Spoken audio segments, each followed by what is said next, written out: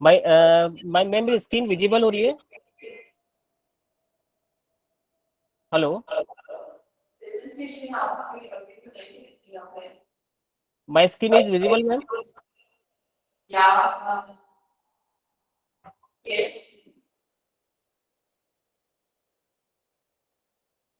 Ma'am, good good morning to all.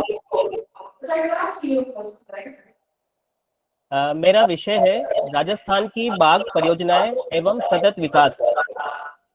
Doctor Bharatendu Gautam, सहायक आचार्य भूगोल, राजकीय महाविद्यालय बूंदी। मानव सहित विविध जीव जंतुओं का साहचर्य सभी जीवों की उत्तरजीविता को बढ़ाता है। इस परिप्रेक्ष्य में विश्व में सभी जीवों का महत्व Excuse me, sir. सर्वव्यापी है। Your yes, presentation is not visible. Yes sir. Your presentation is not visible. Excuse me sir.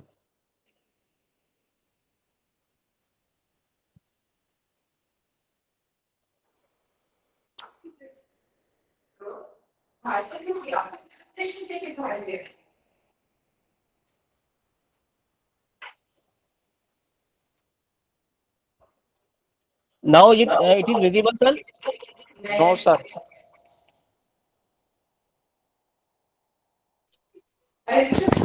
No, not visible, sir. Not visible.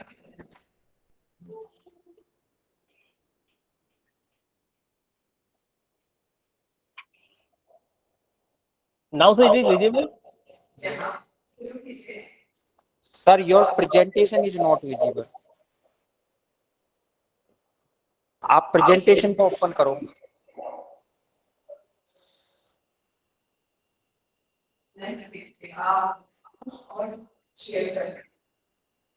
Sir, listen.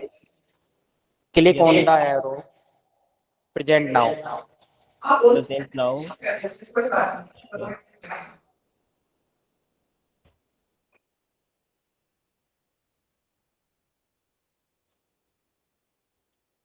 Sir अभी विजिबल हो रहा है? No, sir. Sir, open your presentation yes, first. Open कर लिया sir. हाँ, then click on the arrow. Yes sir. There इसमें is a window. तीन option आ रहे हैं। Your entire screen a window. A window. A window, okay. Then select the window. Now visible sir?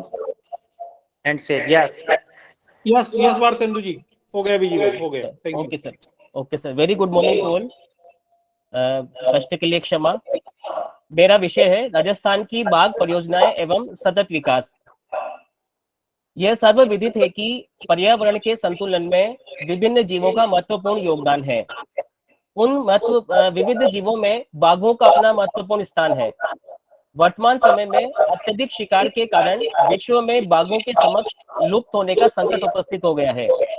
Bharat के संविधान में भी कहा गया है कि भारत के प्रत्येक नागरिक की जिम्मेदारी है कि वे जंगल, झील, नदियों एवं वन्य जीवों की सुरक्षा तथा सुधार के लिए प्रयास करें और समस्त प्राणियों के लिए दया का भाव रखें। पृथ्वी पर वन्य जीवों के संरक्षण के लिए दो विधियां अपनाई जाती हैं। पहली विधि है स्वस्थानीय संरक्षण, जिसे इन सीटू कंजर्वेशन कहा जाता है। इसके अंतर्गत जीव जंतुओं का उनके प्राकृतिक आवास में संरक्षण किया जाता है। दूसरी विधि है बाह्य स्थानीय संरक्षण। इसमें जीव जंतुओं का उनके प्राकृतिक आवास से इतर, बाहर अथवा कृत्रिम स्थान पर संरक्षण किया जाता है। इन दोनों विधियों में स्वस्थानीय संरक्षण जैव विविधता तथा जीवों के संरक्षण की सबसे अच्छी व्यवहारिक विधि है, क्योंकि जीव जंतु अपने प्राकृतिक निवास में ही अधिक सुरक्षित महसूस करते हैं। इस संबंध में जो इतिहास है वो यहाँ पे मैं बताना चाहूंगा। सबसे पहले वन्य जीव विशेषज्ञ पीटर जैक्सन ने 1993 में विभिन्न देशों से सूचना एकत्रित की तथा विश्व का प्रथम बाघ सम्मेलन 21 से 24 नवंबर 2010 को सेंट पीटर्सबर्ग में आयोजित हुआ। इसी क्रम में भारत में विश्व वन्य जीव कोष की सहायता से 1 अप्रैल 1973 में बाघ परियोजना प्रारंभ की गई। इसके तहत सर्वप्रथम नैनीताल में जिम कार्बेट अभयारण्य को बाघ परियोजना के रूप में घोषित किया गया। आगे 4 सितंबर 2006 को राष्ट्रीय बाघ संरक्षण प्राधिकरण की स्थापना हुई। वर्तमान समय में भारत में लगभग 2500 बाघ हैं, जो देश की 50 से अधिक विविध बाघ परियोजनाओं में विचरण करते हैं। दिसंबर 2005 में नेशनल टाइगर कंजर्वेशन अथॉरिटी का गठन भी किया गया है और इसका कार्य 1973 में की गई बाघ परियोजनाओं को प्रभावी ढंग से क्रियान्वित करना है। लोगों में बाघों की सुरक्षा के लिए जागरूकता पैदा करने के लिए प्रत्येक वर्ष 29 जुलाई को विश्व बाघ दिवस मनाया जाता है। अब हम राजस्थान के संदर्भ में आते हैं। राजस्थान जैव विविधता की दृष्टि से प्रारंभ से ही अधिक संपन्न रहा है। यहाँ पर जम्बोजी विष्णु संप्रदाय से जो आते हैं, अमृता देवी जैसी महान विभूतियों ने जैव विविधता के संरक्षण में महत्वपूर्ण स्थान योगदान दिया है। राजस्थान की जो भौगोलिक परिस्थितियां हैं, यहाँ के जो वन है, यहाँ की जो जलवायु है, वो वन्य जीवों विशेषकर बाघों के आवास के लिए प्रारंभ से ही अनुकूल रही है। वर्तमान समय में राजस्थान में 4 बाघ परियोजनाएं संचालित हैं। सबसे पहली है रणथंभौर, जिसे 1955 में वन्य जीव अभयारण्य का दर्जा दिया गया था तथा इसके बाद 1973 में इसे बाघ संरक्षित क्षेत्र घोषित किया गया। 1980 में रणथंभौर को राष्ट्रीय उद्यान घोषित किया गया। सरिस्का को 1958 में वन्य जीव अभयारण्य घोषित किया गया तथा 1978 में बाघ संरक्षित क्षेत्र घोषित किया गया। इसी क्रम में राजस्थान का तीसरा बाघ संरक्षित क्षेत्र मुकुंदरा हिल्स, जिसे पहले दरा राष्ट्रीय उद्यान के नाम से जाना जाता था, को घोषित किया गया। ये 1955 में से वन्य जीव अभयारण्य बनाया गया था तथा 2013 में से राजस्थान का तीसरा बाघ संरक्षित क्षेत्र घोषित किया गया। इसी क्रम में जुलाई 2021 में हाड़ौती ही नहीं अपितु पूरे राजस्थान के लिए हर्ष और गौरव का विषय बना, जबकि हाड़ौती के बूंदी जिले में स्थित रामगढ़ विषधारी अभयारण्य को नेशनल टाइगर कंजर्वेशन अथॉरिटी ने बाघ संरक्षित क्षेत्र घोषित करने के लिए अपनी सहमति दे दी। इस प्रकार यह राजस्थान का चौथा और भारत का 52वां बाघ संरक्षित क्षेत्र बन गया। यहाँ पर टेबल में राजस्थान में प्रतिवर्ष अंतराल पर बाघों की बढ़ती हुई संख्या दिखाई गई है। 2006 में जब गणना हुई तो 32 बाघ थे, इसके बाद 2010 में 36 बाघ थे, 2014 में 45 और 2018 में यहाँ पर 69 बाघों की गिनती यहाँ पर की गई। राजस्थान के बाघ संरक्षण की दिशा में बढ़ते कदम पर हम यहाँ दृष्टि डालते हैं। पारिस्थितिक पर्यटन पर्यटन का भिन्न अंग है और राजस्थान में 3 प्रकार का पर्यटन प्रचलित है: ऐतिहासिक पर्यटन, सांस्कृतिक पर्यटन और पारिस्थितिक पर्यटन। और पारिस्थितिक पर्यटन उनमें महत्वपूर्ण स्थान रखता है। बाघ परियोजनाएं पारिस्थितिक पर्यटन का ही आधार है। जैसा कि हम जानते हैं कि राजस्थान में पर्यटन एक महत्वपूर्ण आधार है अर्थव्यवस्था का, तो काफी आय भी इससे यहाँ पर होती है। वन और वन्य जीव संरक्षण राजस्थान की संस्कृति का अंग प्रारंभ से ही रहे हैं। यहाँ पर बाघों के लिए उपयुक्त प्राकृतिक आवासों की उपलब्धता भी है। जलवायु तथा भौगोलिक दिशाएं इनके अनुकूल है। बाघों का यहाँ पर कुनबा निरंतर बढ़ता रहा है, जैसा कि अभी हमने टेबल में देखा। बाघ संरक्षण के लिए राजस्थान में प्रभावी कानून बनाए गए हैं। राष्ट्रीय स्तर पर भी इस प्रकार के कानून बनाए गए हैं। विस्तृत बाघ संरक्षित क्षेत्रों से पर्यावरण संतुलन में काफी योगदान मिल रहा है। जो 4 बाघ संरक्षित क्षेत्र है, वहां पर विभिन्न प्रकार की जो पर्यावरण विरोधी गतिविधियां उन्हें रोका गया, जिससे पर्यावरण संतुलन बनता जा रहा है। 4 बड़ी बाघ परियोजनाएं भविष्य में राजस्थान के पारिस्थितिक पर्यटन में उज्जवल भविष्य का संकेत प्रदान करती हैं। अब इसके लिए हमारे सामने कुछ चुनौतियां भी हैं। सबसे पहले बाघों के लिए स्थायी रूप में सुरक्षित एवं अनुकूल प्राकृतिक आवास की उपलब्धता करवाना पहली चुनौती है। यानी जिस क्षेत्र में हम बाघों को संरक्षित कर रहे हैं, वहां पर निरंतर उनके लिए अनुकूल आवास बना रहे। बाघ परियोजनाओं वाले क्षेत्रों में पर्याप्त प्रे बेस की उपलब्धता बनाए रखें। यहाँ पर प्रे बेस से तात्पर्य है शाकाहारी जीवों की उपलब्धता तथा वनस्पति की उपलब्धता, क्योंकि बाघों के लिए शाकाहारी जीवों की उपलब्धता आवश्यक है, क्योंकि वो अपने भोजन के लिए उन्हीं पर निर्भर रहते हैं। इसी प्रकार अनियंत्रित एवं अनियोजित होटल एवं रेस्टोरेंट व्यवसाय पर जो है वो बढ़ते जा रहे हैं। ये भी वहां पर एक प्रमुख समस्या है। परियोजना वाले क्षेत्रों में पर्यटकों के भ्रमण हेतु जीवाश्म ईंधन चालित वाहनों का प्रयोग होता है, जिससे वहां पर प्रदूषण की स्थिति उत्पन्न होती है। बाघों के शारीरिक और मानसिक स्वास्थ्य की निरंतर मॉनिटरिंग करना एक चुनौतीपूर्ण कार्य है, जिसके लिए सरकार काफी प्रयास भी करती है। बाघों की निरंतर शिफ्टिंग से होने वाली समस्याओं से निपटना, जैसा कि हम जानते हैं कि रणथंभौर बाघ अभयारण्य से राजस्थान के 3 अन्य बाघ अभयारण्यों को निरंतर बाघों की शिफ्टिंग की जाती है, जिससे उनका आवास बदलता है, उन्हें कई तरह की समस्याओं का सामना भी करना पड़ता है। बाघों के मध्य जातीय संघर्ष भी होता है। आपस में बाघ एक दूसरे से की टेरिटरी में अपनी टेरिटरी बनाने के लिए संघर्ष करते हैं, जिससे कई बार उनमें एक दूसरे की मृत्यु भी हो जाती है। कोर और बफर क्षेत्रों में मानवीय गतिविधियां भी एक प्रमुख चुनौती है बाघ संरक्षित क्षेत्रों के लिए। संरक्षित क्षेत्रों से मानवीय विस्थापन और समस्याएं। कोर और बफर क्षेत्रों से जो बस्तियां हैं, जो गांव हैं, जो विस्थापित लोग विस्थापित होते हैं, उनके पुनर्वास के लिए, उनके सामाजिक आर्थिक सुरक्षा के लिए विशेष उपाय किए जाने चाहिए, क्योंकि एक सबसे बड़ी चुनौती है। कोर और बफर क्षेत्रों में बाघों का शिकार भी चोरी छिपे किया जाता है, जिससे धीरे धीरे बाघों की संख्या में कमी आती है। अवैध पशुचारण, वनों की कटाई, पर्याप्त स्टाफ और सुरक्षा भी एक बड़ी चुनौती है। बाघों का निरंतर होने वाला टकराव मानव के साथ, क्योंकि मानव की जो गतिविधियां हैं वो कोर और बफर क्षेत्र में निरंतर चलती रहती हैं, अवैध तरीके से ही चले पर चलती रहती हैं, तो उनका मानव के साथ टकराव भी होता है। तो ये कुछ चुनौतियां हैं जिनसे निपटना आवश्यक है। वर्तमान समय में बाघ संपूर्ण विश्व में संकटापन्न दशा में है। वन्य जीवों का संरक्षण उनके निवास क्षेत्र में ही किया जाना सर्वोत्तम है। बाघ संरक्षण परियोजनाएं इस दिशा में महत्वपूर्ण प्रयास कर रही हैं, और राजस्थान में जो 4 परियोजनाएं संचालित उनमें 2 हाड़ौती में है, तथा राजस्थान की जो भौगोलिक परिस्थितियां वो भी इनके लिए अनुकूल है। यदि इन बाघ परियोजनाओं को व्यवस्थित तरीके से संरक्षित किया जाए, बाघों का संरक्षण यहाँ पर किया जाए, तो न केवल अर्थव्यवस्था को भी गति मिलेगी, अपितु पर्यावरण संतुलन की दिशा में भी कदम बढ़ेगा। और यदि अर्थव्यवस्था तथा पर्यावरण संतुलन की दिशा में कदम बढ़ेगा, तो हम निश्चित रूप से सतत विकास के क्षेत्र में भी ये जो बाघ परियोजनाएं हैं अपना योगदान दे सकेंगी।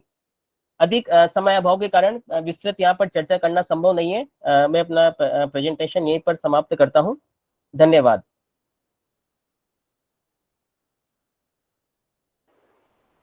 टॉपिक को बहुत बहुत धन्यवाद आपका, और बहुत अच्छी तरह से आपने अपना प्रेजेंटेशन दिया। नेक्स्ट आज वाले विष्णु आचार्य, महाराजा गंगा सिंह यूनिवर्सिटी बीकानेर, राजस्थान। विष्णु आचार्य,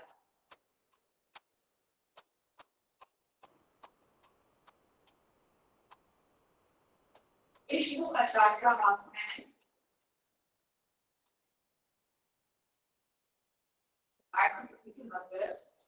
So let me call upon Pawan Kumar, Assistant Professor, Dr. College, Rajasthan. Pawan Kumar.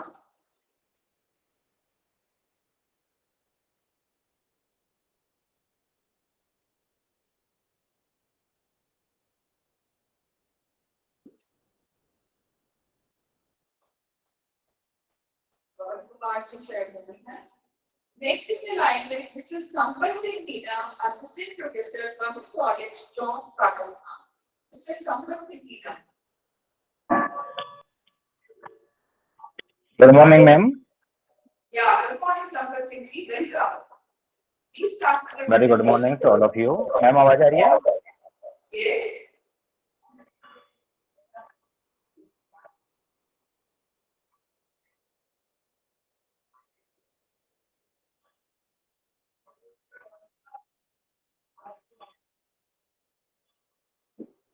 शुरू कीजिए, आप स्क्रीन देख पा रहे हैं। हेलो, मैम आवाज आ रही है क्या? या आवाज नहीं, आपकी स्क्रीन में देख पा रहे हैं। शुरू कीजिए। मैम स्लाइड दिखाई दे रही है? हाँ, दिखाई दे रही है।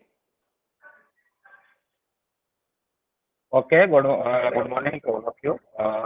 Myself Sampath Singh Meena, Assistant Professor, Department of Botany, Government College of.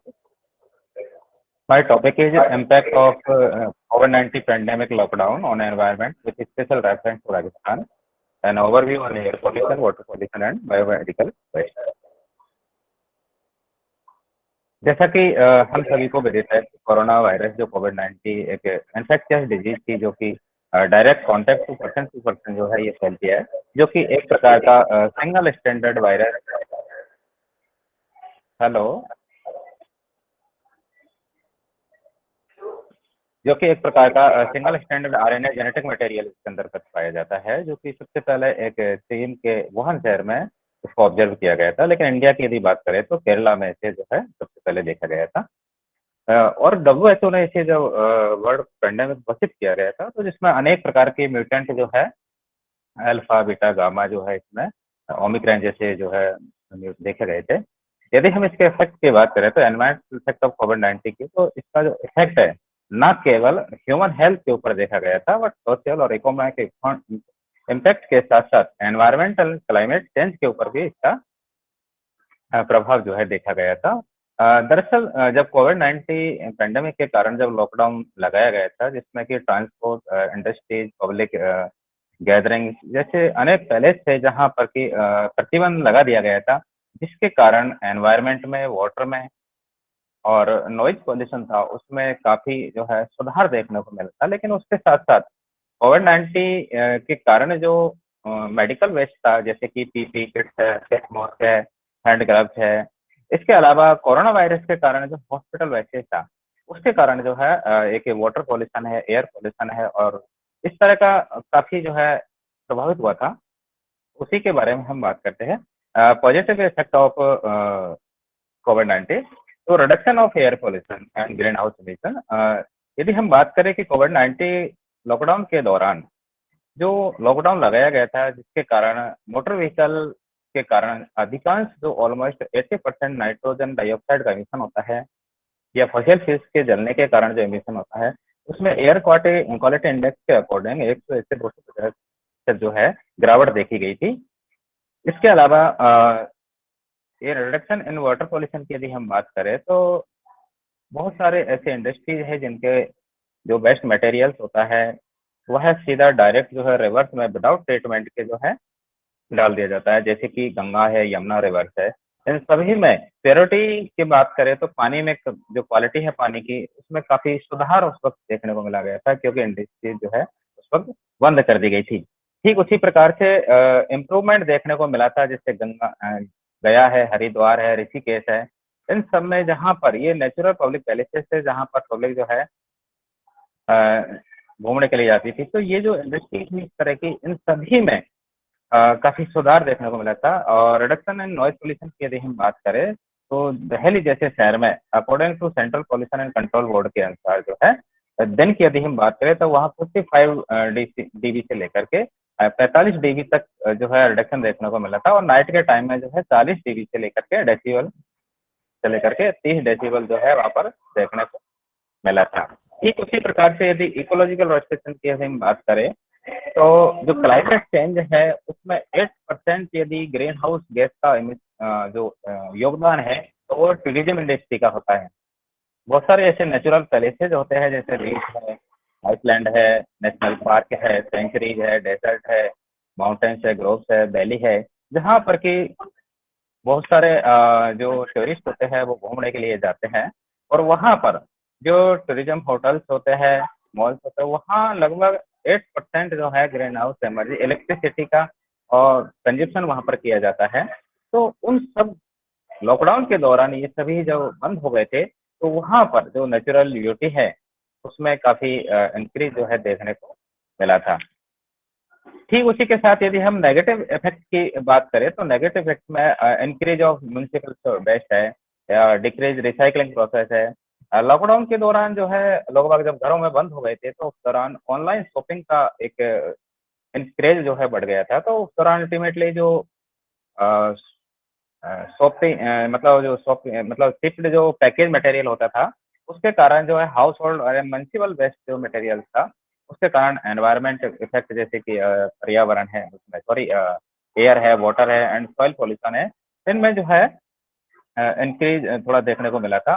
ठीक उसी प्रकार से जो है मेडिकल वेस्ट की बात करें तो वो काफ़ी इंक्रीज उसमें देखने को मिला था, क्योंकि कोविड-19 वायरस था, उनके इन्फेक्शन से बचने के लिए फेस मास्क का इस्तेमाल किया था, हैंड ग्लव्स का, मेडिकल फेस शील्ड का, पीपीई किट था उसका यूज किया गया था, एंड अदर जो सेफ्टी इक्विपमेंट थे जिनका डॉक्टर्स, नर्स और मेडिकल एंड अन्य ऑफिसर्स के द्वारा यूज किया गया था, तो उसके कारण भी जो है एक मेडिकल वेस्ट में जो है इंक्रीज हुआ था। साथ ही उसके साथ में यदि हम बात करें कि जनरेशन ऑफ कोविड-19 रिलेटेड बायोमेडिकल वेस्ट, राजस्थान के रेफरेंस में यदि हम देखें तो सेंट्रल पॉल्यूशन कंट्रोल बोर्ड ने एक ऐप जनरेट किया था, कोविड-19 BMW ट्रैकिंग ऐप। उस ट्रैकिंग ऐप के अकॉर्डिंग लगभग राजस्थान के रेफरेंस में अप्रैल 2022 तक बात करें तो 0.06 कोविड-19 waste material ton per day जो है यहाँ पर निकलता था, जिसका टेबल आपको स्क्रीन पर शायद दिखाई दे रहा होगा।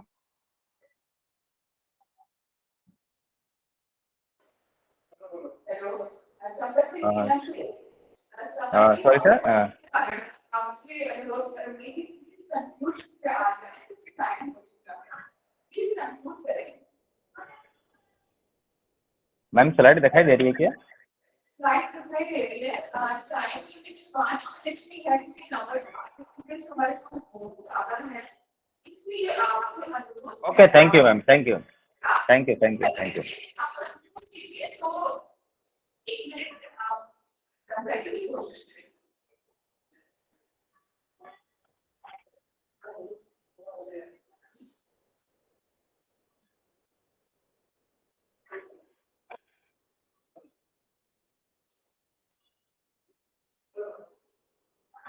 Thank you so much, Sampath Singh ji.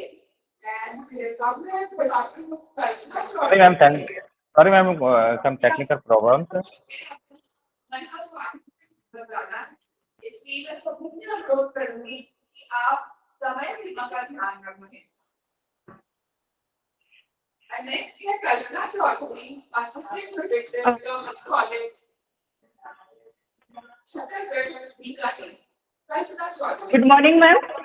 Yeah, good morning, Kalpana ji. Yes, ma'am. Sampath sir, please stop sharing. Okay, ma'am. Some technical problems, so I may not stop my.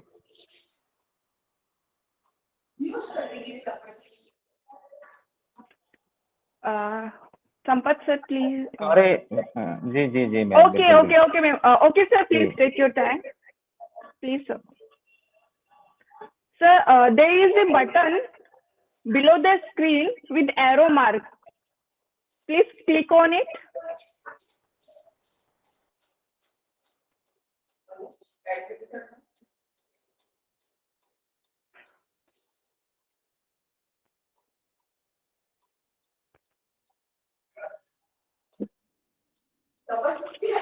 आप move कर दीजिए।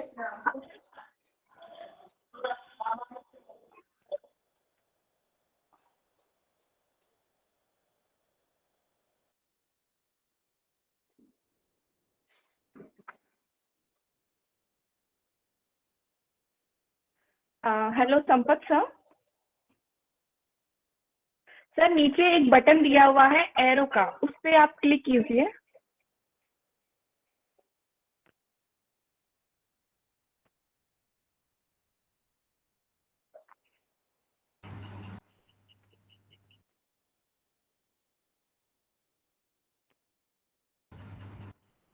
Hello, sir. You can't stop sharing. That's on your screen.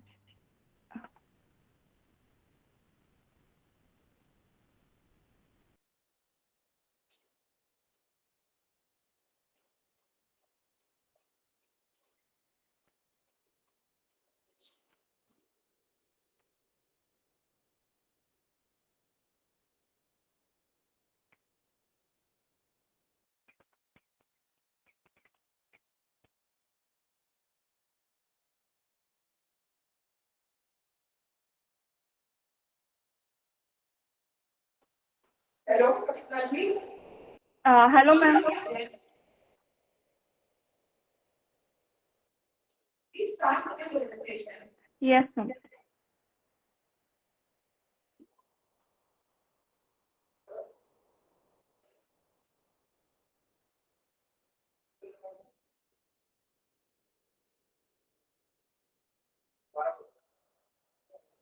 Kalpana ji, please start with your presentation. Yes, ma'am. Yes, ma'am. Yes, ma'am. I'm.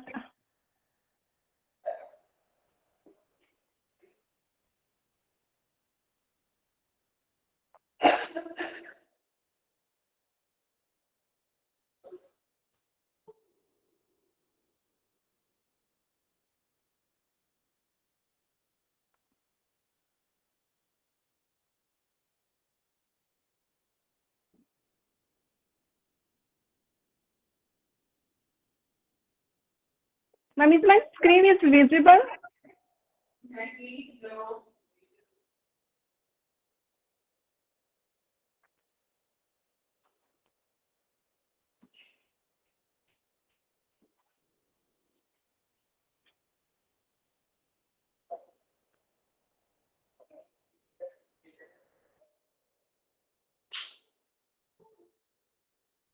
Okay, ma'am. I will present without the screen.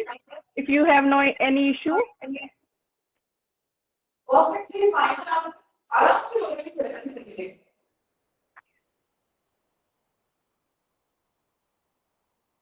Ma'am, I think there is a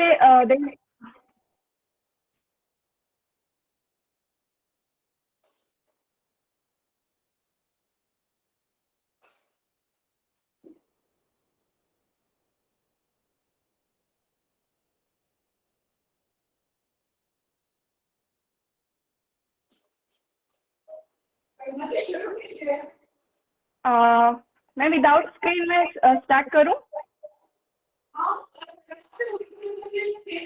कोई दिक्कत नहीं है।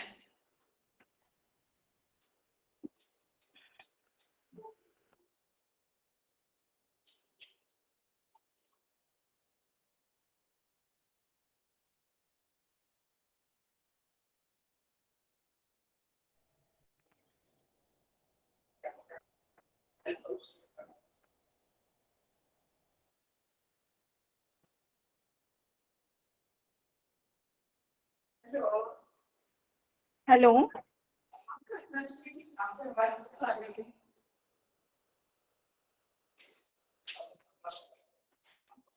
Ma'am, there is that maybe some technical issue, ma'am. Ma'am, should I present later? Yeah, without screen.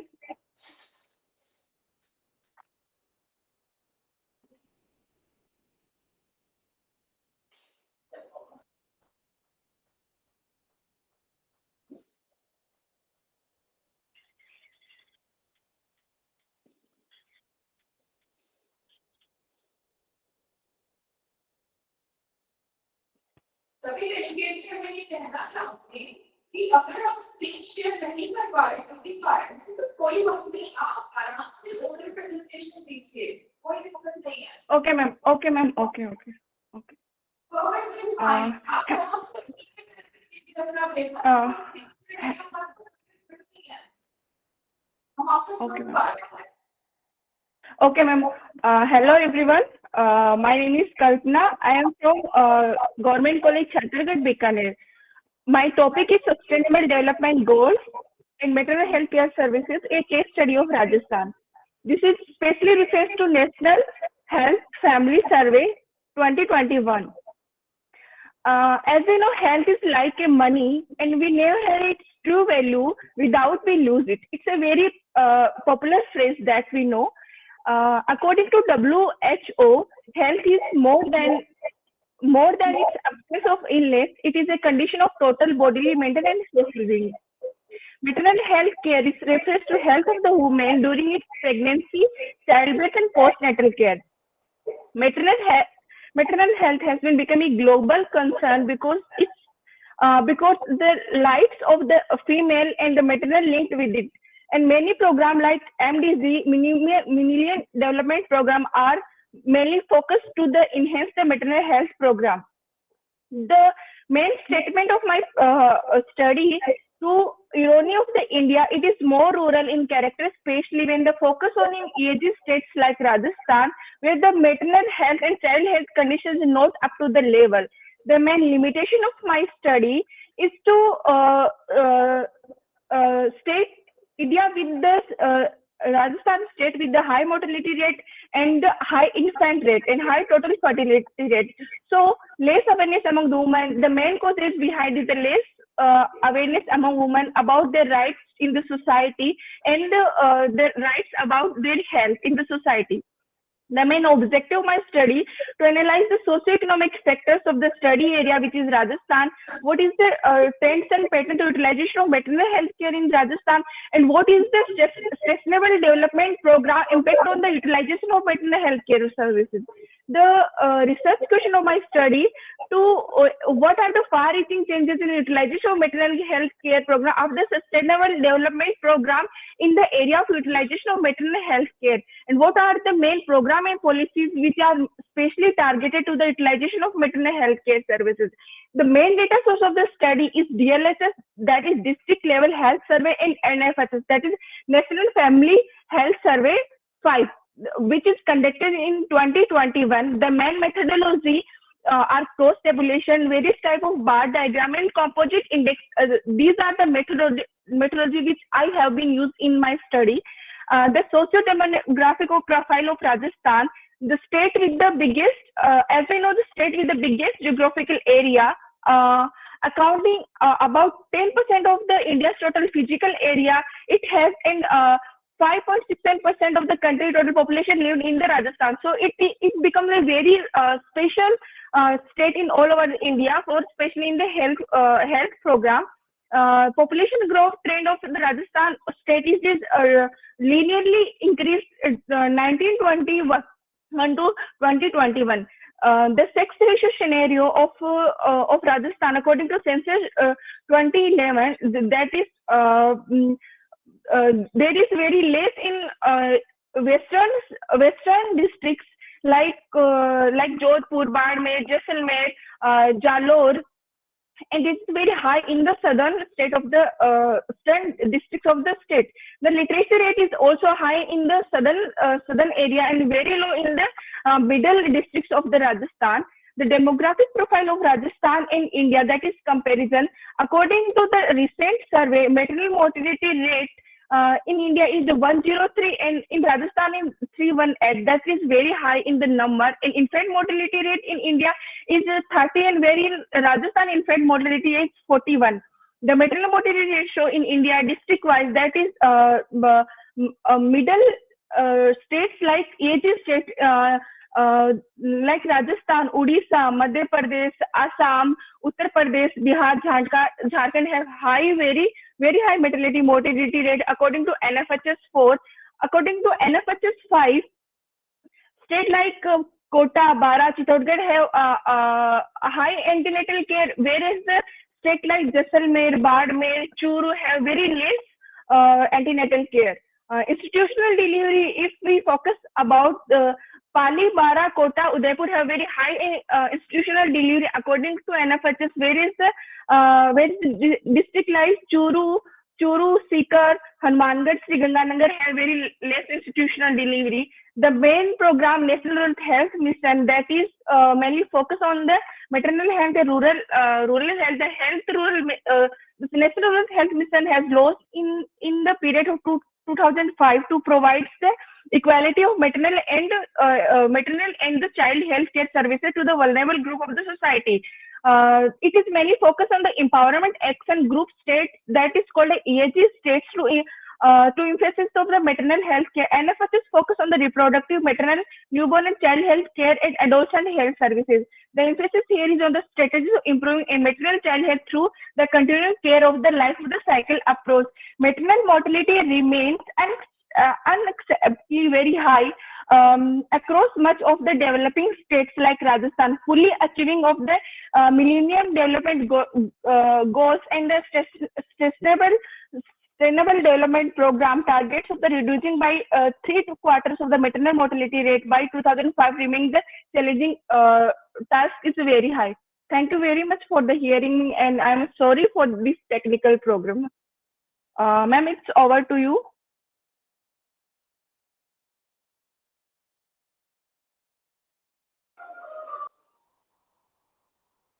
Yeah, thank you so much, Kalpana.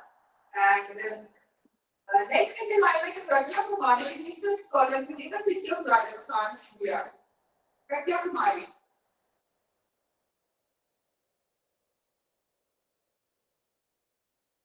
I know she's not there. So now I'm calling Sedu Robert, she assistant professor at Government PG College, Virat, Jaipur. Sedu Robert.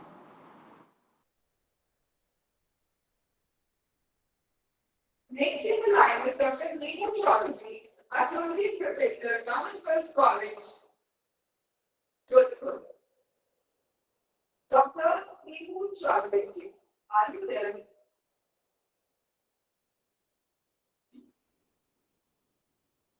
So next is Dr. Neetu Mangal, Professor, Podar International College, Mansarovar, Jaipur, Rajasthan. Good morning, ma'am. Yeah, good morning. Very good morning. I welcome you. Good morning, everyone. First of all, I'm very thankful to the organizer for providing the scientific platform to the researcher and scientist.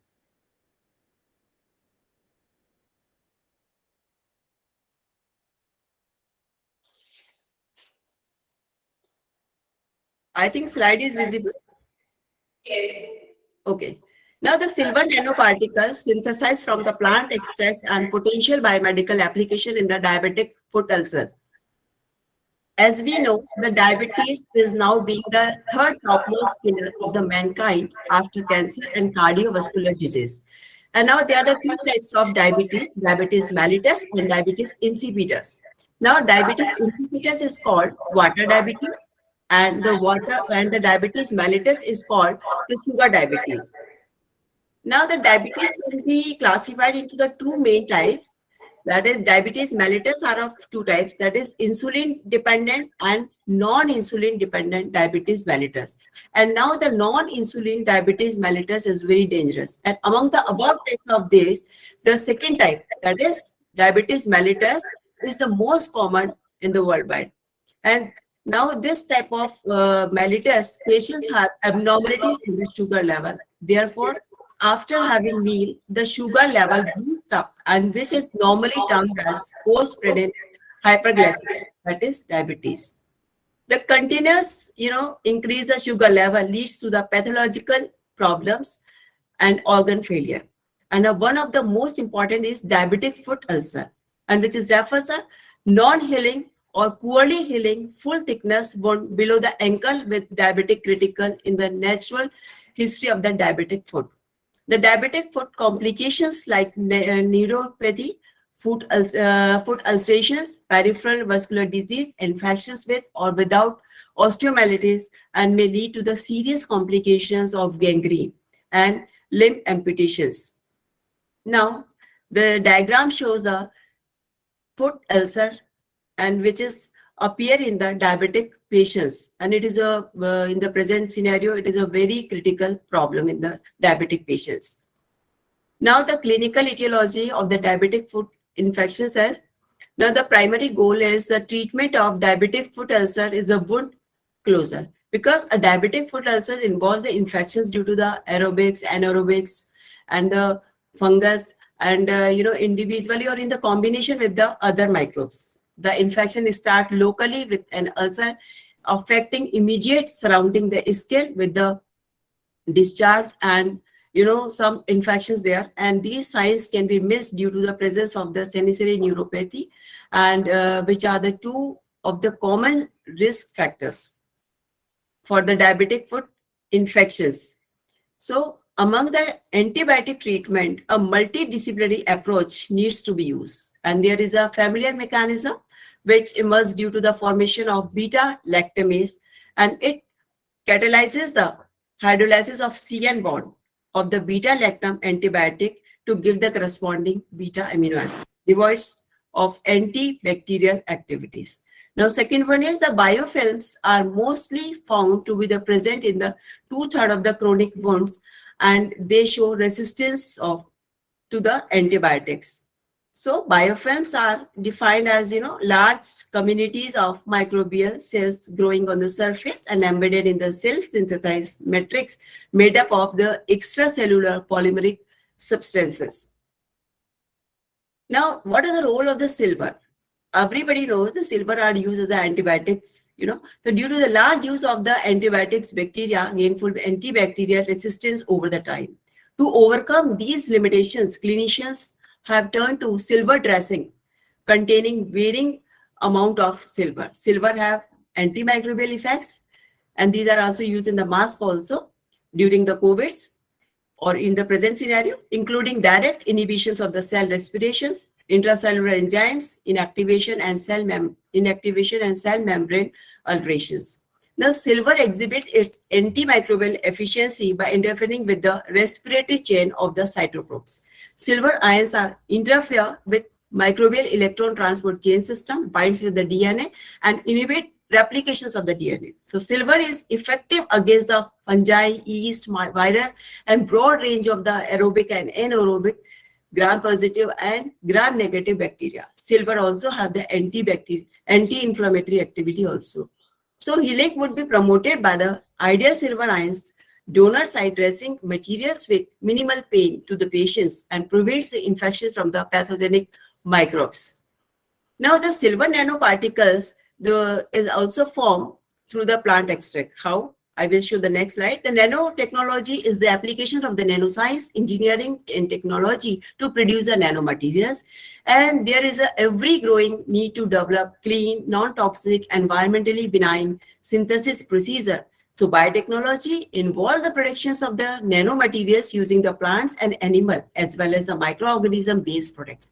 So the synthesis of the silver nanoparticles from the green process in which the harmful chemicals are not used is being an important aspect of nanotechnology research. Nanomaterials such as gold, silver, lead, and platinum have been synthesized by the different methods, including high temperatures and by the bacteria, fungi, and plants. So among these, silver nanoparticles play an important role in the field of the medicine, clinical research, and due to the physicochemical properties. Now, synthesis of the silver nanoparticle by using the plant extracts. Now, the green synthesis aim to reduce the use of the harmful chemicals. Plant also contain reducing and capping agents, phytochemical and chemical substances produced by plants as part of the normal metabolic activity. Secondary metabolites include alkaloids, flavonoids, coumarin, glycosides, gums, polysaccharides, phenols, tannins, and terpenoids, among the other things. So the synthesis of silver nanoparticle from the different plant extract are also shown in the table. In the table 1, I will show the later on. And we have taken these plants like lemon leaf extract, ginger extract, orange peel extract, and aloe vera leaf extract. And we have synthesized the nanoparticles by using these plant extracts. So there are so many methods, but we are using chemical methods or sol-gel methods for synthesizing the nanoparticles. Now the tables, these are the tables which are shown the various plant extract using the synthesis of nanoparticles. Now, what are the applications of the nanoparticle, which I already shown that this is also used in the foot ulcer. And the most explored application of silver nanoparticle is in the use of the wound dressing, and which is most important in the medical field. So compared with the other antimicrobial silver compounds, silver nanoparticles have better healing and cosmetics after healing properties. And these nanoparticles are also used in the cosmetic fields, every field. Various compounds conducted the prospective study of evaluate the use of silver nanoparticle dressing is on a variety of chronic non-healing wounds. So, overall the study reviewed several plant extracts for the synthesis of silver nanoparticle. The extract from different part of the plants was used for the reduction of silver ion, and now the reducing agent present in the plant extract reduced the silver ion to nano-sized particles, and now the potential of the silver nanoparticles for the wound healing in the diabetic foot ulcer patients were reviewed in overall the study. So this is very important. So these are the references. So thank you all. Yeah, thank you so much, Dr. for being well, and it was a wonderful presentation, and your voice was very clear. So thank you so much for joining us.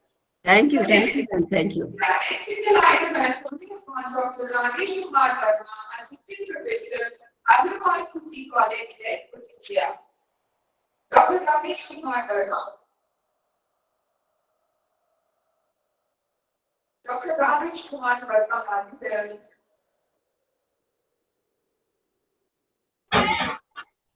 Hello ma'am, मैं present कर सकता हूँ? मेरा आपका नाम क्या है इसमें? Doctor Vikas Kumar Sharma.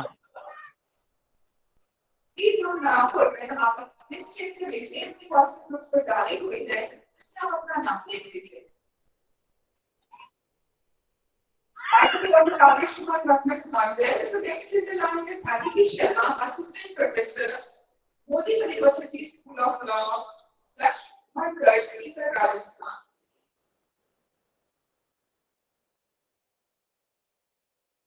He's not there. Then she's not there. Then next is Pragya Gandhi, Research Scholar, JGP Government First College, Kota. Pragya Gandhi.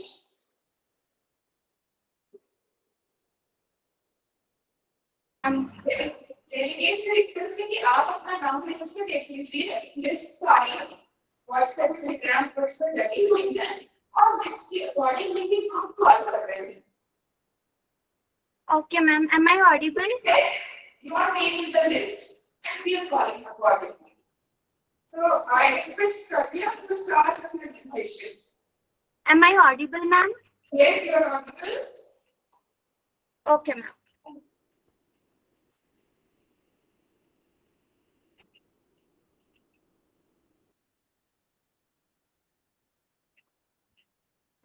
One sec, ma'am.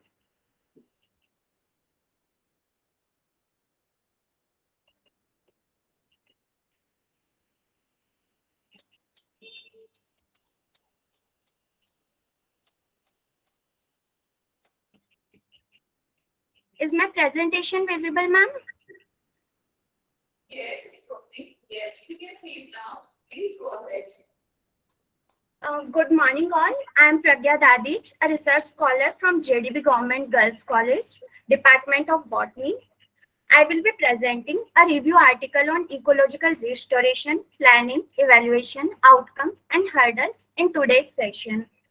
So, ecological degradation is a result of various anthropogenic activities like pollution, climate change, invasion of exotic species, unsustainable development, clearance for agriculture, residence, industries, etc. And restoration is believed to be the key that can reverse the degradation caused by humans to the forests and provide resilience to biodiversity. The Society of Ecological Restoration, that is SER, defined restoration as the process of assisting the recovery of an ecosystem that has been damaged, degraded, or destroyed. So there are mainly two approaches used in restoration. These are active and passive. So passive or natural restoration is the spontaneous recovery of native plant species on an abundant land. It can be assisted by human interventions such as control over some biotic and abiotic factors like control over grazing, weeds, fire protection, etc. On the other hand, active restoration requires the planting of nursery-grown seedlings, direct seeding, and control over disturbance regimen to recover to speed up recovery process.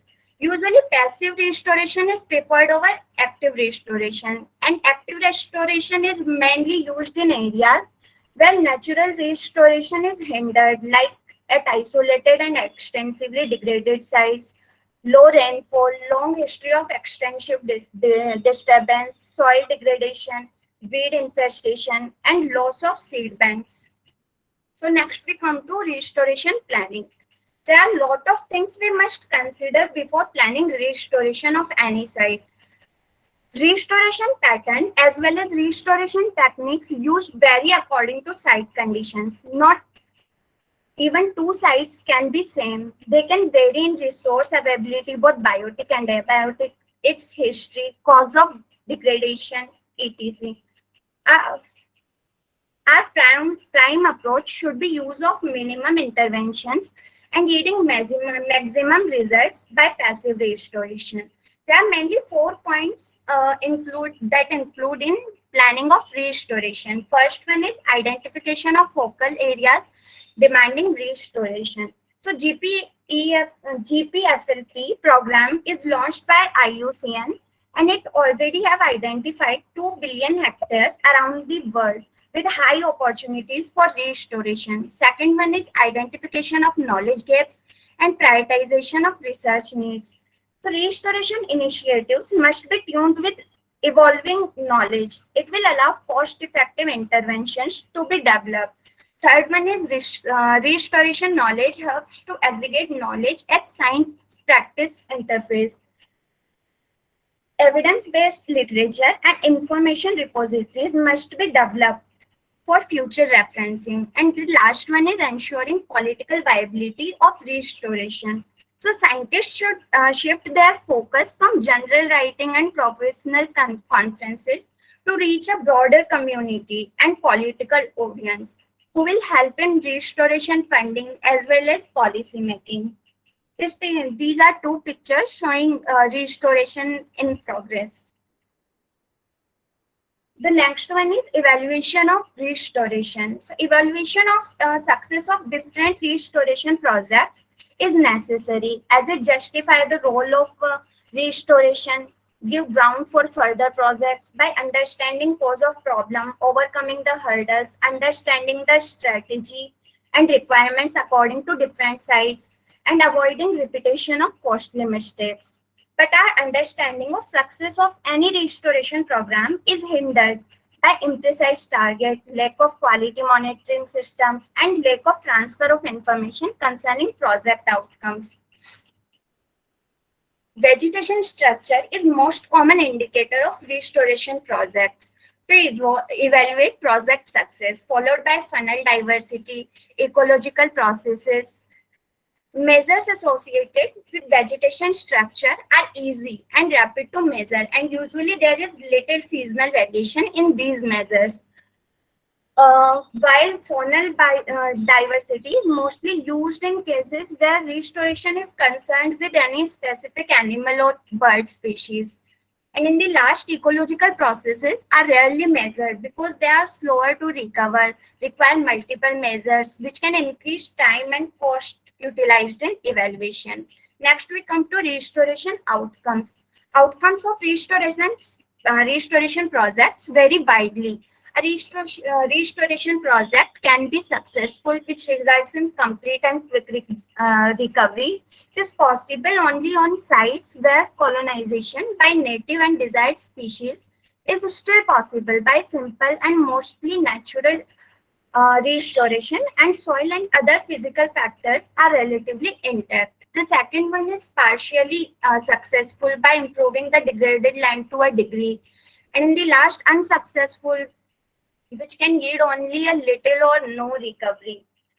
It is mostly related to strong abiotic feedback, which hinders the restoration actions.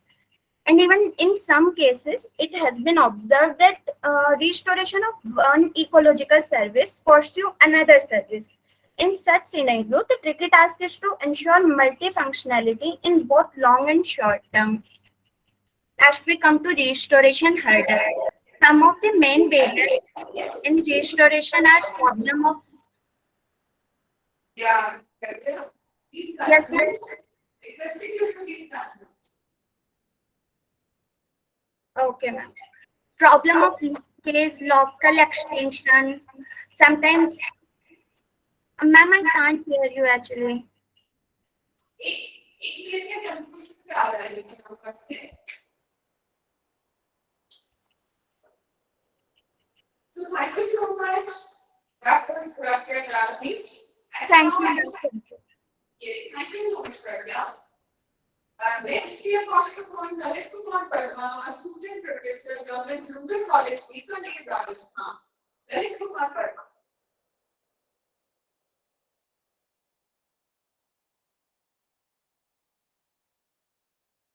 Next is Anita Malav, Assistant Professor, Janvi Devi Bajaj, Government Girls College, Kota. Anita Malav.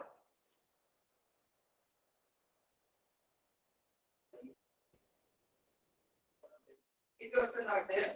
So next is Rashmi Kudra, Assistant Professor, Government College, Rajgarh, Algarh, Rajasthan. Rashmi Kudra.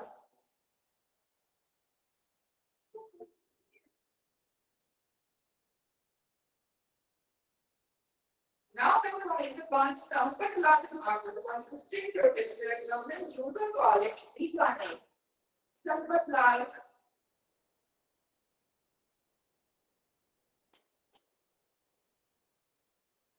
Next is Mahendra Devanda, Research Scholar, University of Rajasthan, Jaipur. Mahendra Devanda.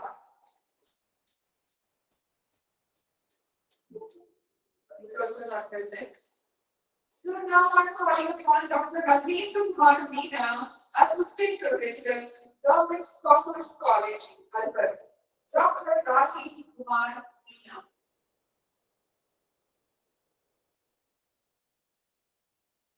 So he's not present. And next is Dr. Bhavna Dahya, Assistant Professor, Kurukshetra University, Kurukshetra, Haryana. Dr. Bhavna Dahya. Yes, ma'am. I would like to present. Yeah. Shall I? Dr. Bhavna, please start with your presentation and set your time limit. Okay. I'm not going to request you to please take much of the time.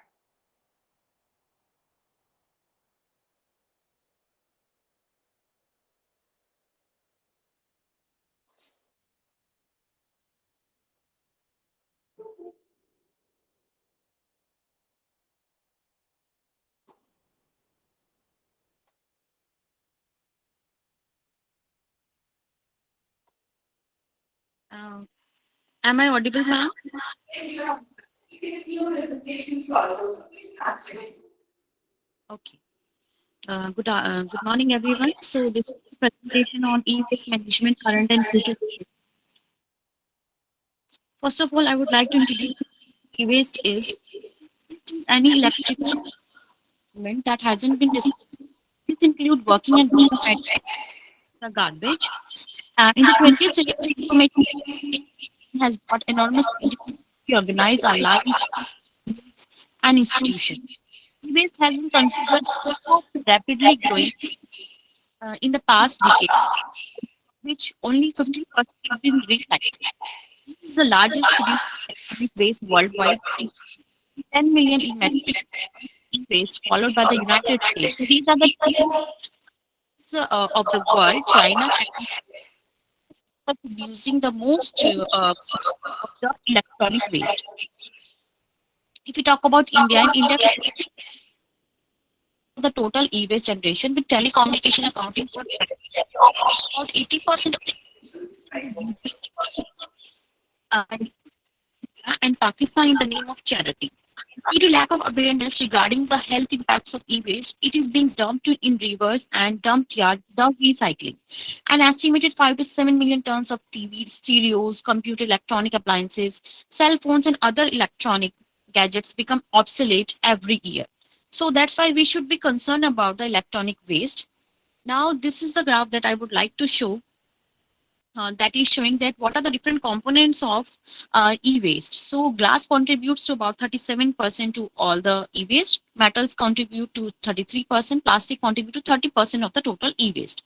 And if we talk about the metallic constituents of the e-waste, so that constitute of measure of the aluminium and copper. Copper is the main component of the metallic constituent of e-waste, constituting, if you talk about the other metal, that is the iron, that constitute about 52% of the e-waste.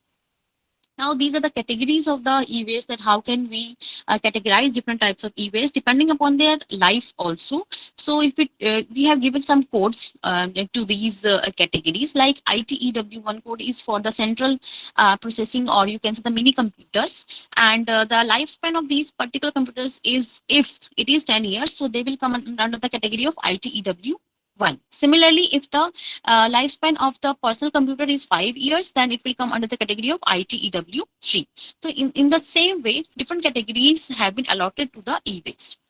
Now, this is a graph that is showing that what is the contribution of different states of India to e-waste. So this is one of the important graph that is indicating that Maharashtra is the number one top. At the top, if we talk about e-waste generation in Maharashtra is maximum, that constitutes about 30.9%.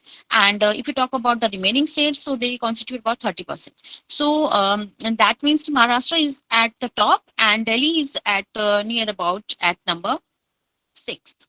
Now, what are the main sources of electronic waste in India, that which particular sector is constituting or contributing to maximum of the e-waste? So the government, public and the private industries, they constitute to 70% of the e-waste. Similarly, individual household, like from our houses, it constitutes about 15%, and rest being constituted by the different manufacturers. So now, what is the main component of e-waste that is constituted in India, that contributes in India? So television. TV is the number one main source of the e-waste generation, 68%. Desktop and servers, they constitute 27%. Imports too, and the mobile. No doubt we have today, everyone has a mobile, but still it constitutes just to 1% of the total e-waste generation in India. Now, come to the slide, that what are the main adverse impacts of e-waste on human health. So e-waste constitutes about different types of hazardous materials, like your arsenic, beryllium, chromium, cadmium, CFC, dioxin, mercury, PCB, lead, PVC. So these are some of the adverse impacts of e-waste. So I'm just citing some of the few. For example, arsenic, it can have an adverse impact on the skin. It can even decrease the nervous coordination. Beryllium can damage the lung diseases. Similarly, dioxin, that is one of the very toxic substance that is being released from the e-waste. These are highly toxic to animals and even can lead to malfunctions of fetus. So just you can just imagine that how dangerous the dioxin is that is being released from the e-waste. Similarly, the mercury that affects the central nervous system, kidneys, and immune system, and it can even impair the fetus growth so that it can cross a placenta. So these are some of the adverse impacts of the different types of substances that is being released from the e-waste. Now coming to the part that what are the different legislative processes on e-waste management. So pre-1989, if we talk about, there were no rules, regulation or policies related to the e-waste management. Similarly, from 1989 to 2003, then there come the important rule that was your e-waste hazardous waste management and handling rule 1989 that was further amended in 2000 and further in 2003. Then in 2008, e-waste address was e-waste was addressed as a separate challenge, and even the CPCB issued some guidelines to all the SPCBs in April 2008 to manage e-waste in an environmentally sound manner. In 2011, e-waste management handling rules were introduced and they were enforced from 1st May 2000. Then in 2016, one of the most important rules revised that was yeah, ma'am. I'm just compiling it. In 2018, e-waste management 2016 amending. Yeah, I'm just compiling it. Okay, ma'am. I'm just concluding it. I'm just concluding. So this is the process of e-waste recycling. How can it be recycled? First of all, it should be collected, then it should be manually processed, like sorting and separating should be done, then fraction should be done, shredding and milling and grinding and application should be done, and different materials should be refined and disposed. Target for e-waste collection management that according to 2020 to 2020, 60% of the waste should be recycled. And 2023 onwards, at least 70% of the waste should be recycled. Now, these are some of the authorized recycling. Now, these are the collection targets at different. So these are some of the important popular brands like HCL and HCL. So they would like to just recycle the waste. Now there are certain recommendations I would like to suggest, like we should ensure that waste is better regulated and status of recyclable imported waste should be done. We should ensure that there should be stringent monitoring and enforcement of waste management rules. I would like to conclude that e-waste is handled by workers equipment in hygienic conditions. It causes environmental as well as health issues due to and other materials. So therefore, there is an urgent need for strict laws, awareness of public and recycling procedures about it. Thank you so much. Yeah, thank you so much for your comment and it's a wonderful presentation. I request all the delegates, please, please take note of the time. Don't exceed the time limit since the number of participants is very high. तो आप जो major चीजें आपको बतानी है, जो conclusions हैं आपके, जो आपके रिकमेंडेशंस हैं, और जो सॉल्यूशंस हैं, ताकि हम पर्यावरण को बचा सकें। हमारा मकसद पर्यावरण को बचाने का है यहाँ पे। तो जो सॉल्यूशंस हम दे सकें सभी सुनने वालों को, उस पे आप ज़्यादा फोकस कीजिए। थोड़ा सा टाइम का ध्यान रखते हुए अपनी प्रेजेंटेशंस को कीजिए। So next up I'm allowing Dr. Jyoti Sachin, Assistant Professor, SMM Government Girls College, Bhilwara, Rajasthan. Dr. Jyoti Sachin.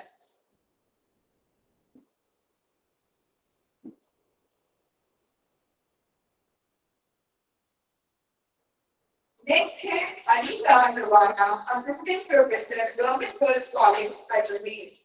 Anita Nirvana.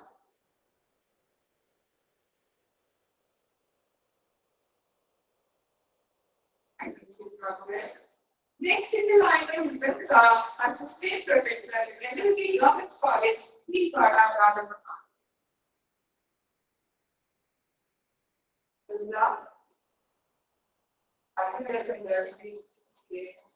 So next I'm calling upon CT Bhagima, research scholar, Chittor, Chittoor, Andhra Pradesh, India.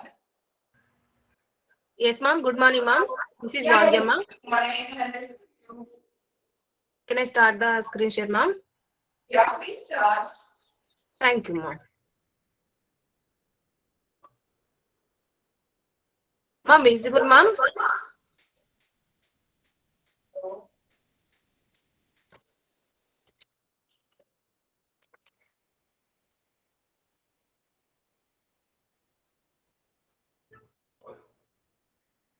Please start for your presentation.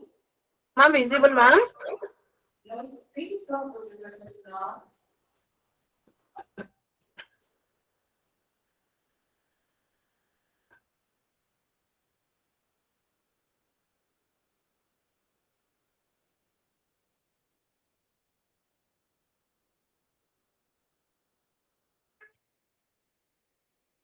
Ma'am, is it visible, ma'am? No. Yes, now I can see. Yeah, please continue. Okay, thank you, ma'am. Good morning, all of you. I am C.T. Bhagyama, research scholar, Sri Padmavati Mahila University, Department of Bioscience and Sericulture, under the guidance of N. Vijay Kumari, Dr. N. Vijay Kumari, madam. And today, discuss about my topic, study on physiological effects of leaf fever Diaphonia pylorentalis infestation on mulberry in major sericulture areas of Sri Sathya Sai district, Andhra Pradesh, India. Presented by C.T. Bhagyama, research scholar. Keynote points: presentation of framework, abstract, introduction, the literature survey, materials, methods, results, and discussion, conclusion, references. Abstract: mulberry foliage is a food for Silkworm bombax mori. The healthy growth of silkworm and its larval cocoon parameters are known influenced highly by the nutritional levels of the leaves. The mineral elements are also to play major role in production of mulberry quality. The leaf fever Diaphonia pylorentalis is the major sericulture district, Andhra Pradesh, especially in Sathya Sai district. The present study is made of identify the severity of the leaf fever infestation and its nature incidence of major sericulture villages, mainly in Sathya Sai district, Anantapuram, Andhra Pradesh. Introduction: mulberry mora species forms the food plant of silkworm.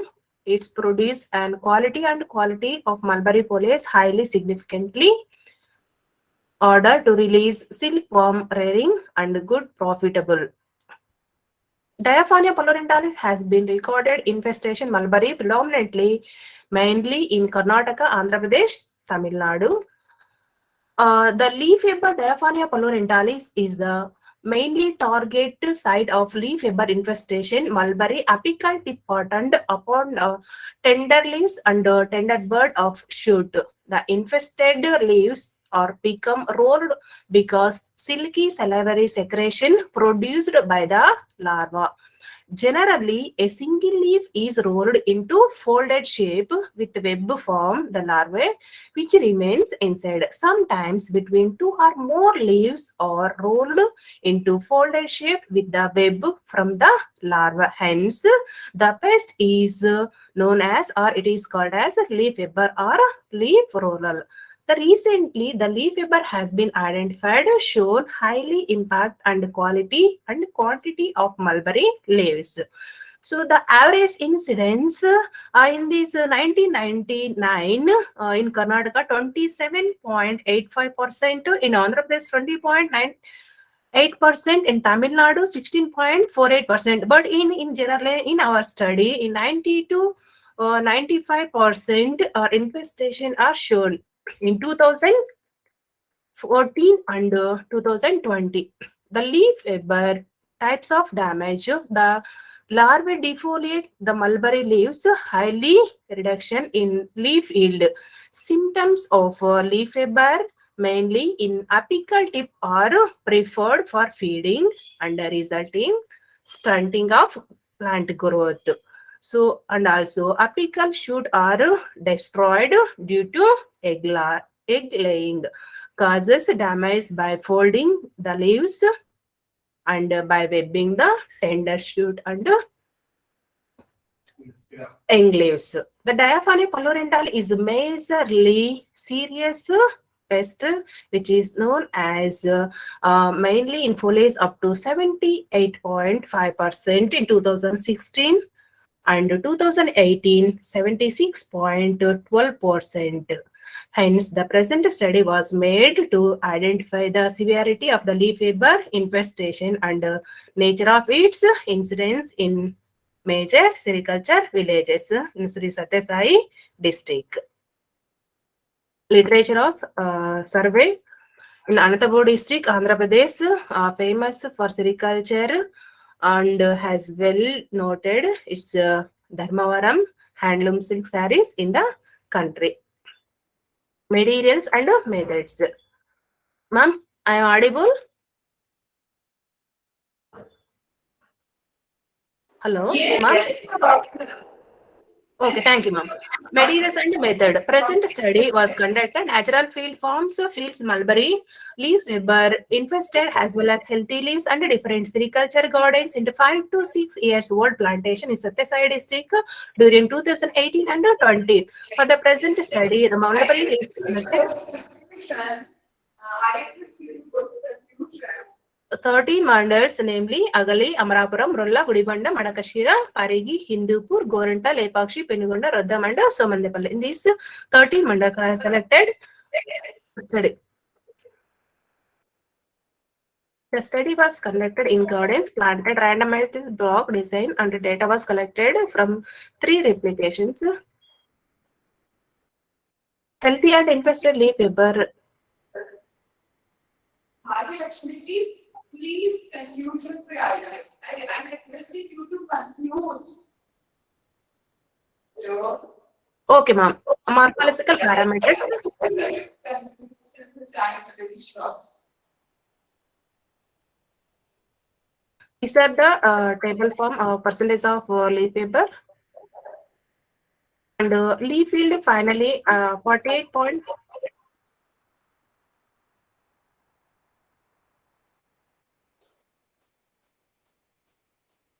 These are the conclusion. The leaf weaver diaphane parlantai is infested mulberry gardens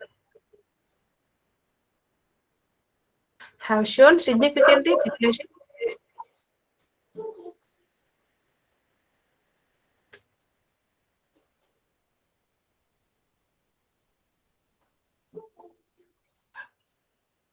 The results concluded the leaf weaver on mulberry and native parlantai causing yield quality reduction of mulberry leaves.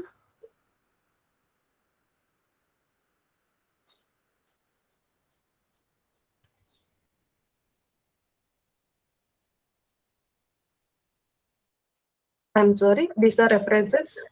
Thank you. Yeah, thank you so much.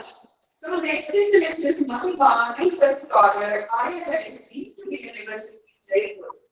Mahima. Yes, ma'am. Yes, Yeah, ma'am. welcome, Mahima. Yeah, welcome, Mahima. Please start with your presentation. Yes, ma'am.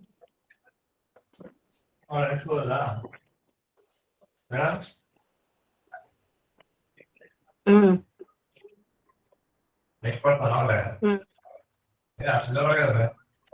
Ma'am, is my screen visible? Hello? Ma'am, is my screen visible?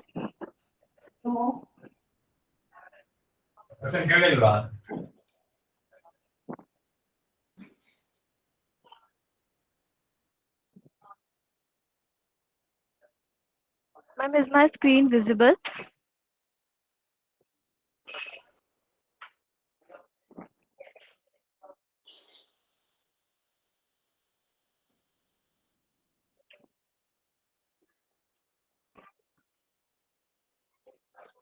Ma'am, can I start my presentation? Yes, please go ahead with your presentation, no problem at all. Okay, namaskar to one and all present here. I'm Mahima, research scholar from the IS University Jaipur. I'm giving my oral presentation on the topic evolution of in vitro anti-diabetic activity of Anonas squamata. This is the abstract of my study, and these are the contents I would cover in my upcoming slides. The introduction. The diabetes mellitus, as we know, is a major endocrine disorder affecting all over the world. It is characterized by the hyperglycemia, disturbance of carbohydrates, protein, fats, and lack of hormone insulin. It is characterized by the persistent hyperglycemia, that is high blood sugar level. The diabetes is due to either pancreas not producing enough insulin or the cells of the body not responding properly to the insulin produced. As we know, these are the types of diabetes. Type 1 diabetes is due to deficiency of insulin. Type 2 diabetes caused due to insulin resistance by the body. These are the risk factors of diabetes: being overweight, waist size, age, family history, sedentary lifestyle, diet, gestational diabetes, and many more. These are the diabetes epidemiology scenario in India. 61.3 million of people live with the diabetes, and the number of children with type 1 diabetes has been increased rapidly. And these are the label treatment of diabetes mellitus. Currently, there are many drugs like non-hormonal, hormonal, and medicinal plants. Hormonal treatment includes anti-hyperglycemic drugs, recently remedy for the treatment of diabetes like beta-meglitinoid, metformin, alpha-glucosidase inhibitors, sodium glucose cotransporter, and DPP inhibitors. And hormonal treatment includes insulinization. Insulin therapy is not considered as a last treatment option, rather it should be preferred early in the treatment course of diabetes. The patient on insulin therapy achieves normal glycemia faster than the one with oral therapy.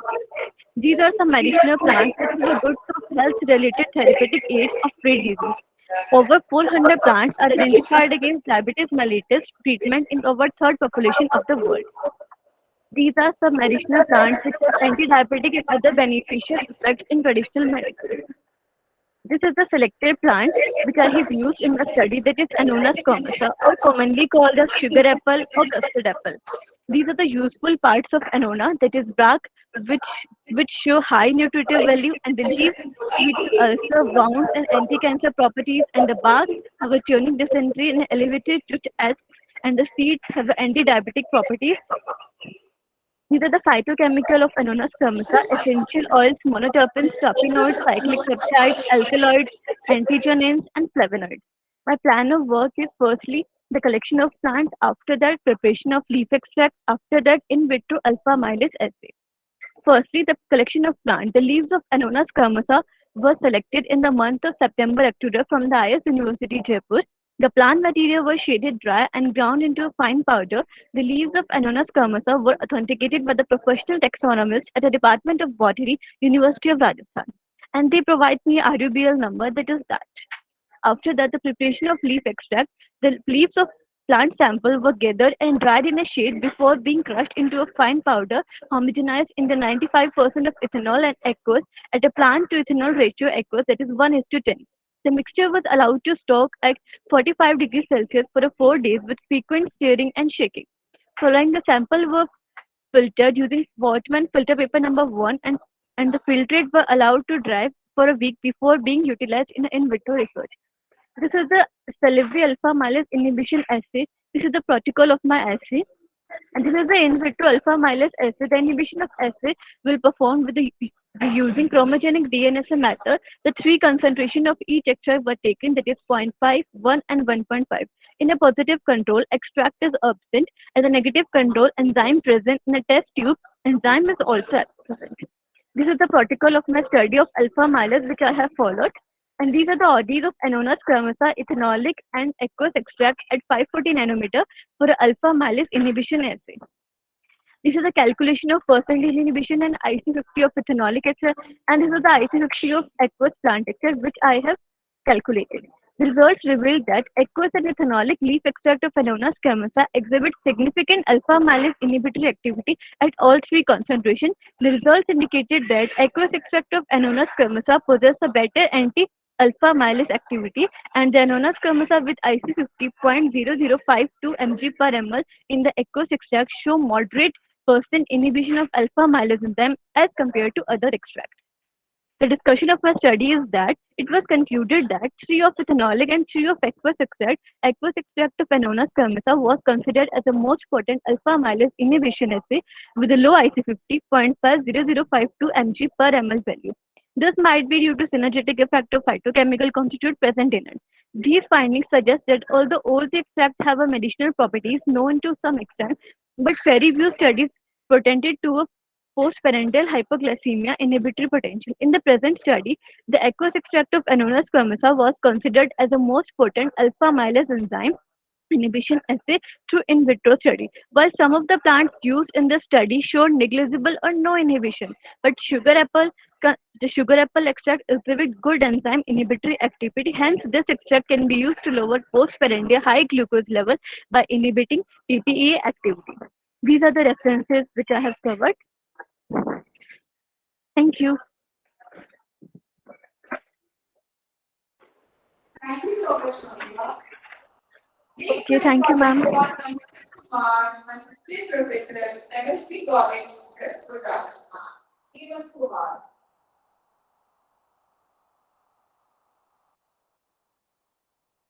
I think it's not there. So let me call now Anju Sangha, Assistant Professor, Rajkiya Maharaj Sudarshan Kanya Mahavidyalaya. Anju Sangha. She is not present.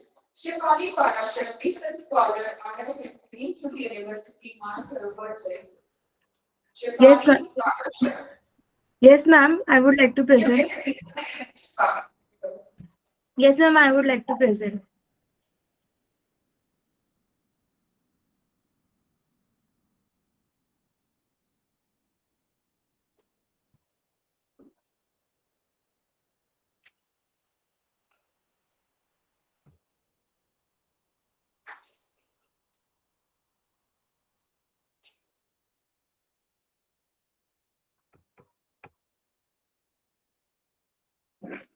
Is it visible, ma'am? Yes, it is. Please continue. Start. Okay, ma'am. Namaskar to everyone. Myself Shifali from deemed to be University. Topic of my oral presentation is the teratological effect of pyriproxyfen, that is a pesticide on chick embryo. These are the contents I'll be covering in my presentation. So first of all, I will start with the introduction. So pesticide is a toxic substances used to kill animal, fungi or plants that causes economic damage to crops or ornamental plants and that are hazardous to the health of domestic animals or humans. Classification of pesticides includes on nature of chemical, targeted use and application. So my pesticide is for the study is pyriproxyfen. Pyriproxyfen is a pesticide which is found to be effective against variety of insect. It is a juvenile hormone analog. It is a type of insect growth regulator that affect mostly young insects and eggs. As an insect growth regulator that inhibits the life cycle of insect, its work by interfering with an insect molting process that kills insects more slowly than traditional insecticides. It's that typically occurs within 3 to 10 days. Now its mode of action. Pyriproxyfen is an insect growth regulator. It mimics the natural insect hormone that stop to adults. It disturbs mainly egg laying and egg hatching process and that keeps young insects from growing into adult form. This prevents target insects from multiplying. Now the next is exposure to pyriproxyfen. We can get exposure by touching, inhaling, or getting it into our eyes, or when you touch a treated pest, or by eating very small amounts of it residue found on food. Application of pyriproxyfen includes it is used as a prevention for flea control on household pets, for killing indoor and outdoor ant and roaches. It protects cotton crops against whiteflies. Also using agricultural leaf treatment on food crops. Its products can come in many forms like including liquid, granules, dust and pellets. So I have used chick embryo as an animal model for the study because of its various advantages that are fertile eggs are inexpensive and embryo grows rapidly.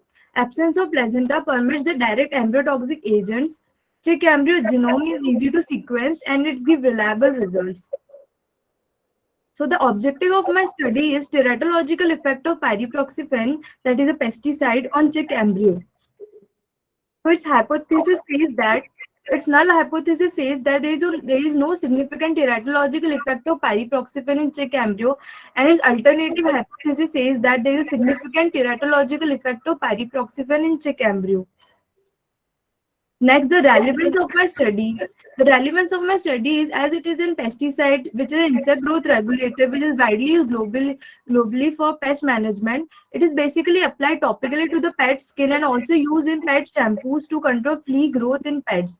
It is also used in household, agricultural, and horticulture application to control many insect species. So, to know the pyriproxyfen in chick embryo, this study is planned. So next, my plan of work. Fertile eggs were collected from a poultry farm from Ajmer, then were kept in incubator. Doses of my toxicant was prepared. Experimental eggs were administered doses of each control or treated by injecting the egg. Embryos were taken out on 18th day of incubation and teratological defect was studied. Next, my methodology. Eggs were divided into two groups. First is group 1 control, in which 15 eggs were given corn oil as control through injection method. Second is group second, that is treated 1. 15 eggs were given pyriproxyfen through injection method. Next, as my experimental model was Gallus domesticus, and the dose administration given to the egg through injection method on the 10th and 12th day of incubation of chick embryo, and my dose, that is pyriproxyfen, 15% of it was used and was dissolved in the corn oil, and 50 microliter were given to per egg. These are my observations. So first of all, in experiment 1, fertile eggs were given corn oil and pyriproxyfen on 10th day of incubation, and eggs were broken on 18th day of incubation, in which normal development was seen in the control group and malformed embryos were seen in the treatment with pyriproxyfen. In control group, we can see that there is a normal eye beak development, there is a normal development of limbs and feathers. When treated with pyriproxyfen in sample A, abnormal development of limbs, hernia and abdomen were seen. In sample B, we can see that there is a limb deformity, there is an absence of hind limbs, and there is a ectopic vesicle, all the organs are bulging out. And when we compare to the control groups, body length, beak length, neck length, and body weight were also reduced. Some more malformations were studied when treated with the pyriproxyfen. That is, in sample C, there is absence of whole limb and feathers. In sample D, there is a edema, that is swelling of chick embryo, and then twisted limb. In sample D, we can see that there is an open abdomen. And as compared to the control groups, in all these samples, body length, beak length, neck length, and body weight was also reduced. Next, my experiment was fertile eggs were given corn oil and pyriproxyfen on 12th day of incubation, and then eggs were broken on 18th day of incubation. Normal development was seen in embryo of control group as usual, and malformed embryos were seen in the treatment with pyriproxyfen. When treated with control, normal eye, beak development was seen and normal development of limbs and feathers. But when we treated with pyriproxyfen, distortions and lag deformation, we can see that in sample A. In sample B, there is a long neck and absence of forelimb and feathers, and there is a open abdomen and deformed limbs we can see in sample B. And as compared to the control group, its body length, beak length, and neck length and body weight were also reduced. Now, in sample C, there is a failure of retraction of yolk, and in sample D, malformations were studied like edema, twisted limbs, and in sample E, there was scanty feather and decoloration of body and limb deformities seen. So, from my study, results were that various teratological effects like growth retardation, failure of retraction of yolk, ectopia visceral, and deformities in forelimb and hind limb were found in chick embryo when treated with pyriproxyfen, and growth rate of developing embryo was also reduced, and there is a defect in size of beak, neck, limbs was seen as compared to the control group. So the conclusion of my study is pyriproxyfen imparts a teratological effect in chick embryo, so it should be used judicially. And pyriproxyfen being used as a pesticide on a broad level as a pest control in agriculture field, so it is prerequisite to educate farmers in regard to its safe use. Thank you, everyone.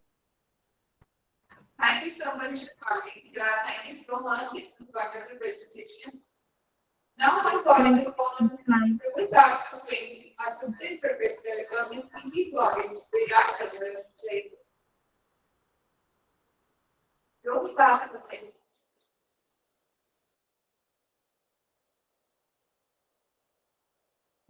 is Gurpreet Singh, Assistant Professor, Geography, Kodara Government Girls College in Ganganagar, Rajasthan. Gurpreet Singh.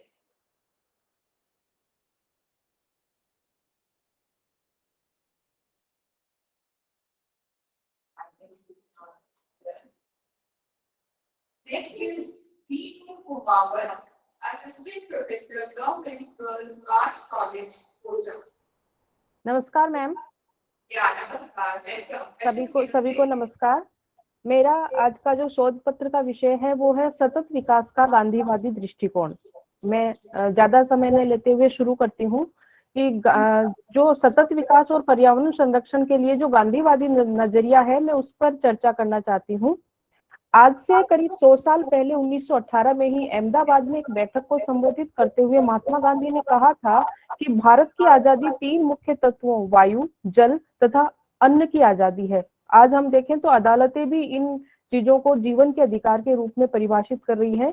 वास्तव में अधिक उत्पादन और अधिक लाभ की लालसा की पश्चिमी अवधारणा के विपरीत मानव की आधारभूत आवश्यकताओं जैसे अन्न, जल, वायु को स्वतंत्रता के मानक निर्धारित करना ही सतत विकास के प्रति गांधीवादी दृष्टिकोण का प्रमुख परिचय पत्र था। सतत विकास पृथ्वी के संसाधनों का समुचित उपयोग करने का एक आदर्श नमूना है, जिसका उद्देश्य वर्तमान और भविष्य की पीढ़ियों के लिए संसाधनों को समुचित रखते हुए इस प्रकार प्रयोग करना है कि संसाधनों का न्यूनतम क्षरण हो।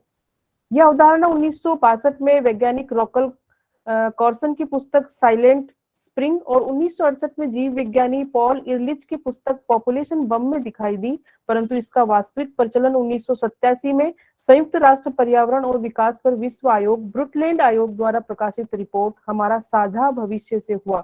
इस रिपोर्ट के अनुसार आर्थिक विकास, सामाजिक विकास और पर्यावरण संरक्षण के बीच संतुलन से ही स्थायी विकास हासिल किया जा सकता है।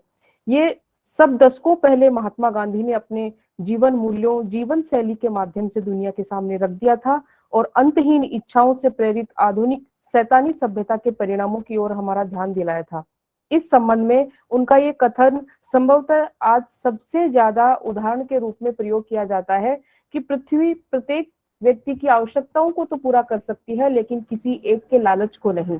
आखिर सतत विकास की अवधारणा पर हमें क्यों विचार करना पड़ा? इसका उत्तर हम मानव और प्रकृति के बीच संबंध प्रारूपों में हम इसका उत्तर खोज सकते हैं।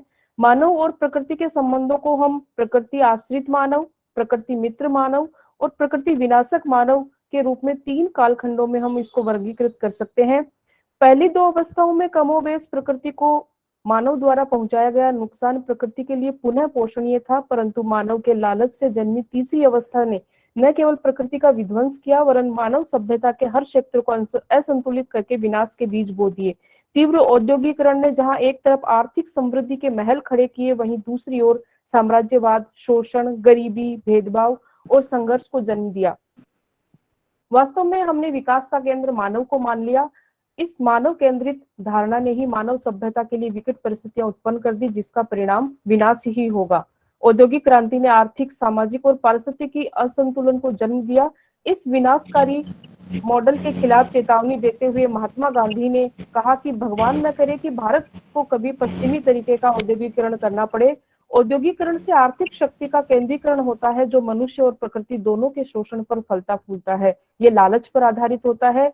यही विकास मॉडल भारत जैसे विकासशील देशों पर थोपा गया, जिसके गांधी जी सख्त खिलाफ थे। उनके अनुसार अधिक के लालच में हम सब कुछ खो देंगे। उन्होंने पश्चिमी विकास के बारे में कहा कि ये नैतिकता का विनाशक है। इसमें रहने वाले लोगों ने शरीर सुख को ही अपना जीवन उद्देश्य बना लिया है। ये विकासवाद अंग्रेजी राष्ट्र की जड़ों को सड़ा रहा है। निश्चय ही हमें इसका परित्याग करना चाहिए। हाल ही एक अध्ययन के मुताबिक ग्लोबल वार्मिंग का 80% कारण हाइड्रोकार्बन है। यहाँ हम एक उदाहरण के माध्यम से गांधी जी के भारतीय दृष्टिकोण और उनकी सतत विकास के प्रति प्रतिबद्धता को हम जान सकते हैं। 1938 में गांधी जी को जब ये बताया गया कि तत्कालीन अमेरिकी राष्ट्रपति ये चाहते हैं कि उनके हर नागरिक के पास 2 कारें और 1 रेडियो सेट हो, तो गांधी जी ने इसके जवाब में कहा था कि हर भारतीय के पास 1 कार भी हो तो भारत में रहने की जगह नहीं होगी। उनके इस कथन को आज हम देख रहे हैं। Car free day, odd even formula जैसे असफल प्रयोगों में हम सत्य होता देख रहे हैं। सतत विकास का जो गांधीवादी मॉडल है उसके ऊपर मैं चर्चा करूंगी।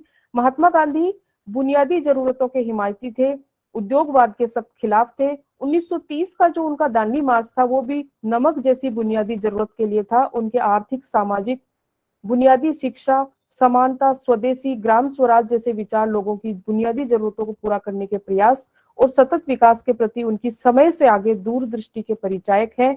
इनमें से अधिकांश मुद्दे रियो शिखर सम्मेलन के एजेंडा 21 के अभिन्न अंग है, जो सतत विकास का ब्लूप्रिंट माना जाता है। वर्चस्व, दासता, सत्ता, उत्पीड़न और शोषण द्वारा पोषित आधुनिक विज्ञान, तकनीकी, यंत्रीकरण और औद्योगिक विकास की 2 शताब्दियों के बाद आज नई विचारधारा का प्रस्फुटन हो रहा है।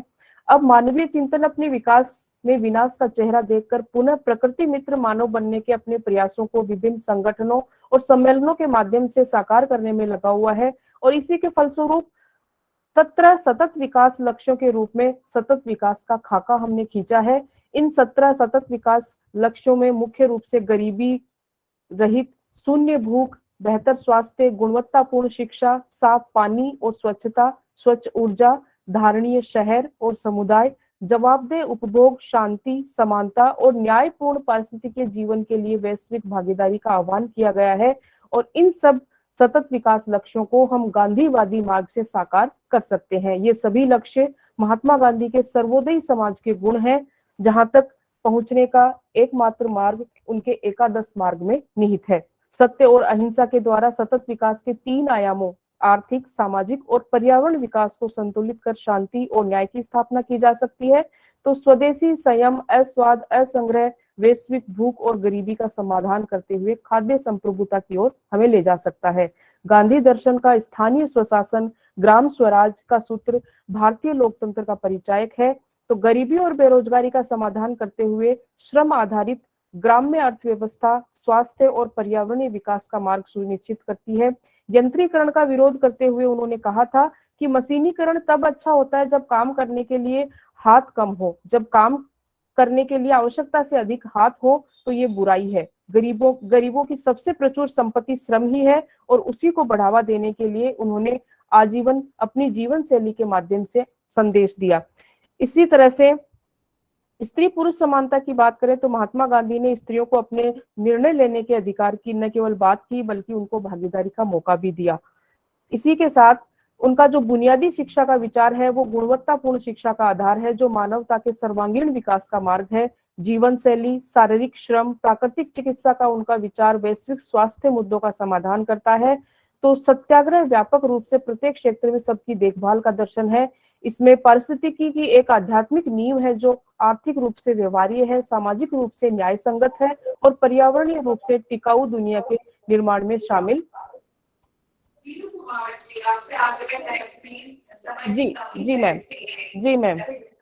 जी मैम। विकास के मुद्दों का समाधान आज संपूर्ण विश्व गांधी दर्शन में खोज रहा है और इसीलिए मैं ये मानती हूँ कि वास्तव में गांधी दर्शन में हर समस्या और संदेह का समाधान मौजूद है। 1948 में महात्मा गांधी द्वारा छोड़े गए अंतिम लेखों में से एक लेख में गांधी जी ने एक जंतर दिया था, जिसमें उन्होंने लिखा था कि मैं तुम्हें एक जंतर देता हूँ, जब भी आप संदेह में हो तो अपने सबसे गरीब और कमजोर व्यक्ति का चेहरा याद करें, फिर अपने आप से पूछें कि जो कदम आप उठाने जा रहे हैं वह उसके किस काम आने वाला है, तब तुम्हारा संदेह अपने आप पिघल जाएगा। और उन्होंने ये कहा था कि मेरा जीवन ही मेरा संदेश है। महात्मा गांधी के जीवन से हम सीख सकते हैं कि हमें अपनी बुनियादी जरूरतों को लेकर चलना है और इसके साथ सतत विकास के प्रयासों में अपना खुद का योगदान देना है, समाज का योगदान देना है, तभी हमारे राष्ट्रीय और अंतर्राष्ट्रीय सहयोग जो है वो फलीभूत होंगे। धन्यवाद मैम। बहुत बहुत धन्यवाद आपके महाराज आप निश्चित तौर पे सुन रहे हैं और वह सब उन सुझावों पर जरूर से अमल करेंगे ताकि पर्यावरण का बचाव। जी thank you ma'am. Next, I'm calling upon Mukesh Jain, Assistant Professor of College Department. Mukesh Jain.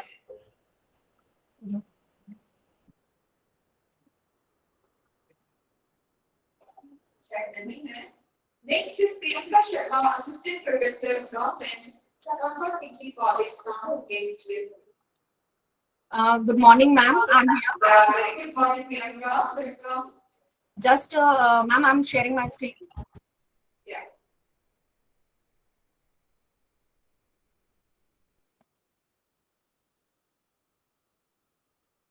Ma'am, please confirm whether my screen is visible. Yes, we can see. Please continue. A very good morning to one and all present over here to attend this international conference on this very concurrent topic.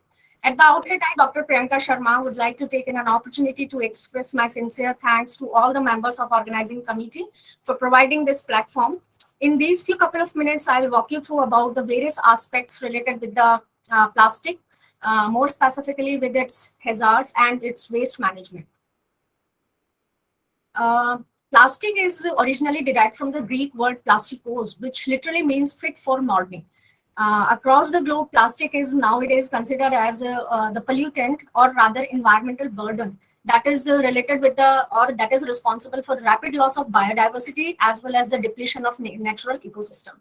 It is considered as scientific wonder because of its various physical as well as chemical properties like durability, its lightweight, cost reduction, low cost reduction, and electrical and thermal insulation. These properties make it valuable, but at the same time, these are responsible for its problematic disposable. These chemical properties are actually related with versatile application. As we can see around us, various plastics in the form of education, medicine, and consumable durables, packaging, agriculture. All around us, we are actually surrounded by plastic. As far as concerned with its current scenario, China is the largest producer of the plastic, followed by the Europe and US. According to the World Economic Forum, the plastic entering in the ocean will triple by the volume of 2040. As far as concerned with the India, Central Pollution Control Board, CPCB, has stated that near about 8 million ton per annum plastic consumption in India, and 7.5 million ton of the plastic is converted into the waste annually. India's contribution is 3.1 of the global plastic generation. In India, 35 consumed by the plastic packaging sector and 23rd by the consumption sector. This slide is actually showing the India's product-wise share of the plastic export as well as plastic production during the year of 2020-21, where we can see that near about 30% of the plastic is consumed in the form of the raw material, and 15.07% is exported to the USA. This was obtained from the Plastic Export Promotion Council of India. So what we have to do for this plastic enhancement or plastic production, we have to do the plastic waste management, because this is now a critical issue and it's need immediate attention for the management of the plastic. In India, plastic is recycled in an unorganized way, and near about 60% of the plastic waste collected and segregated and get back recycled. There are basically two ways in which plastic can be managed, like plastic degradation, and this is the process that include the deterioration of various physical properties like thermal stability, mechanical properties, and their thickness distribution. And these plastic degradation affected by various factors, and the topmost is the tensile strength. Various processes of the plastic degradations are there, like photo-oxidative degradation, thermal degradation, mechanochemical degradation, but I would like to emphasize on the plastic degradation.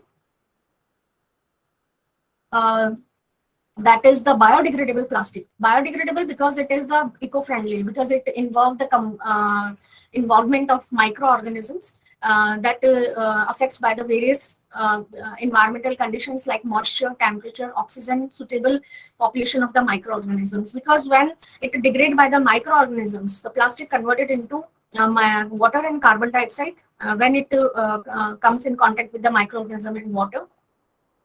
This is the actually a matter of concern, a matter of innovation, that how we can degrade the plastic in this way, where we can use weed, hemp, plant oil, potato starch, and all these are stuff are using nowadays to degrade the plastic. And we can see that there are various alternative forms are available in the form of cutlery, bowl, and pot, and crockeries nowadays. Another method is the plastic recycling, that is minimizing yearly million ton of the plastic, and this is the process that is related with the recovery of plastic as well as the mechanical reprocessing of the plastic into the new product. The recycling of the plastic usually involves the process of melting, shredding, and granulation of the plastic. These are the various type of plastic, as I discussed earlier, that we are using in various forms just to make our life better. If we talk about the adverse effect of the plastic, plastic is a very has a negative impact on the biotic life, water bodies, and it is related with the ecological destructions. As degradation is related with the production of methane, that is related with the global warming. And there are various reports have been published on the female and male workers of the plastic industries, that is related with the endocrine disruptions that interfere with the mammalian hormone biosynthesis, transportation, and it affects or alter the homeostasis. Age-relating factors are there. So I will conclude. Yes, yes, ma'am.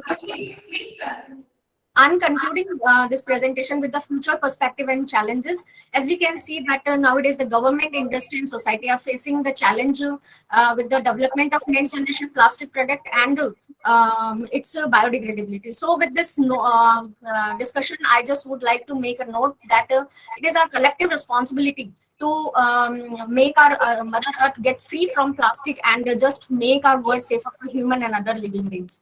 Thank you, ma'am. Yeah, thank you so much, Priyanka. It was a wonderful presentation.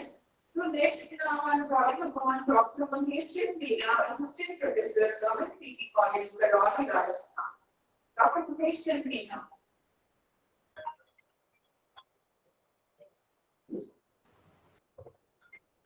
Next is Prakash Pranam, Assistant Professor, Government Gupta College, Bikaner. Prakash Pranam. Good afternoon, everyone.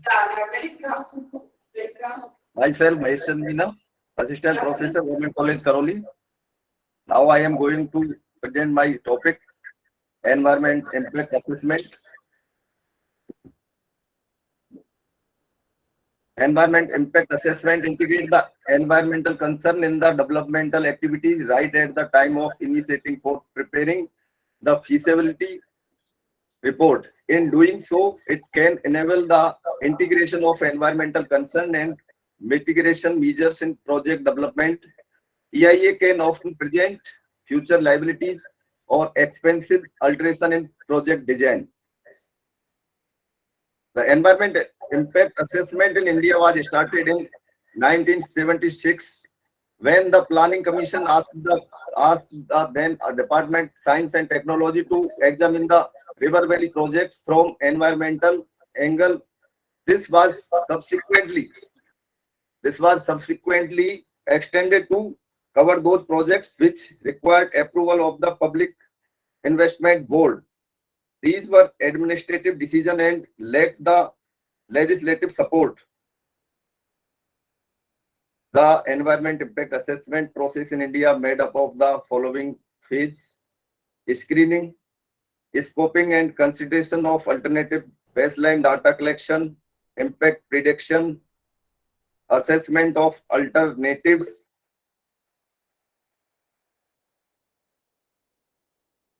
Hello? I am audible? Yes, sir, you are audible. Okay.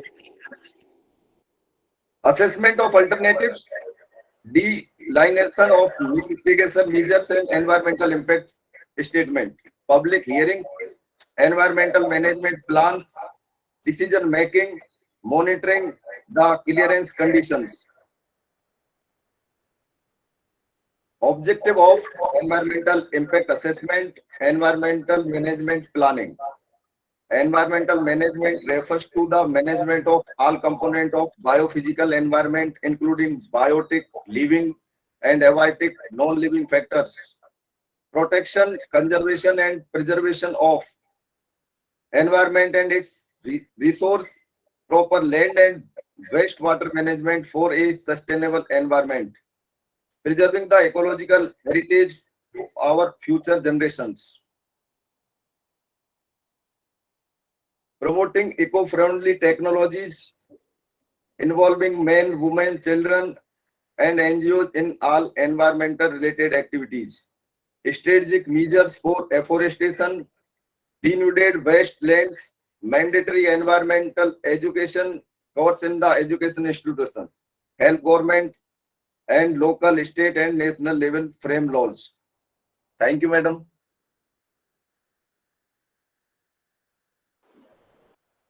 Yeah, thank you so much, Dr. ICMSDC. And now I'm calling upon Prakash Pranam, Assistant Professor, Government Medical College, Bikaner.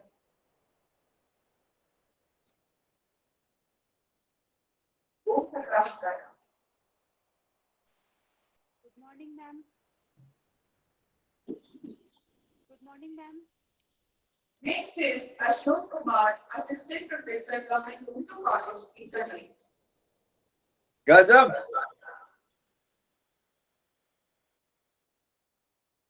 नहीं हुई वो महेशी use कीजिए अपने आप को.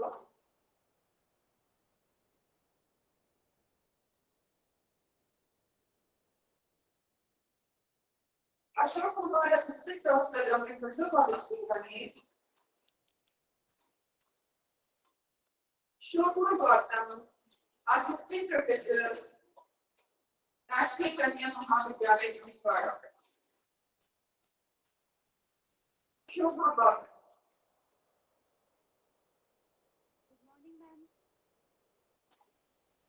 Next is Dr. Sunita Yadav, Associate Professor, GMT Government College of Women, Harvard.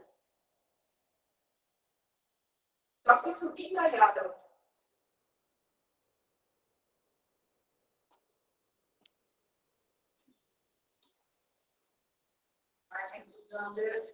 Next is Dr. Kuldeep Pawar, Assistant Professor, SPRM, PG Government College, Nagaur. Dr. Kuldeep Pawar.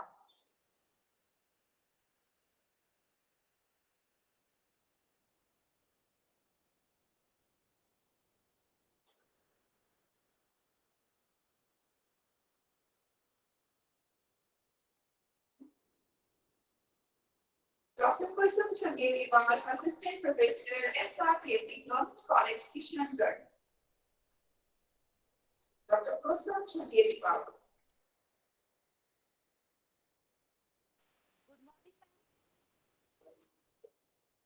Next is Dr. Sushil Kumar Yadav, Assistant Professor, Government Medical College, Bikaner, Rajasthan. Dr. Sushil Kumar Yadav. Good morning, ma'am. Good morning, ma'am. Yeah, hello.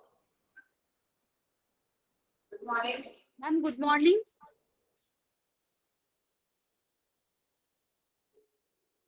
Ma'am मेरा list में नाम नहीं है तो मेरा presentation अभी हो सकता है क्या?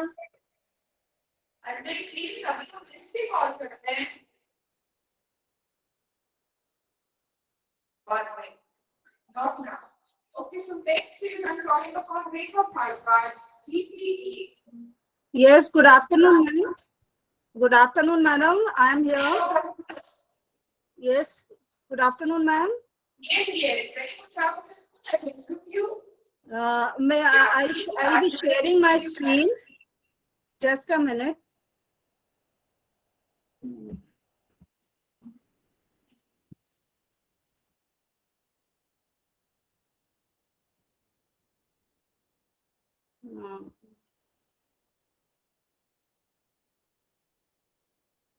Just a minute, ma'am. Is it visible, ma'am? No, I'm not letting it down.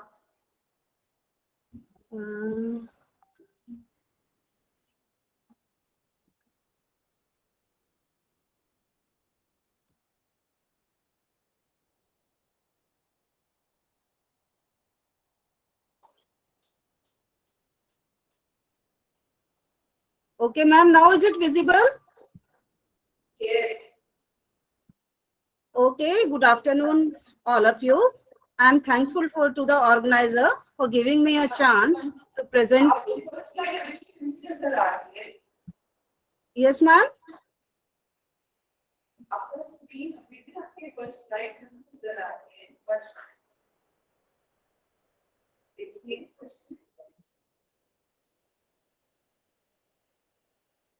Just a minute. Just a minute.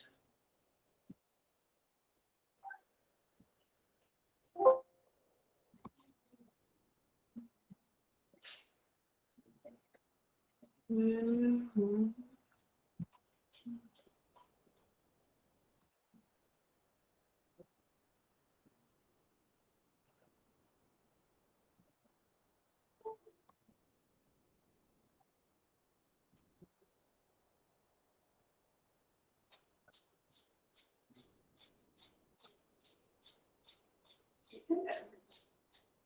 Yeah, now is it clear, ma'am? No. Just wait, yeah. Yes, now we can see. Please go ahead. Okay. Please start. Thank you, ma'am. Today, we all are here to talk about something on our environment. Okay. And I'm Director of Physical Education, Dr. Rekha Bharadwaj from Chaudhary Balluram Government Girls College, Shri Ganganagar. Now, when we speak about the environment, the topmost priority today is our wellness. And we all know that wellness is a total well-being of ourselves. That is, it includes all the aspects of our physical, mental, social, spiritual, and all the different aspects of us. And when we go for the environmental wellness, we can say that environment wellness is having good health by occupying pleasant, stimulating environment that supports our well-being. It promotes interaction with nature and also create an enjoyable personal environment, both at home also and at workplace also. So we should understand what is the importance of environmental wellness in today's scenario. And when we go for its important, how does environmental wellness matters in our daily life, as we all have been going through a pandemic time of COVID-19 and suffered a lot, we can realize the importance of environmental wellness very well. When we are pardon? When we are environmentally aware, we realize how our daily habits affect our total life at our work and place. So we should practice the environmental wellness.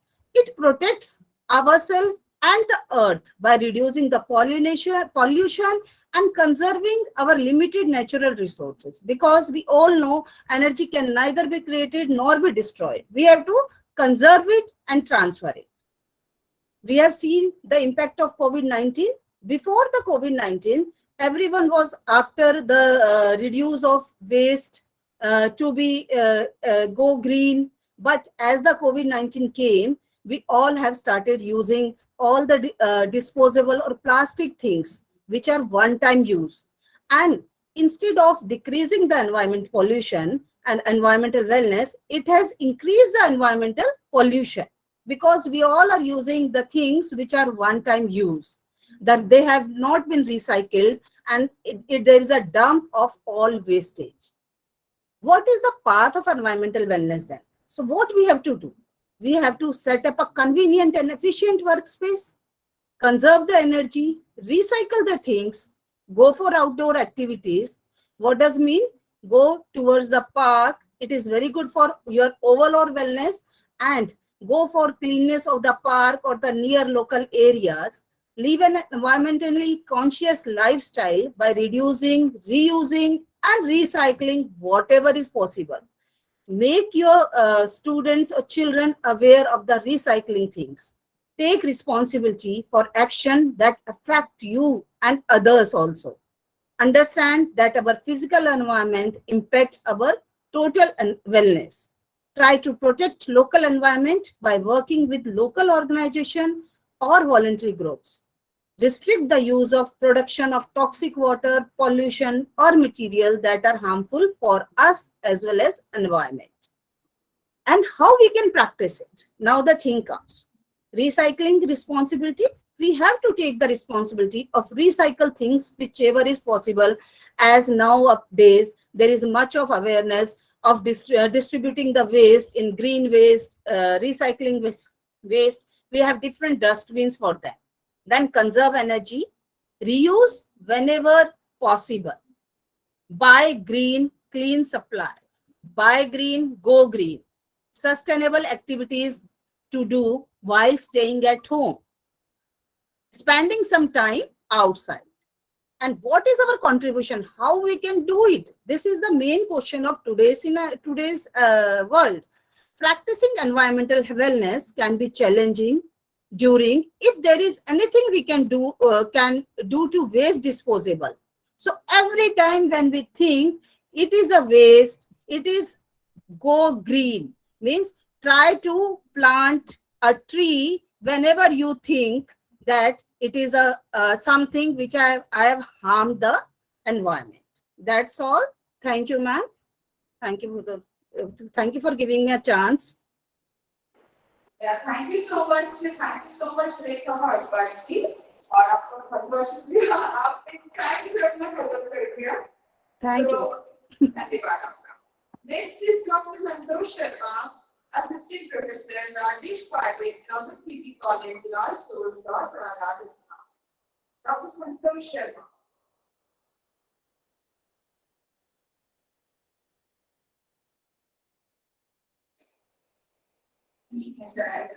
So next is Sunil Chaudhary, Assistant Professor, SVRM, Government PG College, Nagaur. Sunil Chaudhary.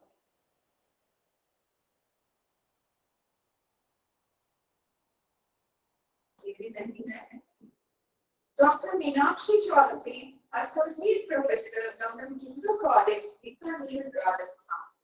Dr. Meenakshi Chaudhary. Yes, ma'am. Hello. Yeah, hello Meenakshi, welcome. Hello. Hello. Hello हाँ जी Meenakshi, ma'am. welcome. Hello ma'am, शुरू करो ma'am. Yeah, I can hear you. Hello. हाँ जी. आपकी आवाज आ रही है मीनाक्षी? हाँ ma'am, आ रही आवाज आपकी. हेलो. हाँ जी. मेरे आलेख का शीर्षक है आर्सेनिक प्रदूषित जल, दुष्प्रभाव एवं परिणाम. आर्सेनिक युक्त पानी वर्तमान में कई राज्यों के लिए संकट बन गया है. आर्सेनिक धातु के समान एक प्राकृतिक तत्व है जो पृथ्वी की भूगर्भ में खनिज व चट्टानों में पाया जाता है. यह घातक व विषैला होता है. चट्टानों में आर्सेनिक कार्बनिक पदार्थ के रूप में पाया जाता है.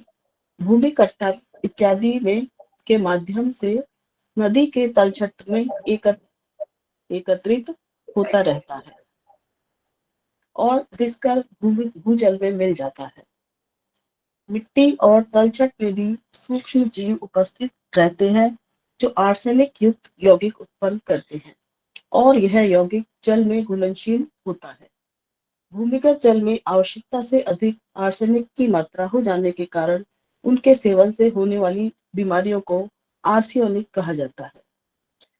आश्चर्य है कि बिहार जैसे प्रांत में सरकार ने सिंचाई योजना के तहत लगभग 7.5 लाख नलकूप लगाने की घोषणा की थी, जबकि सरकार को ज्ञात है कि खेती के लिए नलकूप का इस्तेमाल पानी का संकट पैदा करता है और इससे आर्सेनिक भी जल के ऊपर आ जाता है.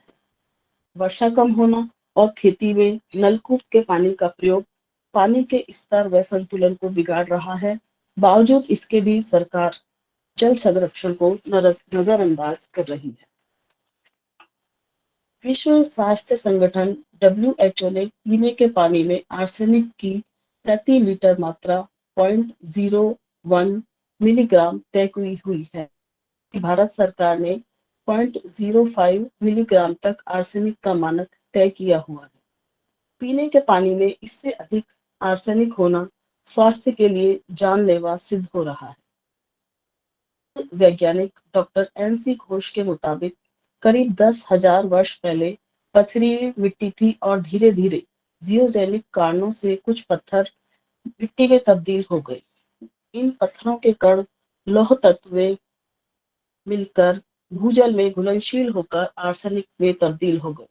डॉक्टर घोष बताते हैं कि समूची गंगा घाटी की धरती के नीचे आर्सेनोपाइराइट यानी कि आयरन आर्सेनिक सल्फाइड के रूप में आर्सेनिक दबा हुआ है जो पानी में घुलनशील नहीं होता है, पर भूजल के अत्यधिक दोहन और ऑक्सीजन के प्रवेश करने से भूगर्भ का वातावरण बदलता है.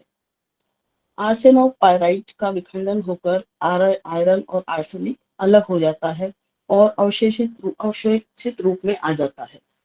आवेशित अवस्था में आर्सेनिक जल में घुलनशील है और भूजल में आर्सेनिक घुलने लगता है, इसलिए भूजल में आर्सेनिक की मात्रा बढ़ती चली जाती है। आर्सेनिक दरअसल धरती की कोख में पड़ा है और प्राकृतिक कारणों से अलग अलग जगहों पर वह अलग अलग रूप में और मात्रा में बिखरा हुआ है। धीरे धीरे यह आर्सेनिक पानी में घुलने लगा। गंगा घाटी के आसपास के स्तरों में आर्सेनिक जो है एक समस्या बन गया है। आर्सेनिक जब तक इन चट्टानों से अलग होकर पानी में नहीं मिल पाता, तब तक यह रासायनिक माध्यम से घुलनशील नहीं होता है। सिंचाई के काम में भूजल के अत्यधिक दोहन ने इस प्रक्रिया को गति प्रदान की है। भूगर्भ वैज्ञानिकों के अनुसार भूजल के अत्यधिक दोहन से भूजल का स्तर घट गया है। जल स्तर घटने से जल कुंड सूख गए हैं, जिसमें कि आर्सेनिक पहले से मौजूद था। जल स्तर घटने से खाली जगह में ऑक्सीजन ने प्रवेश किया। वह ऑक्सीजन इन चट्टानों में प्रवेश करता है और पाइराइट का ऑक्सीडाइजेशन होता है। इस प्रक्रिया से निकलने वाले अम्ल को आर्सेनिक यौगिक के साथ प्रतिक्रिया करके उसमें घुलनशील बना देता है।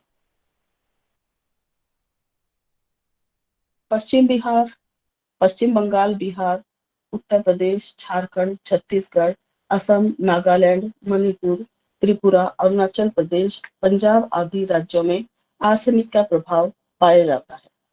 ज्यादातर प्रभावित राज्य पश्चिम बंगाल, बिहार, उत्तर प्रदेश और झारखंड हैं, जिनके अनेक गांवों में भूजल में आर्सेनिक तत्व पाए जाने की पुष्टि वैज्ञानिकों ने की है। हाल ही में आई एक रिपोर्ट के अनुसार गंगा के दोनों ओर स्थित बिहार के 15 जिलों के भूजल में आर्सेनिक के स्तर में खतरनाक रूप से बढ़ोतरी हुई है, जिसके कारण इन इलाकों में रहने वालों के लिए कैंसर का खतरा काफी बढ़ गया है। IAMS की रिपोर्ट के अनुसार गंगा किनारे के दोनों तरफ के भूजल में आर्सेनिक की भारी मात्रा पाई जाती है।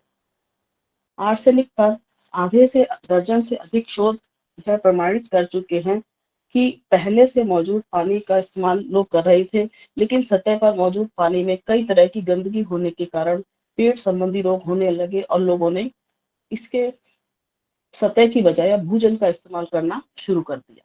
यह लगभग 70 के दशक की बात होगी।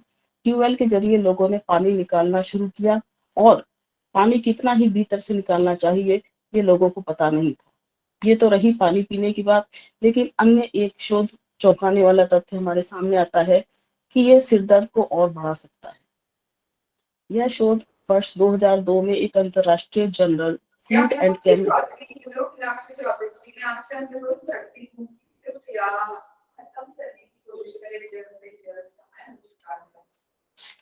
हाँ जी मैम, हेलो। हाँ जी, हाँ जी जी मैम। इसके कई प्रभाव हमें दिखाई देते हैं। सफेद छींटे जैसे दाग हो जाना, तलवे पे कांटे जैसे तलवों में कांटे जैसे निकल जाते हैं और हथेली में चमड़े के नीचे कांटेदार स्थल बन जाते हैं। दूसरी तरफ कुछ अंगों में कैंसर भी इससे देखने को मिलता है। पेयजल में आर्सेनिक होने की वजह से बिहार और पंजाब जैसे राज्यों में कैंसर के रोगी लगातार बढ़ते जा रहे हैं। इसके साथ साथ ही औरतों में पांचपन और स्कूली बच्चों में आर्सियोसिस के गंभीर लक्षण दिखाई दे रहे हैं। इसे रोकने के लिए अंतर्राष्ट्रीय स्तर पर भी कई तरह के प्रयास किए जा रहे हैं, जो कि पानी से आर्सेनिक निकालने में मददगार हो सकते हैं। इसके लिए ये बताया जा रहा है कि लाल मिट्टी के द्वारा इसका शोधन किया जा सकता है। इसके लिए ट्रीटमेंट प्लांट जगह जगह पर कंपनियों के द्वारा लगाए जा रहे हैं। आर्सेनिक प्रभावित इलाकों में रहने वाले लोगों को चाहिए कि वे सरकार से उम्मीद न कर खुद पहले पोखर खुदवाएं और बारिश का पानी सिंचित कर उन्हें सिंचाई में काम में लें। सामाजिक कार्यकर्ताओं के साथ वैज्ञानिक एवं जागरूक नागरिक भी इस अभियान में शामिल होकर देश के प्रति अपने कर्तव्य का निर्वाह कर सकते हैं। Thank you ma'am, thank you doctor Mamta. धन्यवाद डॉक्टर मीनाक्षी जी आपका। और अब मैं बुलाती हूँ doctor Dinesh Gupta, associate professor Amity business university Lucknow. Dr. Nilesh Gupta. Ma'am, I am present here. Can you hear me? Oh, yeah. Welcome, sir. Welcome you. Can you hear me, ma'am? Am I audible? Yes, you are. Okay. Okay. Thank you very much, ma'am, for providing me the opportunity to speak on this forum. First of all, let me congratulate the organizers for taking the pains of 3 days to organize such a wonderful event and giving everybody a chance to speak on such a very valuable topic, which is very relevant nowadays. I'll be speaking on the paper Impact of Climate Change on Agricultural Production, Issues and Challenges. Very briefly, I'll be talking about the major issues and what can be the remedial measures for it. The accelerating pace of climate change combined with global population and income growth threatens food security everywhere. Agriculture is extremely vulnerable to climate change. Higher temperatures eventually reduces yield of desired crops while encouraging weed and pest proliferations. As we know that crop production is badly affected by climate variability and climate change associated with increase in temperature, increase in carbon dioxide, and changing patterns of rainfall may lead to considerable decline in crop production. Also, extreme weather events such as droughts, extreme heat waves, and heavy rainfall leading to floods have increased in past decades. Changes in precipitation patterns increase the likelihood of short-run crop failures and long-run production declines. Although there will be gains in some crops in some regions of the world, the overall impact of climate change on agriculture are expected to be negative, threatening global food security. Population in the developing world, which are already vulnerable and food insecure, are likely to be the most seriously affected. In 2005, nearly half of the economically active population in developing countries, that is somewhere around 3 billion people, relied on agriculture for their livelihood. Now, a few suggestions which I have noted down in my papers, I'll be putting it, how we can mitigate. Enhancing crop production to meet rising demands owing to the increasing population against the background of the threats of climate change is a challenging task. Therefore, we require more attention to adoption and mitigation research, capacity building, change in policies, national regional cooperation, and the support of national or global adaptation funds and other resources to minimize the adverse impacts. Adaptation to climate variability and extreme events serves as the basis for reducing vulnerability to long-term climate change. Simple adaptation practices such as using climate-ready crops and thermal stress-tolerant varieties, adjusting planting dates, improving water conservation and management practices, using efficient irrigation and fertilizer management, diversifying crops and improving pest management could help reduce the impacts of climate change. Apart from those, reliable local weather information and early warning system for farmers will be useful in minimizing risk of climatic threats. Thank you very much, ma'am. These were some of the suggestions as well as my presentation. Thank you very much for providing me the opportunity.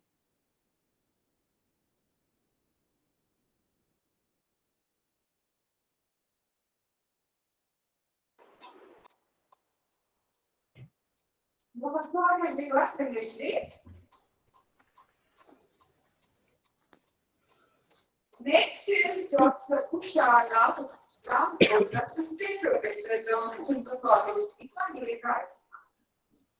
नमस्कार madam. बहुत स्वागत है आपका। मैं doctor Usha लामरोर, सहायक आचार्य इतिहास, राजकीय डूंगर महाविद्यालय बीकानेर। मेरा शोध पत्र का विषय है जलवायु परिवर्तन के प्रभाव और समाधान। सामान्यतः जलवायु का आशय किसी दिए गए क्षेत्र में लंबे समय तक औसत मौसम से होता है। अतः जब किसी क्षेत्र विशेष के औसत मौसम में परिवर्तन आता है तो उसे जलवायु परिवर्तन कहते हैं। जलवायु परिवर्तन को किसी एक स्थान विशेष में भी महसूस किया जा सकता है और संपूर्ण विश्व में भी। यदि वर्तमान संदर्भ में हम बात करें तो इसका प्रभाव लगभग संपूर्ण विश्व में देखने को मिल रहा है। वैज्ञानिक बताते हैं कि पृथ्वी का तापमान लगातार बढ़ता जा रहा है। पृथ्वी का तापमान बीते 100 वर्षों में 1 डिग्री फ़ारेनहाइट तक बढ़ गया है। पृथ्वी के तापमान में यह परिवर्तन संख्या की दृष्टि से काफी कम हो सकता है, परंतु इस प्रकार के किसी भी परिवर्तन का मानव जाति पर बड़ा असर हो सकता है। जलवायु परिवर्तन के कुछ प्रभावों को वर्तमान में हम महसूस भी कर रहे हैं। पृथ्वी के तापमान में वृद्धि होने से हिमनद पिघल रहे हैं और महासागरों का जल स्तर बढ़ता जा रहा है। परिणाम स्वरूप प्राकृतिक आपदाओं और कुछ द्वीपों के डूबने का खतरा भी बढ़ गया है। जलवायु परिवर्तन के कारणों का बेहतर विश्लेषण करने के लिए इसे हम 2 भागों में विभाजित कर सकते हैं: प्राकृतिक गतिविधियां और मानवीय गतिविधियां। प्राकृतिक गतिविधियों में महाद्वीपीय संवहन, ज्वालामुखी विस्फोट, पृथ्वी का झुकाव, समुद्री धाराएं आदि हैं, और मानवीय गतिविधियों में शहरीकरण, औद्योगिकरण, वन उन्मूलन, रासायनिक कीटनाशकों एवं फर्टिलाइजर्स का प्रयोग। जलवायु परिवर्तन के प्रभाव, वर्षा पे प्रभाव। इसमें जलवायु परिवर्तन के परिणाम स्वरूप दुनिया के मानसूनी क्षेत्रों में वर्षा में वृद्धि हो रही है, जिससे बाढ़, भूस्खलन तथा भूमि अपरदन जैसी समस्याएं पैदा हो रही हैं। समुद्री जल स्तर पर इसका प्रभाव, जलवायु परिवर्तन के फलस्वरूप ग्लेशियरों के पिघलने के कारण विश्व का औसत समुद्री जल स्तर 21वीं शताब्दी के अंत तक 9 से 88 सेंटीमीटर तक बढ़ने की संभावना है, जिससे दुनिया की आधी से अधिक आबादी जो समुद्र से 60 किलोमीटर की दूरी पर रहती है पर विपरीत प्रभाव पड़ेगा और इसके परिणाम स्वरूप पीने के पानी की समस्याएं होंगी। कृषि पर प्रभाव, जलवायु परिवर्तन का प्रभाव कृषि पैदावार पर पड़ेगा। संयुक्त राज्य अमेरिका में फसलों की उत्पादकता में कमी आएगी, जबकि दूसरी तरफ उत्तरी तथा पूर्वी अफ्रीका, मध्य पूर्व देशों, भारत, पश्चिमी ऑस्ट्रेलिया तथा मैक्सिको में गर्मी तथा नमी के कारण फसलों की उत्पादकता में बढ़ोतरी होगी।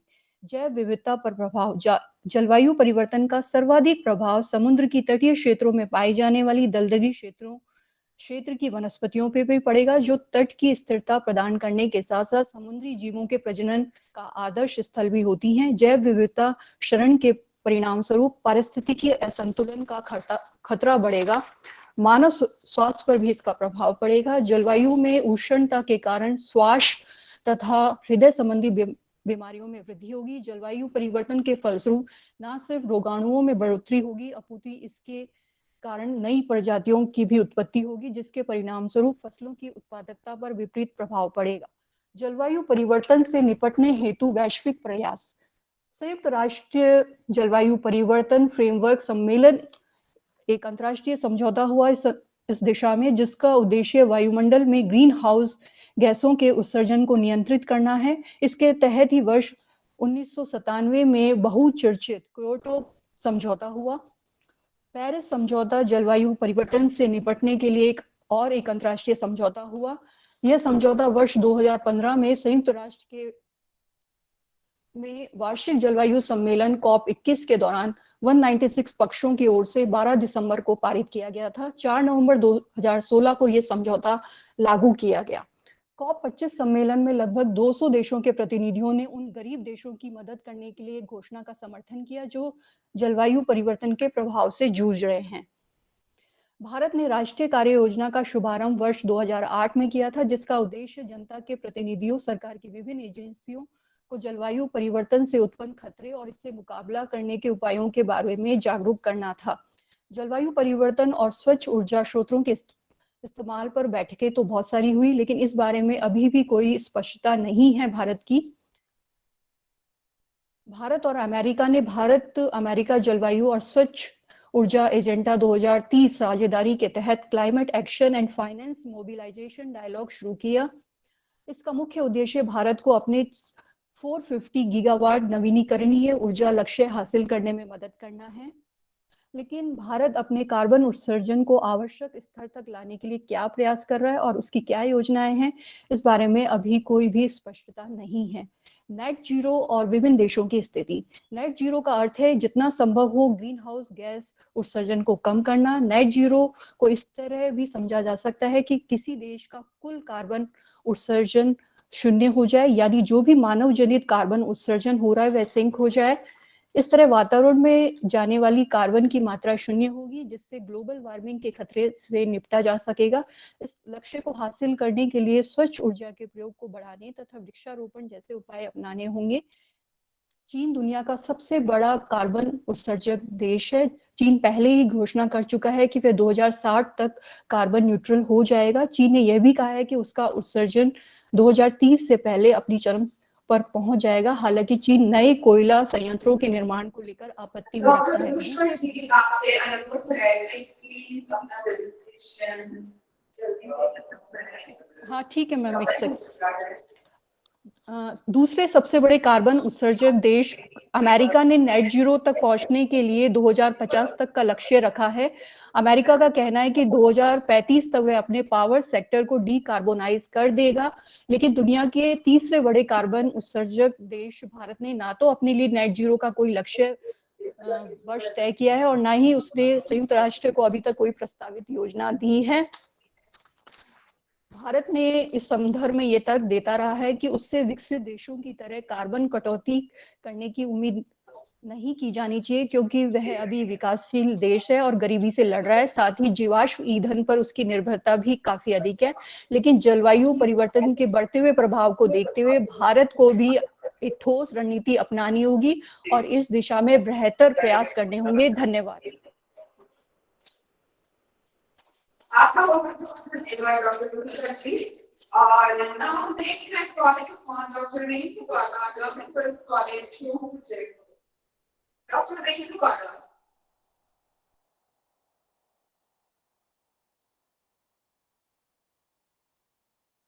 Next in the line is Dr. August'22, Luna Assistant Professor, Government Engineering College, Kharagpur. Dr. August'22.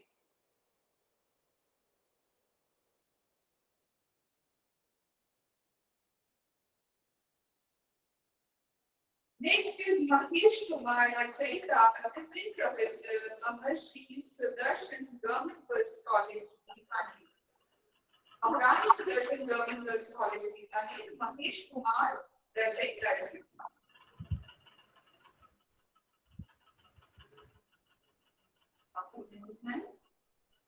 Next is Dr. Rupura Tiwari, Assistant Professor, Chaudhary Balram, Kolara Government Girls College, Bikaner. Dr. Rupura Tiwari.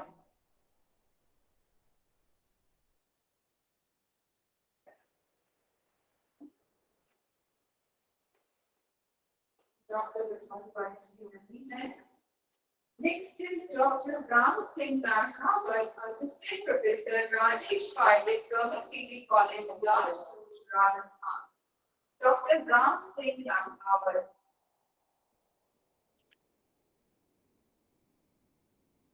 He's also not present. Hello ma'am, मैं पहले कर सकता हूँ क्या? Hello ma'am, मैं पहले पत्र वाचन कर सकता हूँ? 167 पे नाम है। हेलो, भुवनेश कुमार परिहार।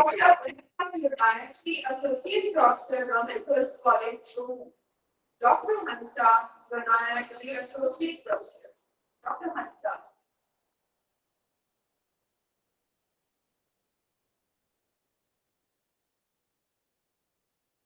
आगे लिस्टेड है doctor Suman Khinchi, assistant professor, government PG college, Jhalawar. Doctor Suman खींची।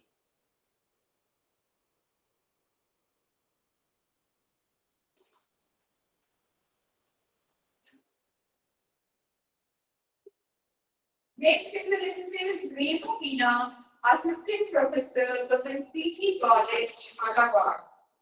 Renu Meena.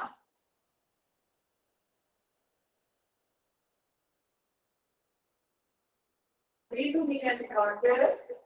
And next is Harkesh Rathore, IISD to the University, Jaipur. Yes, ma'am. Namaskar, ma'am. Welcome, welcome. Please start the presentation. Yes, ma'am. Sure, ma'am. Please stick to the time limit. Requesting you all to please take care of time, since the number of participants is very high.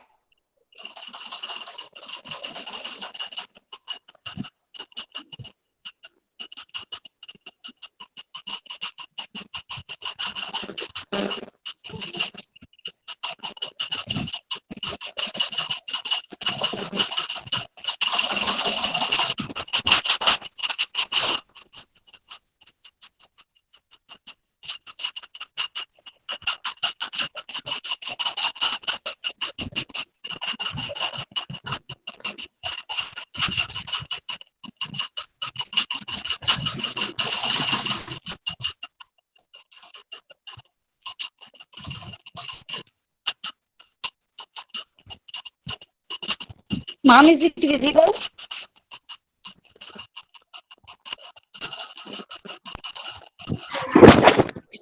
Yes, yes, visible. Okay, ma'am. Namaskar. Yes, ma'am. Namaskar, ma'am. This is Arkesh Rathore from IIS deemed to be University, Jaipur. Today, I am going to present. A presentation on effect of azoxystrobin on sperm parameters in cyst and below male mice. During abstractions, azoxystrobin is strobilurin fungicide which has been registered for use in agriculture to protect a variety of crops such as soyabeans, rice, cereal, vegetables, and fruit trees from fungal infections like powdery mildew, fruit rots, early and late blight of potato and tomato. The goal of this study was to assess the effect of azoxystrobin on sperm parameters in Swiss albino male mice. Azoxystrobin was administered at 3 different doses: low dose, medium dose, and high dose. And we give orally for 1 month. Significant decrease was observed in sperm viability, sperm count, motility, and viability. Azoxystrobin treated plant. Azoxystrobin exposure at highest dose level induced alteration in spermatozoa morphology. Based on the results, we can conclude that azoxystrobin might cause adverse impact on sperm parameters in Swiss albino male mice. Now, at first, I am presenting my introduction. Fungicides. Fungicides is derived from the Latin word fungus, which means to kill. Fungicides are the biochemical compounds used to kill pesticides, fungi, and other spores. Now, azoxystrobin includes in these fungicides. Azoxystrobin also a fungicide which belongs to a strobilurin family. It was the first strobilurin to be patented and currently the world leading agriculture fungicides. It has been registered for these plants, vegetables, fruit trees. It is active against fungal pathogens from all taxonomic groups like Oomycetes, Ascomycetes, Deuteromycetes, Basidiomycetes. It is used in agriculture to protect crop from fungal diseases like powdery mildew, infected grapes, fruit rot, and powdery mildew of chili, etc. It is a xylem mobile systematic fungicide with translamellar, protectant, and curative property. The basic molecular target of azoxystrobin is the mitochondrial respiratory complex. That's why it affecting the translocation of protons across the mitochondrial membrane by inhibiting the quinine outside centers. Azoxystrobin includes various types of physiochemical characters like their molecular formula, solubility, color, and state. Next,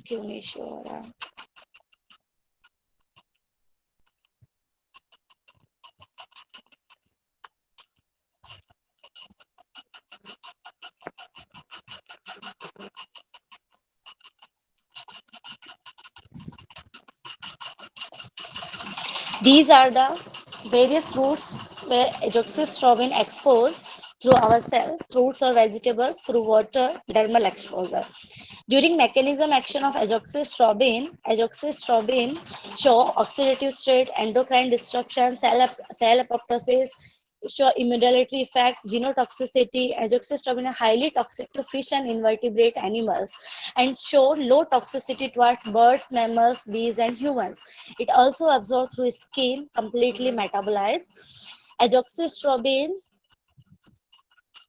show this formula and other test material I am using and doing this experiment on azoxystrobin. These are material methods. My experimental study is divided into 3 parts: low dose, medium dose, and high dose. And sperm, I am taking sperm parameters like sperm viability, sperm count, sperm motility, and morphology of sperms. By squeezing chorda epididymal tissue will be taken in physiological saline and teased gently to release the spermatozoa for testing of these sperm parameters. Showing effect of azoxystrobin on sperm morphology. Some morphological effects are shows A, B, C, D. Four pictures are given here. A show control mice, which is healthy mice, no defect. And in B, in low doses, some mice sperm with headless and tailless. In C, in medium doses, sperm with coil tail, headless, tailless. And in high doses, sperm with globular head, coil tails, tailless, and headless. Data presented here, which is sperm count, motility, and viability. Group includes control, low dose, medium dose, and high dose.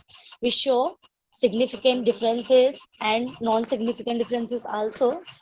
During observation and results, no significant differences was found in sperm count at low doses, whereas sperm count was significantly reduced at high doses as compared to control group. A significant difference was noted in sperm motility in mice treated with low dose and high dose of azoxystrobin, while mice treated with low dose did not reveal any significant changes in sperm motility. Sperm viability was significantly decreased in mice treated with high dose, while at low and medium dose sperm viability showed no significant changes. Administration of azoxystrobin causes alteration in sperm morphology, such as headless and tailless sperm, coil tail, globular head, etc. During discussion, after 1 month of azoxystrobin treatment, effect of azoxystrobin estimated on sperm counting, motility, sperm viability, and morphology of sperm. A significant decrease in total sperm count, the number of motile and viable sperm, and elevation in sperm with abnormal morphology was noted in the current study. These results are given at the previous study, which reported the azoxystrobin exposure led to alteration sperm parameters such as decrease in sperm count. These alterations might be due to increased oxidative stress induced by azoxystrobin or direct toxicity on sperm.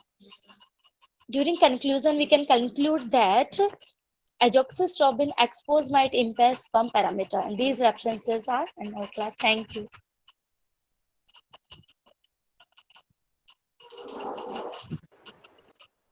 Thank you so much, Dr. Rajpur. It was a wonderful presentation. Thank you, ma'am. Thank you. Yeah, thank you so much. So now I'm calling on Dr. Kunal Meena, Assistant Professor, Government PG College, Mahabharati. Dr. Kunal Meena.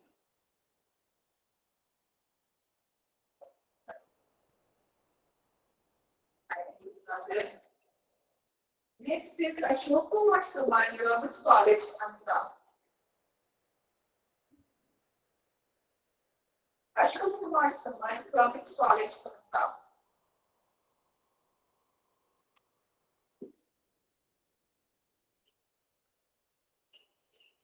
Ankita Kamar, research scholar, Maharashtra Dean to the University. Yes, ma'am. Yeah, Yes, ma'am. Yes, please welcome. Yes, thank you, ma'am.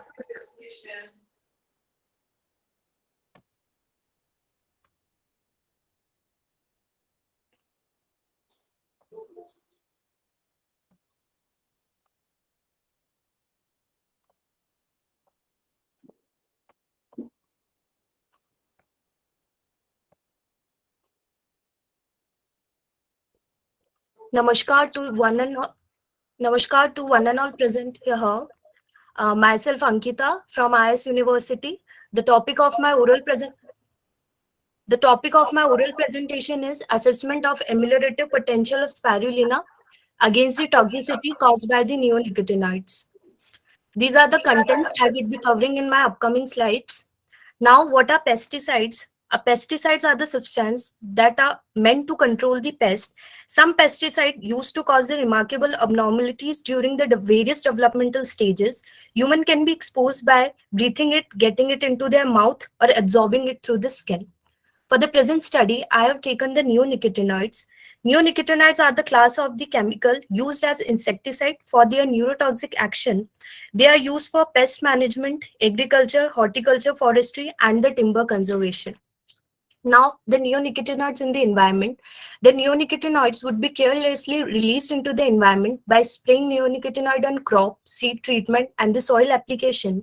When the neonicotinoid chemicals are spread, they are present in the plant's pollen, nectar, and gustation fluids.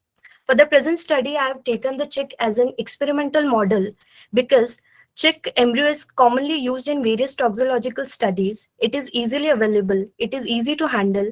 and it is an ideal model for toxicological studies because of its sensitivity and the rapid response to the environment and toxicants, and the eggs are easily available and they grow rapidly.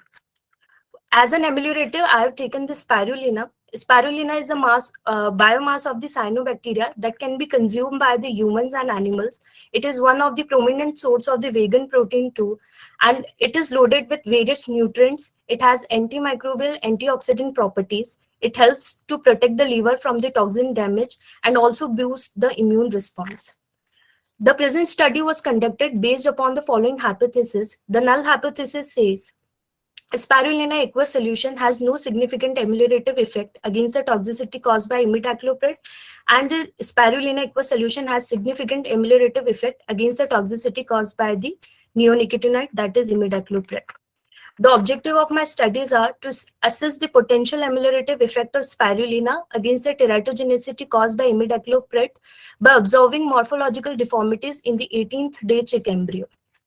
Now, the eggs were given dose through injection methods in the following groups. The group 1 was untreated, group 2 was tab water, group 3 was given imidacloprid, group 4 was given aqueous solution of spirulina, group 5 was given aqueous solution of imidacloprid plus aqueous solution of spirulina. Then we did this study of the skeletal deformities. Now this is the experimental design. Eggs were given dose on day, and the 10th day old eggs were divided into the 3 groups. Group 1 was given only imidacloprid. Group 2 was given imidacloprid plus spirulina, and the subsequent doses of spirulina was repeated at 10th, 13th, and the 16th day. Group 3 was given only aqueous spirulina. Now, there was 4 groups. In each group, we placed the 10 eggs. The group 1 was injected with 10 microliter tab water. Group 2 was injected with 10 microliter imidacloprid. Group 3 was injected with the 20 microliter spirulina, and group 4 was injected with 10 microliter neonicotinoid plus spirulina on the 10th day of treatment. Then the eggs were break and open at the 18th day. Now, the spirulina was procured from the market of Saptamevada brand, and spirulina aqueous solution of spirulina was prepared. The final dose were decided after performing the screening test at different concentrations. Now, these are the results. These are the results of untreated egg. There was normal development of embryo was observed. The body weight was 10.5 gram, body length was 7.6, body beak length was 0.5, and the neck length was 0.6 centimeter. Now, these are the observation of the control, that is the tab water. Again, there was normal development of eggs. There was normal eyes, normal forelimbs, and normal hind limbs. The average body weight of control embryos were 13.0 gram. Average body length was 8.5 centimeter. Average beak length was 0.57 centimeter, and average neck length was 0.8 centimeter. Now, these are the observation of the imidacloprid treated eggs.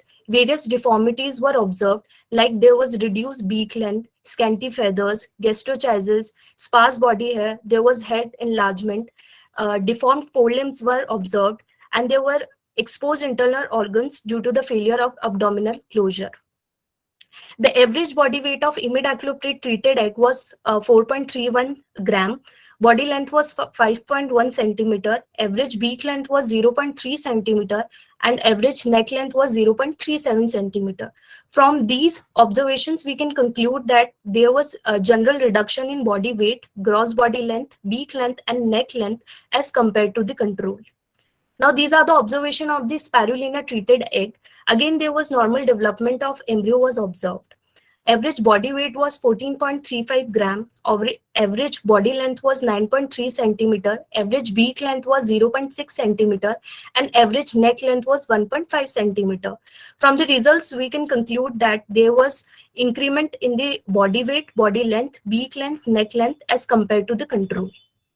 These are the observation of the imidacloprid plus spirulina treated egg. However, in some of the embryos, there was some deformities were observed, like failure of retraction of yolk sac and the scanty feathers.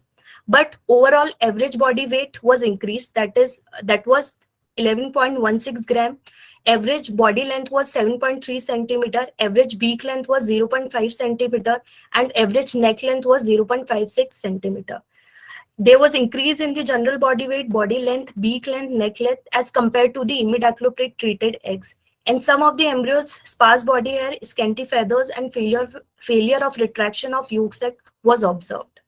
Now, this is the comparative studies of all the samples. Higher body weight, body length, beak length, and neck length was observed in the spirulina, followed by the control eggs, then followed by the spirulina plus imidacloprid treated eggs, then imidacloprid treated eggs.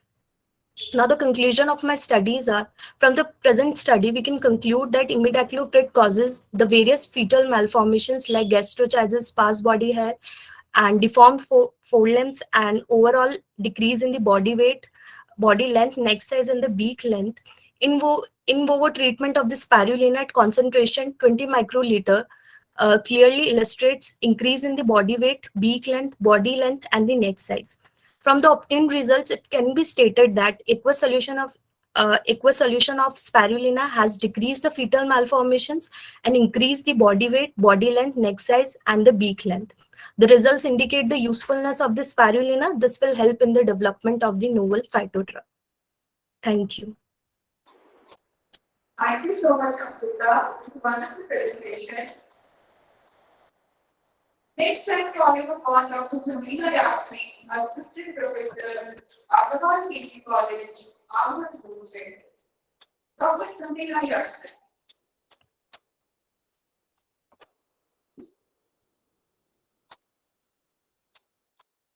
I think she's not here. Next is Dr. Manju Navriya, Associate Professor, SPNPS Government PG College, Dhaka. Dr. Manju Navriya.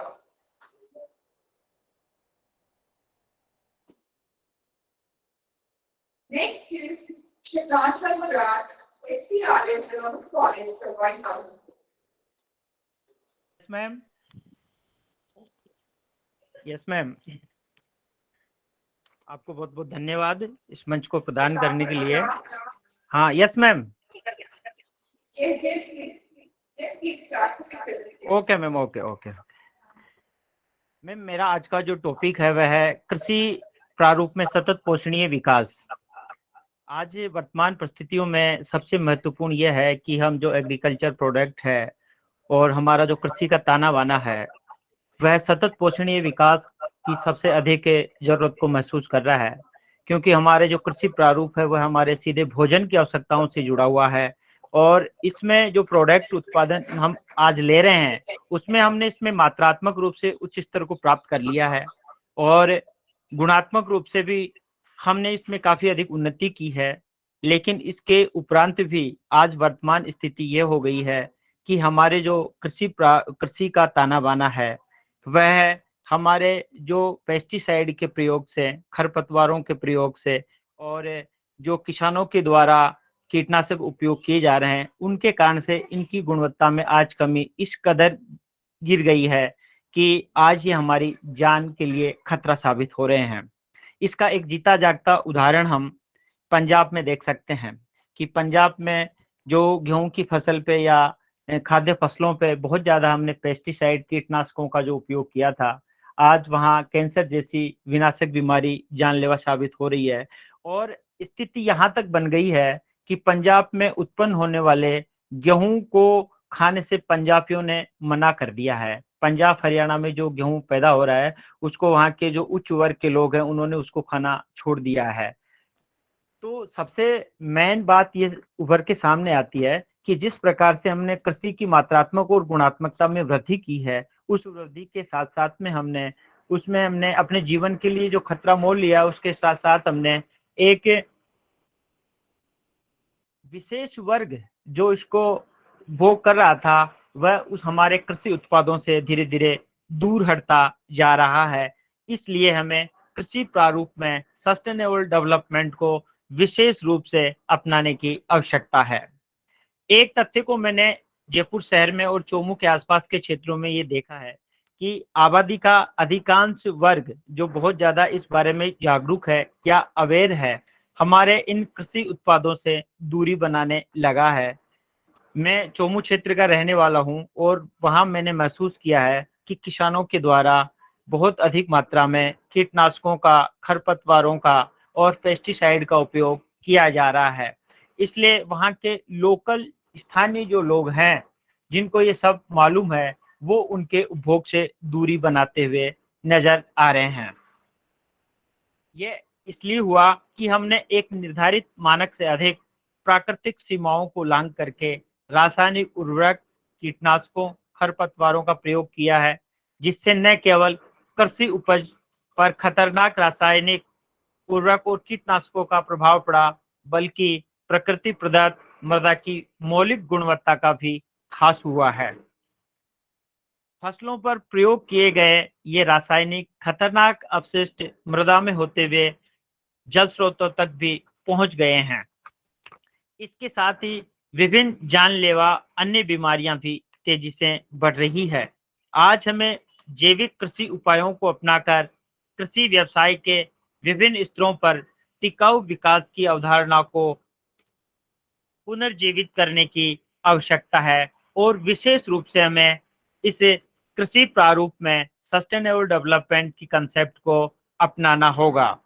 इससे किसानों के जो उत्पाद हैं वे अपनी अधिक गुणवत्ता को प्राप्त करेंगे तथा जो उत्पाद हमारे समाज का एक विशेष वर्ग इनके खतरनाक होने से स्वास्थ्य की दृष्टि से जो ये लाभप्रद न होने की स्थिति से इनको उपयोग नहीं कर रहा है, वो भी इनको उपयोग करेंगे। हमारे यहाँ के कृषि उत्पाद विश्व स्तर पर या बाहर से बाहर भी अगर कहीं भेजे जाते हैं तो कई बार समाचार पत्रों में इस प्रकार के लेख आते हैं कि इनकी गुणवत्ता को लेकर सवाल उठाए जाते हैं। इनकी ये गुणवत्ता पर उठने वाले सवाल हमारे कृषि ताने बाने के लिए बड़े गलत संकेत साबित हो रहे हैं। इससे एक और किसानों के उत्पादित माल को अंतर्राष्ट्रीय और राष्ट्रीय बाजार में जगह मिलना कम हो जाएगी और दूसरी ओर हमारे ही बहुत सारे जो उत्पाद हैं जिनका हम इनकी गुणवत्तात्मकता के कारण से उपयोग नहीं कर पा रहे हैं, इस प्रकार की गंभीर समस्या हमारे सामने उत्पन्न होगी।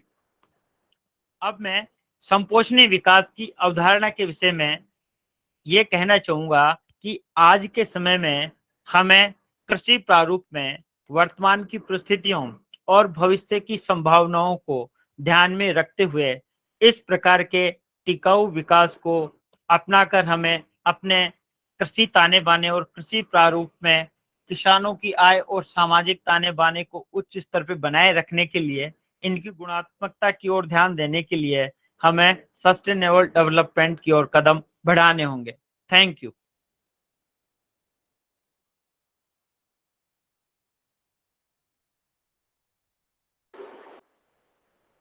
बहुत बहुत शुक्रिया आपका, आपने अपना प्रेजेंटेशन दिया। Okay, thank you.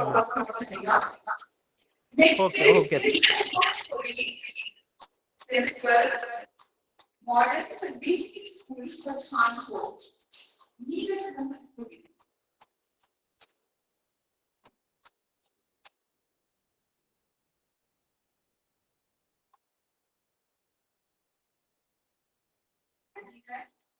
next is Raj research scholar, Harvard University, Ajmer.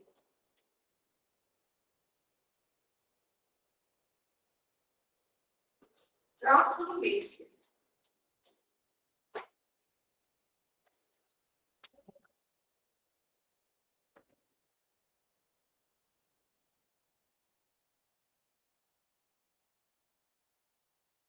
next है आस्था Arora, Faculty of Science, Jai Narayan Vyas University, Jodhpur, Rajasthan. Aastha Arora.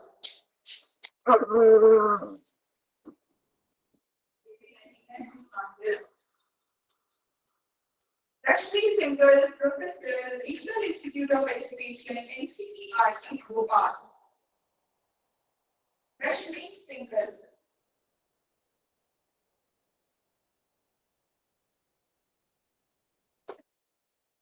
Not present. Next is Seema Vijay, Assistant Professor, Dr. Bhimrao Ambedkar, Navi PG College in Noida, Chhattisgarh. Seema Vijay.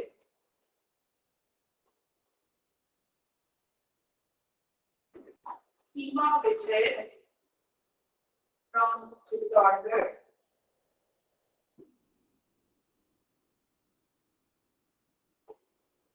Next is Javendra Kumar Sharma, Assistant Professor, SPNK's Government PG College, Rosa.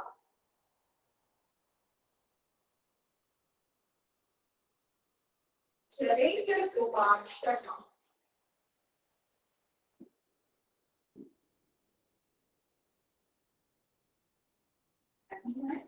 Dr. Radhika Bharti, Assistant Professor, Government Kamlapati Girls College, Linka Thana, Sikar, Rajasthan. Dr. Kavita Bharti.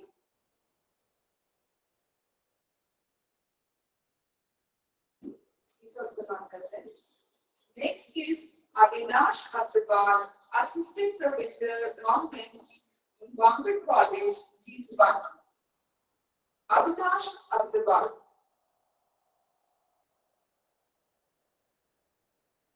He is not present. Next is Arvind Kumar Meena, Assistant Professor, Government College, John Alfred, Rajasthan. Arvind Kumar Meena.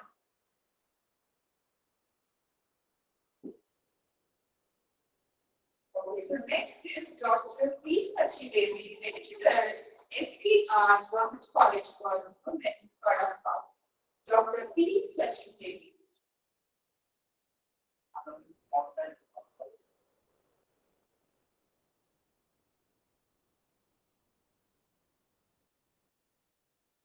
So next is Dr. Sitaram Chaudhary, Assistant Professor, Government College, Gudu, Jaipur. Dr. Sitaram Chaudhary.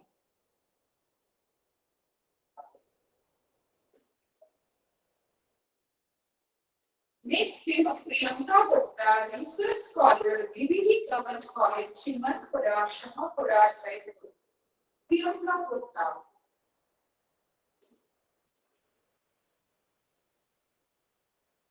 Next is Vijay Lakshmi Hara, Research Scholar, IGP Government Girls College, Noida. Yes, ma'am. Yes, ma'am. Yeah, Yes, ma'am. welcome. I am presenting my paper. Welcome. Yes, ma'am.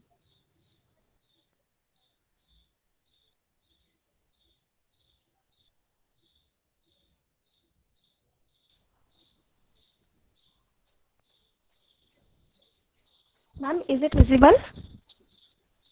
Yes, we can see your presentation. Please start. Yes, ma'am. Yes, ma'am. Good afternoon, everyone. Myself, Vijay Lakshmi Hara, Research Scholar Botany, University of Kota. I am presenting my paper on flowering phenology, an important aspect of plant biology.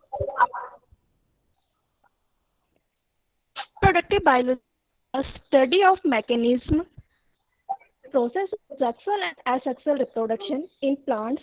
It may include the study of flowering morphology, flowering phenology, pollination mechanism, pollen germination and viability, plant breeding techniques, genetic variation, and propagule dispersal between and within the population. The detailed knowledge on plant reproductive biology is important for their conservation and sustainable utilization of plant species. Flowering phenology. The term phenology first used by Charles Francois Antony Morin, the professor of botany in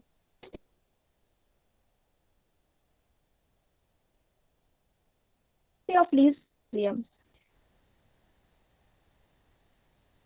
or physical events in flowers with regard to their and up and also climate factor.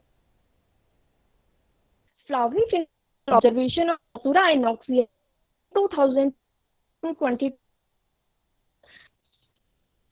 is an herb and it blooms year, April and September. Flowering phenological data have been observed in peak flowering time by field observation as well as laboratory methods. Table of mentioned data show the effect of meteorological conditions like temperature, humidity, fall, flowering pattern. flowering pattern, time of anthesis, anther day scans, and flower longevity. Pollination biology. Study of biology deals with pollen production, pollination and viability, pollen-pesticide interaction, and pollen biology. Different types of floral visitors and their foraging behavior also studied in pollination biology. Datura inoxia is a night-blooming plant and it emits a fall odor, so only few insect visits on this flower. These are Manduca sexta and Apis indica. Primary pollinator. Manduca sexta is the primary Datura inoxia. It is a member of Lepidoptera, a large group of pollinators. Manduca sexta and Datura inoxia shows a mutualistic relationship where Manduca sexta plays an important role in pollination, and adult moths feed nectar and deposit eggs on same plant. Larvae are herbivorous. They feed upon the tissues of their natal host plant. 10 cm long proboscis of Manduca sexta is the best example of adaptation for sucking the nectar. Secondary pollinators. Apis indica belong to order Hymenoptera. These are the secondary group of pollinators in Datura inoxia. They visit flower at early morning 6 a.m. to 7 a.m. for nectar as well as pollen transfer. Pollen production. Pollens are the mass of microspores in seed plants appearing usually as a fine dust. Tables show the number of pollen grains produced by per anther per flower. Ovules is the organ that forms the seed of flowering plant. Above mentioned data present the number of ovules per flower and pollen-ovule ratio in studied plant. Significance of the work. Plant reproductive biology plays an important role in biodiversity to save threatened, rare, and endangered plant species in biota. Plant reproductive biology is important for develop new varieties which are high yielding and more vigorous to their wild species. Flowering phenological data is important because our food supply depends on the timing of phenological events. Pollination and breeding system regulate the genetic structure, reproductive success, and species diversity in pollination. Thank you, ma'am.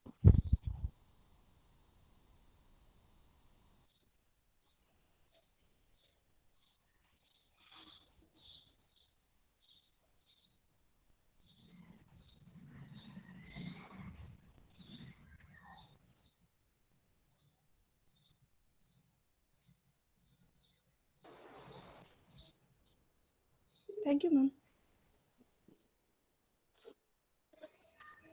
Thank you so much, Mr. Lakshmi. Next is Anil Kumar Sharma, Assistant Professor, MPS Government Teaching College, Kolkata. Anil Kumar Sharma, Assistant Professor, MPS Government Teaching College, Kolkata. Next is Sarojini Bali, Research Scholar, Pakistan Open University, Vyas Bihar, Odisha, India. Very good evening. A very good evening, one and all. Am I audible, ma'am? Yes. Thank you so much, ma'am. Let me.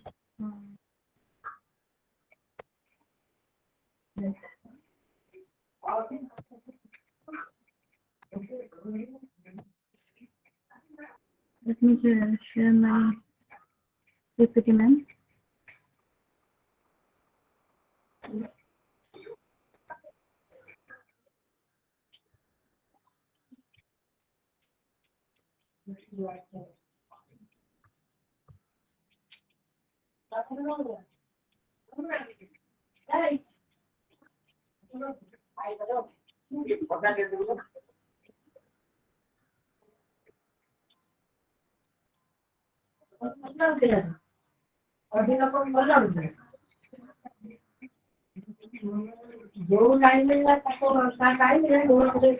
Extremely sorry, ma'am. I'm having a technical issue. Some sorts of technical issue. Let me.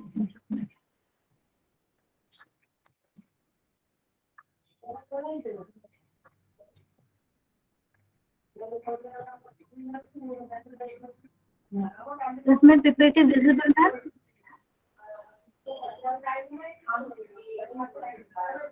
Ma'am, is my PPT is visible? Hello? Yes, ma'am. Ma'am, is my PPT is visible? No, it's not visible. Okay, ma'am. You can go for your own presentation. No problem. Okay, ma'am. Okay, ma'am. Okay, ma'am. Thank you so much. My name is Sarojini Malik, PhD research scholar in Economics, Department of Social Science, Fakir Mohan University, Rasavihan, Nyopadi, Paleshwar, Odisha. The name of my topic is the impact of climate change on agriculture sector, special reference to pulses production in India. Am I audible, ma'am? Yes, ma'am, you are audible clearly. Thank you so much.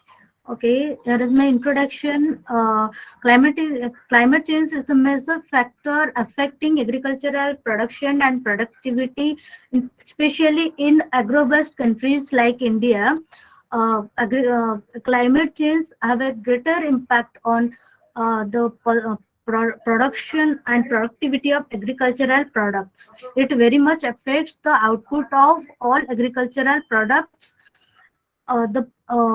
especially the pulses production, which needs a moderate climate condition. But in India, the climate variables like rainfall and temperature, maximum and minimum temperature affects the pulses production in its every stage, like the sowing period, like the flowering period, to final harvesting period.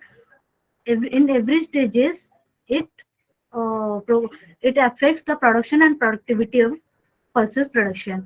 My objectives are to examine the growth of pulses production with the changing scenario of climate. The second objective is to evaluate the rainfall rate and temperature and its impact on pulses production from available secondary data. And the third objective of mine is to study the required climate condition for pulses cultivation. The methodology, the present study is based on secondary data. It is basically a descriptive analysis study where I have collected many official data. I have assessed through the departmental data from the Directorate of Economic and Statistics, Department of Agriculture, Cooperation and Farmers Welfare, and India Meteorological Department. I have collected various data from these departments and represented it to show the impact of climate change on production and productivity of pulses production. These are various literature reviews. I have reviewed all these literatures. Okay.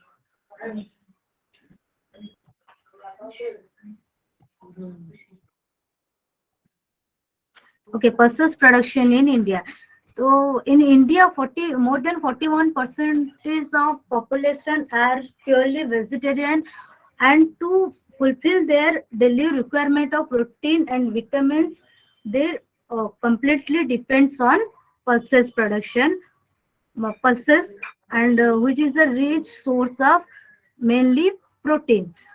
Various types of pulses are produced in India are lentil, Bengal gram, black gram, yellow pigeon pear, green gram, chickpeas, horse gram, black chickpea, white root dal, green pigeon pear.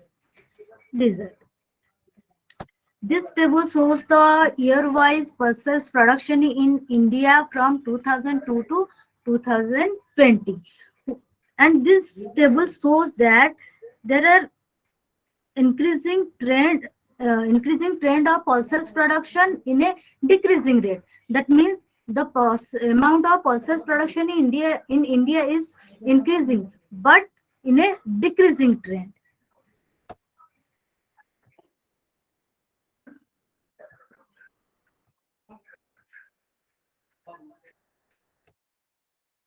And this table shows the volume of pulses import to India in 2020 by leading countries.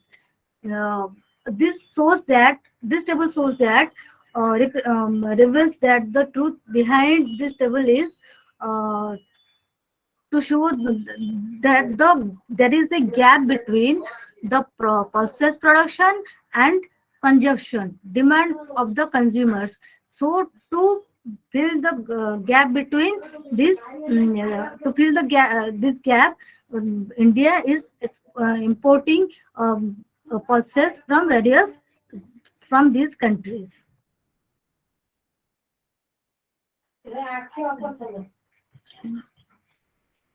This table shows the per capita availability of pulses in India from 1951 to 2013.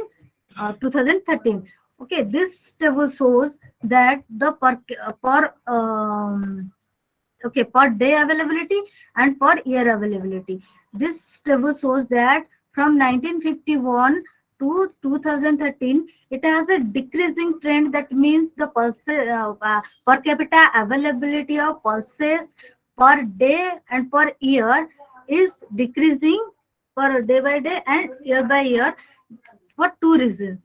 The two reasons are low production, and another problem is high population growth.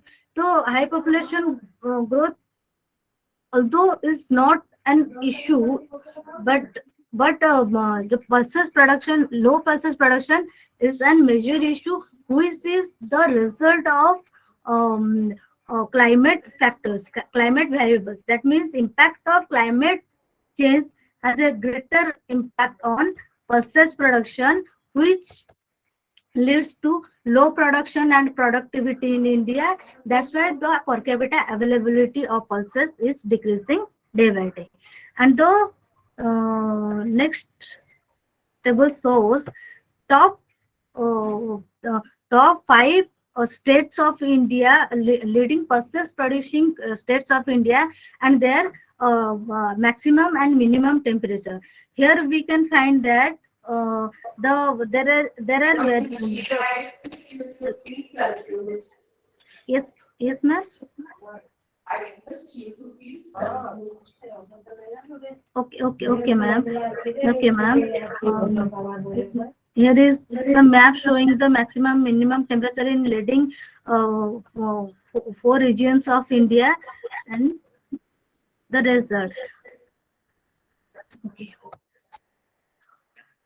The result shows that in pulses there is a greater impact on pulses production and there is a greater impact of climate change on pulses production and productivity in India.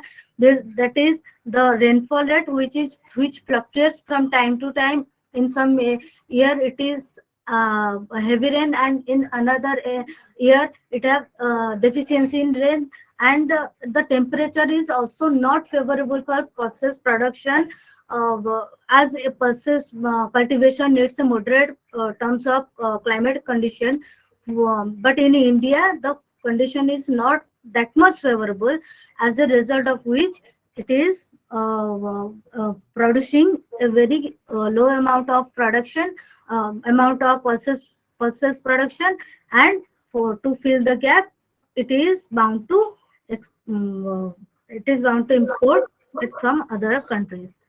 Okay, these are my references. Thank you so much. Thank you so much, ma'am. So now next in the list is Dr. Geetanjali Kaushal, Assistant Professor. Thanks so much for your views. Yes, ma'am. Yes, ma'am. Dr. Geetanjali Kaushal. Yes, ma'am. Ma'am, may I share? Next is Ramakrishna Yadav. Yes. Ma'am, allow me to share. Welcome. Yes. Yeah, A Very good afternoon to all of you. Ma'am, my slide is visible. No.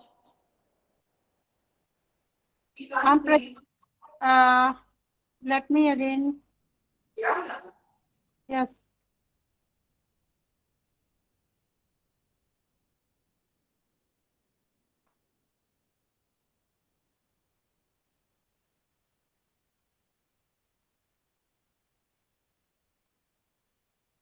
Is it visible now?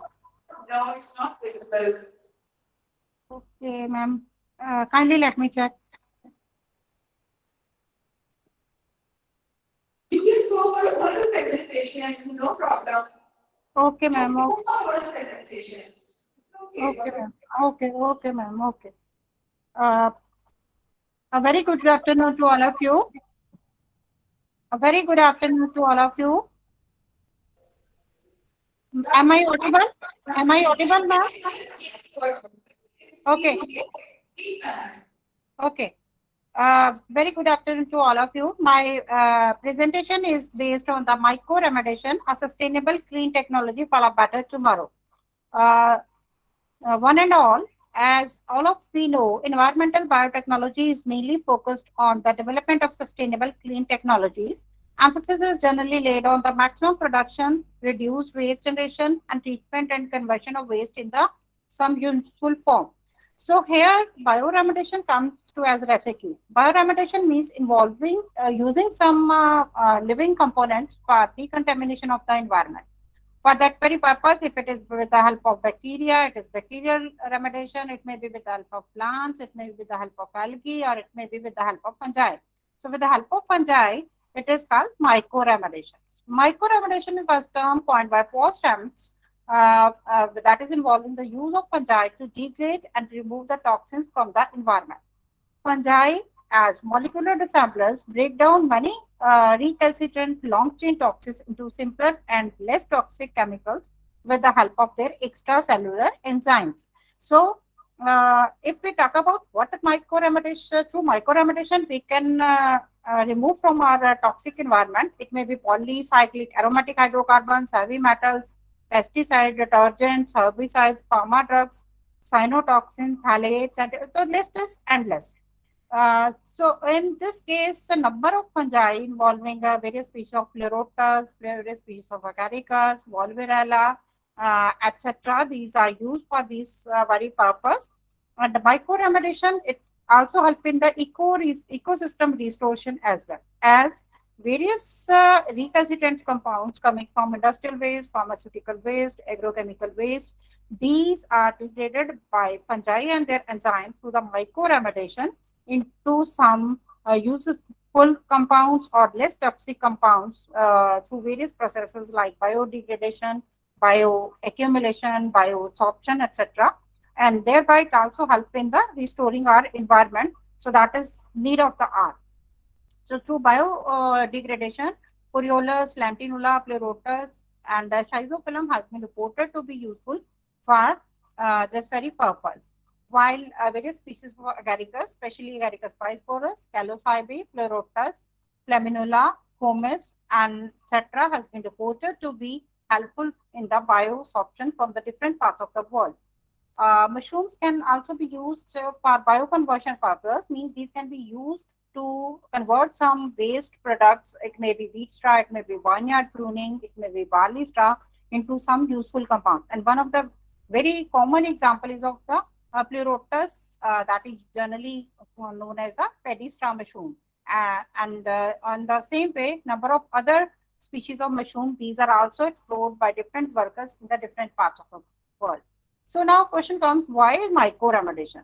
So being economical and helping in restoration of the soil health and divide of harmful chemicals, utilization of non-invasive species, and being eco-friendly and sustainable approach, it comes as one of the best options for this very purpose. Pestalopsis microspora, as recently some of us have heard of, that is generally known as plastic eating mushroom. Excuse me. So earlier, George Collin in a stand-up committee act, he has One said, Earth does not share a prejudice toward the plastic. Plastic comes out of the Earth. Earth probably sees the plastic as just another one of the children. Could be only reason on the Earth allowed to be as formed from the various first place. So it wanted plastic for itself. So though it was just in the part of the comedy yet, but it has come into the reality as well. Sorry. So my mushrooms can be used for decontamination of the soil, for the water, for the again getting rid of the petroleum. As from the data available, approximately 46% of the petroleum which is coming from the natural seeds, while 37 is from the consumption that has been degraded with the help of mushrooms. And one project, that is Ocean Blue project, that was with the help of NASA and AIMS along with the California scientist Ken Collins.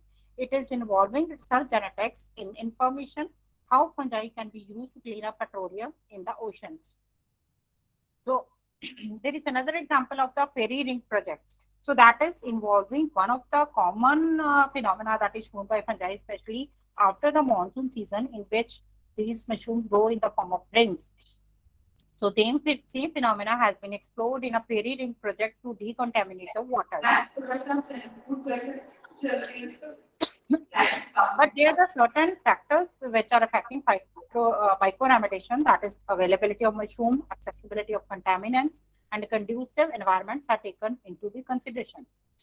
At the same time, certain limitations such as change in the climatic conditions, natural disaster, high concentration of the toxins, and invasive species, predators such as slugs, squirrels, deer, etc. These may also pose a threat. So that's why generally it is recommended to go for some sort of the trial basis on a small plot.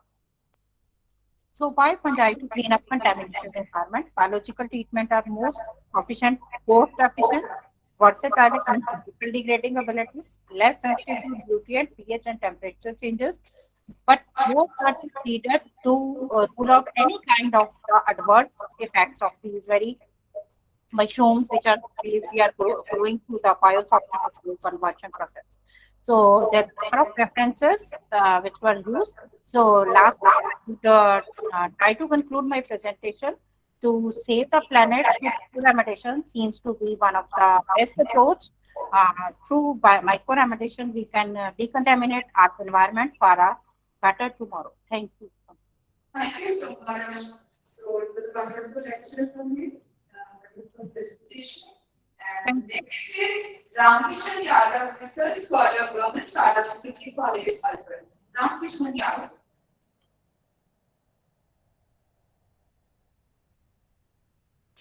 Next is Dr. Ghanshyam Bhairava, Associate Professor, Dr. Bhutla Ambedkar, Rashtriya Mahavidyalaya, Ganganagar. Dr. Ghanshyam Bhairava.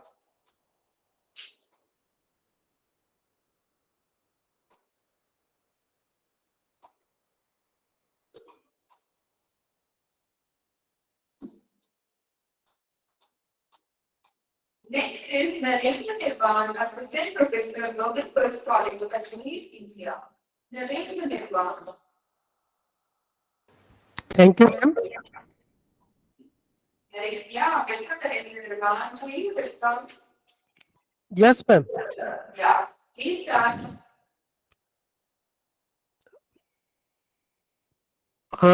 First of all,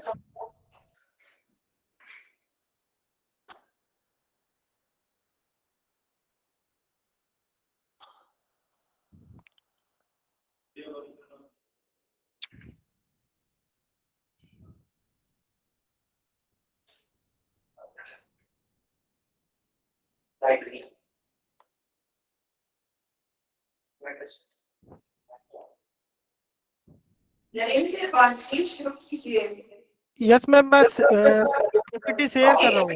okay बिल्कुल share कीजिए या हम देख पा रहे हैं slides हम देख पा रहे हैं आप शुरू कर सकते हैं. First of all, good afternoon to all. I am thank to all organization team and chairing of the session. I am Dr. Narendra Nirvan, from SPC Government College, Ajmer. My title of presenting is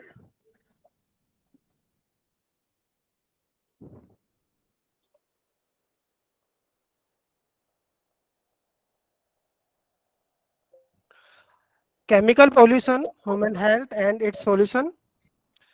We are surrounded by different type of chemicals that are used to us. The chemical technology are essential for modern society and provide many desired benefit. The chemical may be released during the life cycle of this chemical technology and cause adverse effect on human health and environment. The industries is recognized as one of the most powerful source of these chemical, and that reduce the pollution of environment. Some of chemical that are used in large scale that are sulfuric acid that is produced in large scale and used in industries and domestic level. Second most important and more used the nitrates containing fertilizer like potassium, sodium, ammonium salt of nitric acid that are used in agricultures. Some another is inorganic toxics like heavy metals such as lead, mercury, and arsenic that are used in batteries, car or two-wheelers and four-wheeler batteries. One other chemicals is organic toxics like benzene, toluene, and chloroform that are also used in larger scale in industries. Some of another chemicals like agrochemicals that are very dangerous like DDT, PCB, dioxin, acetylene. These chemicals affect on human body in different ways. I consider some most important ways that are oxidative stress, cell death, organic damage occur, genetic alteration and mutations, epigenetic alteration, mitochondrial dysfunction, androchoric disorganization, intercellular communication that are reduced intercellular communication, and effect on the nerve system. The resulting is that we facing the various type of disease like low immunity, harmonic imbalance, respiratory disease, neurotransmission disease, alter liver function, dark the skin, asthma, headache, allergy, upper respiratory infections, nose, throat, and eye irrigation.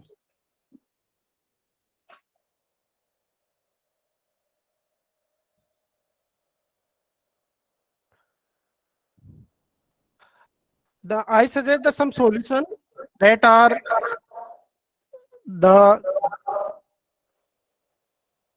we have reduced this pollution by reduce the use of the polluting product, and second is treatment of wastage, discharge, and disposal of the pollutant that are produced by the industries or domestic level. Thank you, ma'am. Thank you so much, Narendra Banji. आपको बहुत-बहुत धन्यवाद. Next है Dr. Gayatri, Assistant Professor, SPC Government College, Ajmer. Dr. Gayatri.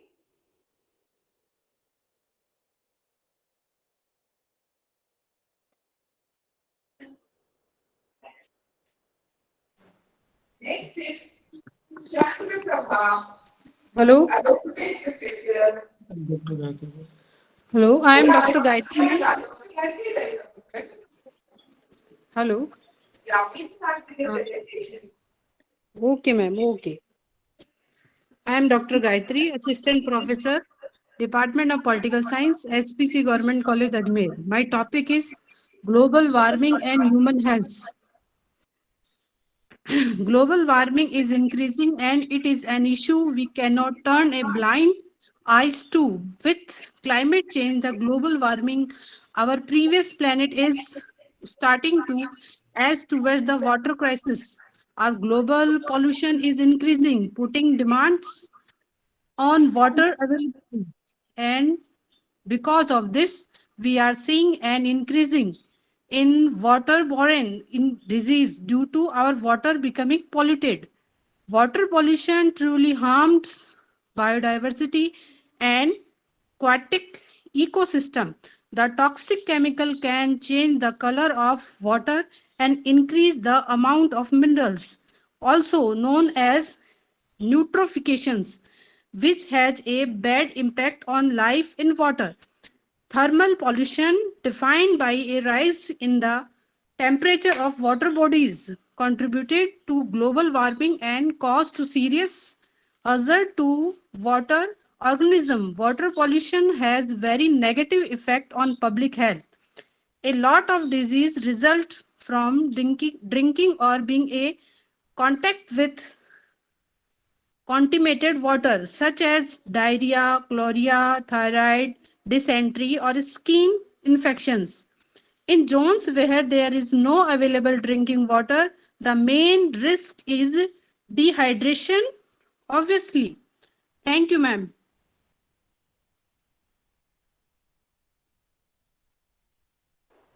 Thank you so much, Dr. Gayatri. Okay, ma'am. Thank you. Yeah, thanks, Vasanthi. Next is Chandra, Assistant Professor, Government College, Deepak Khana speaker.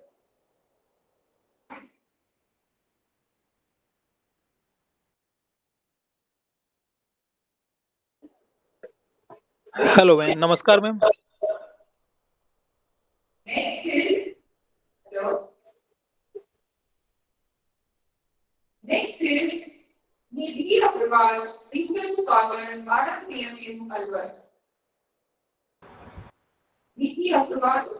Yes, ma'am. Yeah, please start with your presentation. Good afternoon, ma'am, sir.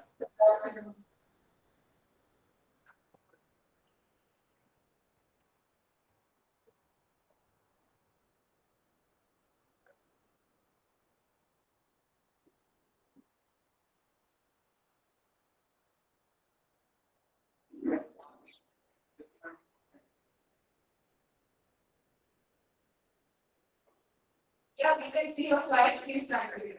Yes, ma'am. Thank you.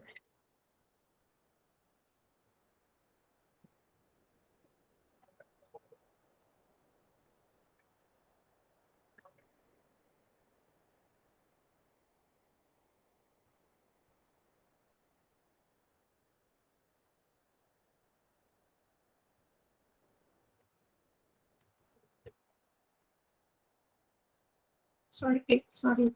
Welcome.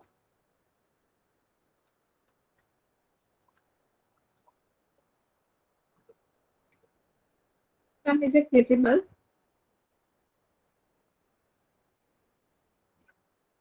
Yes ma'am, yes, visible.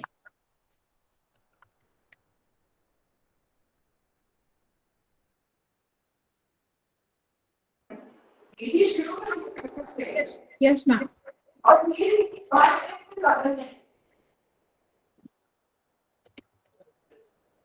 Good afternoon to everyone. This is Nidhi Agrawal, Research Scholar from Arabian University. My topic for presentation is Novel 134 Oxidizole Derivatives Design, Characterization, and Biological Evaluation. These are the contents of my research paper. Here is the abstract. In this, I have included the background, in which I have included what are heterocyclic compounds, and among these heterocyclic compounds, I have used oxidizole. So we'll discuss what are oxidiazoles. This is a method which I have used in my research paper for the synthesis of oxidizole and final results. Introduction. First of all, what are heterocyclic compounds? Heterocyclic compounds are compounds in which other heteroatoms are present other than carbon, like nitrogen, oxygen, sulfur. And we know most 69% of drugs contain heterocyclic nucleus, like streptomycin, synconine, quinine, risperidone, raltegravir, in which 1,3,4-oxadiazole is present. What is oxadiazole? In oxadiazole, it is 5-membered ring, contains 2 nitrogen, 2 carbon, 1 oxygen, double bonds. These are 4 types on the basis of position of nitrogen and oxygen, like 1,2,3, 1,2,4-oxadiazole, 1,2,5, 1,3,4. Among these 4, I have used 1,3,4-oxadiazole for my research work because it contains high antibiotic properties. Like we know, there are already so many drugs are present for antibacterial, antifungal properties. Then why we are preparing new drugs? Because resistance. These bacteria can resist themselves for the pre-existing drugs. So we used to find new drugs to kill these bacteria, fungus, amoeba, virus. Like we know coronavirus, it has many variants which can replicate, which can resist for the previous drugs. Just like this, we used to prepare new antibiotics, antimicrobial drugs. So for this, I have used methodology in 3 phases. First, I have synthesized, then spectroscopic identification of synthesized compound by IR, NMR, mass spectroscopy, then biological evaluation by using disk diffusion technique. This is the synthetic scheme for unsubstituted 1,3,4-oxadiazole derivatives which I have used. I will start it with acid, which was 4-nitrobenzoic acid. Then these are the steps. In first step, I have prepared ethyl 4-nitrobenzoate, like it is ester, which was prepared by acid and ethanol with sulfuric acid. In second step, I have prepared benzohydrazide by I have already prepared benzoate with hydrogen hydrate. In third step, I have prepared carbothiamide, for which I have used substituted phenyl isothiocyanates, which I prepared by using amines, different substituted amines. And in last fourth step, I have prepared 1,3,4-oxadiazole derivatives by using iodine in 10% potassium iodide in alkaline medium. These 5 compounds I have prepared by this is a characterization, and these are the structure. First, then biological evaluation. For this, I have used disk diffusion technique. For this, we have used 2 bacteria and 2 fungal species. For 2 bacteria, we have used 1 gram positive and gram negative. Gram positive that I have used S. aureus and gram negative E. coli. And for antifungal activity, we have used Aspergillus niger and Candida albicans. And for reference drug, we have used ofloxacin and fluconazole. These are the findings we have prepared by antifungal and antibacterial evaluation. Among these, you can see 5D compound in which chlorine substituent is present have shown maximum antifungal and antibacterial properties. These are the comparative study for antibacterial activity of synthesized compound, and it is the antifungal activity. So result and discussion, we can say from the results 5A and 5D in which no substituents are present on amine and chloro substituents are present at 4th position on amine. When added with 1,3,4-oxadiazole, they can show high significant antibacterial and antifungal properties, which could be due to the electron donor effect of chlorine group. So it can be used for further preparation of new drugs in future in pharmaceutical industries. So these are the result and discussion. These are the references. Thank you. Yeah, thank you so much, Preeti. Thank you so much. And next is Susu, research scholar on a PhD urban.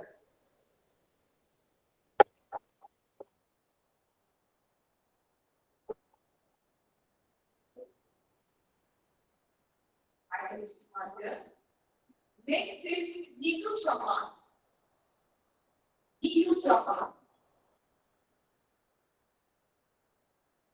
Yes, ma'am. Yes, Neelu Chauhan. Please start with your presentation. Thank you, ma'am. Good afternoon, everyone. मैं नीलू चौहान, सहायक आचार्य, भूगोल विभाग, राजकीय कन्या महाविद्यालय अजमेर। मेरी शोध पत्र का विषय है जैव विविधता पर जलवायु परिवर्तन का प्रभाव। जैसा कि सभी को विदित है, जैव विविधता से आशय पादप एवं जीवों की विविधता से है, जिसमें पृथ्वी पर पाए जाने वाले सूक्ष्म जीवों से लेकर समस्त जीव जगत शामिल है। भौगोलिक पर्यावरण की विविधता जैव विविधता का प्रमुख कारण है। पृथ्वी पर उष्ण, शीतोष्ण एवं शीत कटिबंध में जलवायु विभिन्नता के कारण वहां पाई जाने वाली वनस्पति व जीवों में भी विविधता पाई जाती है। प्रकृति में व्याप्त जैव विविधता पारिस्थितिकी तंत्र के अनुसार विकसित व विस्तारित होती रहती है, किंतु वर्तमान में जलवायु परिवर्तन के कारण पारिस्थितिकी तंत्र में व्यवधान उत्पन्न होने से हजारों जैव प्रजातियां विलुप्त होने की कगार पर हैं। हरित गृह प्रभाव से पृथ्वी के तापमान में निरंतर वृद्धि हो रही है, जिससे जलवायु परिवर्तन होने के कारण विभिन्न जैव प्रजातियां नवीन पर्यावरणीय परिस्थितियों के साथ सामंजस्य स्थापित नहीं कर पाने के कारण विलुप्त होती जा रही है। एक अनुमान के अनुसार पृथ्वी पर प्रतिवर्ष 10,000 से 20,000 जैव प्रजातियां विलुप्त हो रही है, जो कि संपूर्ण विश्व के लिए चिंता का विषय है। जैव विविधता तप्त स्थल अर्थात हॉट स्पॉट ऐसे संवेदनशील क्षेत्र है जहां अनेक प्रजातियां विलुप्त हो चुकी है और अधिकांश विलुप्त होने की कगार पर है। जलवायु परिवर्तन से जैव विविधता पर निम्नलिखित प्रभाव होंगे। फर्स्ट इज जलवायु परिवर्तन के कारण भूमंडलीय तापमान में वृद्धि होने से वनों में आग लगने की घटनाओं में वृद्धि होगी, जिसके कारण जैव विविधता क्षय की दर में वृद्धि होने से पारिस्थितिकी तंत्र असंतुलित होगा। जैसा कि आप सभी को विदित है, ऑस्ट्रेलिया के जंगलों में 30 दिसंबर 2019 को लगी भीषण आग में 48 करोड़ से अधिक पशुओं, पक्षियों और सरीसृप की मौत हुई। हफिंगटन पोस्ट के अनुसार संघीय पर्यावरण मंत्री सुजन ले ने कहा कि एक अनुमान के अनुसार न्यू साउथ वेल्स की 30% तक की जातियां खत्म हो गई है। सेकंड, समुद्र के जल स्तर में वृद्धि होने से मैंग्रोव पारितंत्र नष्ट हो जाएंगे।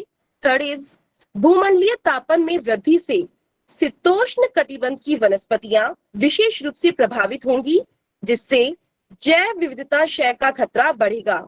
अतः जैव विविधता संरक्षण पर ध्यान देना आवश्यक है। इस हेतु हमें अधिकाधिक वृक्षारोपण करना होगा। तापमान वृद्धि पर नियंत्रण हेतु कार्बन उत्सर्जन पर नियंत्रण करना, जीवों के प्राकृतिक आवासों के विनाश पर रोक लगाना, राष्ट्रीय उद्यानों एवं प्राकृतिक अभयारण्यों के विकास पर बल देना होगा।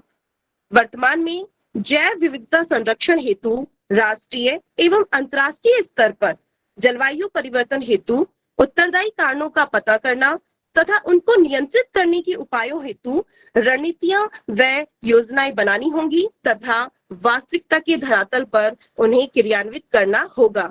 Thank you so much.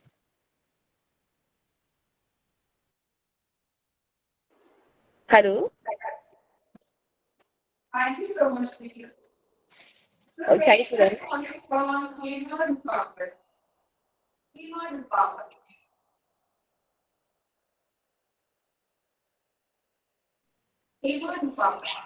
Yes ma'am. सभी को नमस्कार। मैं हेमा रूपावत, सहायक आचार्य गृह विज्ञान, राजकीय कन्या महाविद्यालय अजमेर से। मैं बहुत आभारी हूँ ऑर्गेनाइजिंग कमेटी की, जिन्होंने मुझे अपने विचार मेरे इस विषय पर जैव विविधता और हमारा पर्यावरण पर रखने का मौका दिया। वर्तमान में जलवायु परिवर्तन एक वैश्विक मुद्दा बन गया है। यदि ग्लोबल वार्मिंग की वर्तमान दर इसी तरह जारी रहती है तो लगभग 2030 सन तक वैश्विक तापमान औद्योगिक क्रांति से पहले की तुलना में 1.5 डिग्री सेल्सियस या 2.7 डिग्री फ़ारेनहाइट से अधिक भी बढ़ सकता है। जैव विविधता पर जलवायु परिवर्तन का एक प्रमुख प्रभाव आग, तूफान या सूखे की अवधि, तीव्रता और आवृत्ति में वृद्धि को भी इंगित करता है। बढ़ते तापमान जैव विविधता को तो प्रभावित कर ही रहा है, इसके साथ बारिश के बदलते पैटर्न, चरम मौसम की घटनाएं और समुद्र का अम्लीकरण उन प्रजातियों पर भी दबाव डाल रहे हैं जो अन्य मानवीय गतिविधियों से खतरे में है। बढ़ते वैश्विक तापमान में पारिस्थितिकी तंत्र को लंबे समय तक बदलने की क्षमता है। जैव विविधता चरण के परिणाम स्वरूप पारिस्थितिकी असंतुलन का खतरा और भी बढ़ सकता है। इसका प्रमुख प्रभाव आने वाले समय में और अभी भी हमें देखने को मिल रहा है, मानव स्वास्थ्य पर भी ये प्रभाव डाल रहा है।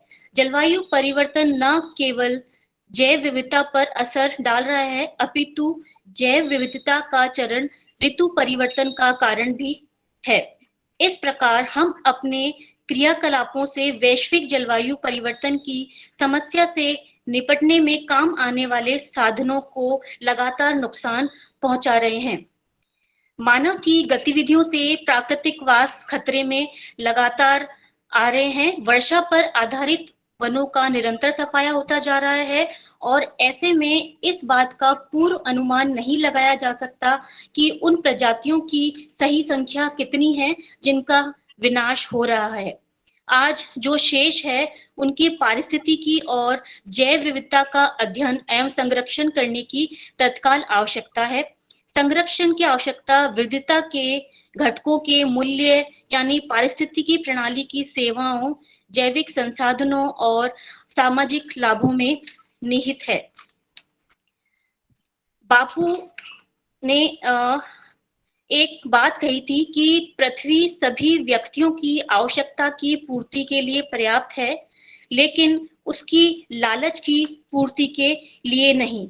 अतः सामान्य जन की सहभागिता के साथ योजनाओं को आगे बढ़ाया जाना चाहिए। आधुनिक विकास से उपज रहे विनाश को रोकने के लिए पर्यावरण के प्रति संवेदनशील होने की बहुत ही आवश्यकता है, जरूरत है। इसके लिए सरकार, संस्था, समाज एवं व्यक्तियों को अपने स्तर पर ईमानदारी पूर्वक प्रयास करने की बहुत ही आवश्यकता है। धन्यवाद।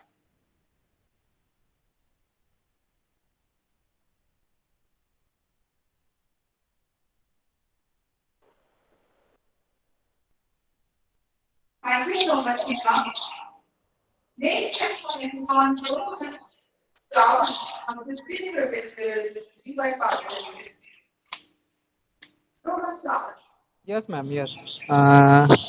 Good afternoon, all. Now I am sharing the screen.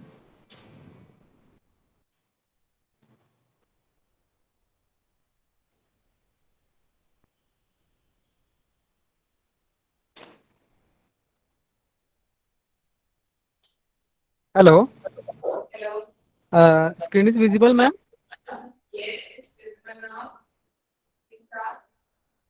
Hello. Is this visible? Yes, it's visible. Okay, ma'am. Thank you. Myself, Rohan Sawant, Assistant Professor, DY Patil Pimpri. Presentation on effect of air pollution on human health and control measures of air pollution, a bibliometric analysis. Bibliometric analysis means it is the statistical evaluation of published scientific articles, books, and chapters. We will analyze it using the Watchviewer software. These are the abstract like dust particle, fume, smokes, odor pollutions in atmosphere present, and human animals. These are referred to the air pollution. In introduction part, air pollution is a become major issue in recent decades with the sustainable toxical consequences for human health and environment. The sources of air pollution like natural sources and human-made sources. In the type of air pollution, indoor air pollution and outdoor air pollution.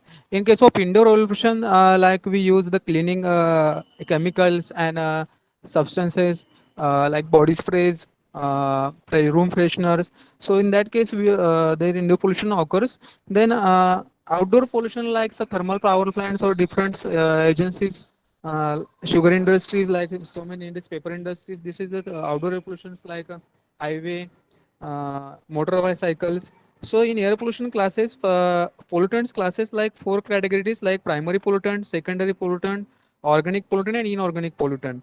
And there is different sources of this pollution: stationary and mobile sources. In stationary sources, there is a two categories like point source and area source. So in point sources, industrial, power plant, solid waste disposal, incinerators, and open burning. These are the sources. Same in case of mobile sources, it is highway vehicles and channel vessels, motor vehicles, rail yards, port vessels, and airport. These are the area sources in mobile pollution. Then effects are different effects due to this pollution. Like effects of the main air pollution indicates the health, and environmental effect also occurs, and economical effect due to the pollution. So the control measures of this air pollution, like governments all are around were already taken these measures combat pollution using the green energy. And then control devices also we use in these papers, like mechanical collectors used for reduce the air pollution. Then electrostatic precipitator also used in different industries areas. Then filter papers also used, bag houses used, particular scrubbers are used. Then bibliometric analysis up to the 2022, all analysis we will do on using the Wasper software. In that software, we will analyze the author keywords. Then in terms of co-authorship also we will analyze co-authorship in terms of authors, and co-authorship in terms of organization we analysis. In that figures you will show that there is a different circles, different colors. So different colors and indicates the strength of this. So it's the diameter of this circle, like China. So it is the China. It is more diameter. So it indicates the it is a more research in this area. So as like same in this authorship and organization. Then conclusion of this my paper is air pollution can be avoided for individual and companies is using the hazardous substance and create the first place. So according to the Scopus databases and second present bibliometric and collaborative network analysis, all keywords and documents published in the journal 2016 to 2022. These are my references. Thank you, ma'am.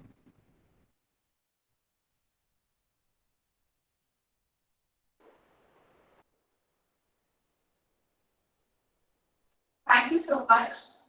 So now I'm calling upon Sushma Lord, Assistant Professor, Maharana Pratap Government PG College in Corporate. Sushma Lord. Yes, ma'am. Yeah, welcome Sushma. Please start. Am I audible, ma'am? Yes, you are. I am sharing my screen.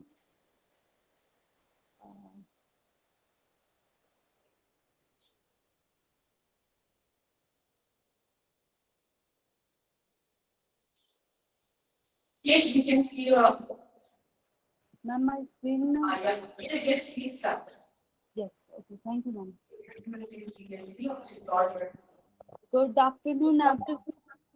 First of all, I'd like to pay my thanks to entire organization to conduct such a press conference and give me an opportunity. My name is Sushma Lok, Assistant Professor, Department of Geography, Maharana Pratap Government PG College, Chittorgarh.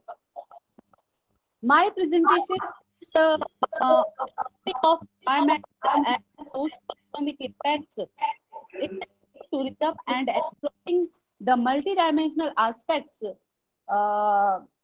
for future development. A case study of Chittorgarh in Rajasthan. Tourism is a leading industry, particularly in a state like Rajasthan, where tourism is the major source of the earning for masses. This paper uses Chittorgarh as an example to illustrate the multifarious impacts of tourism. The research area is Chittorgarh.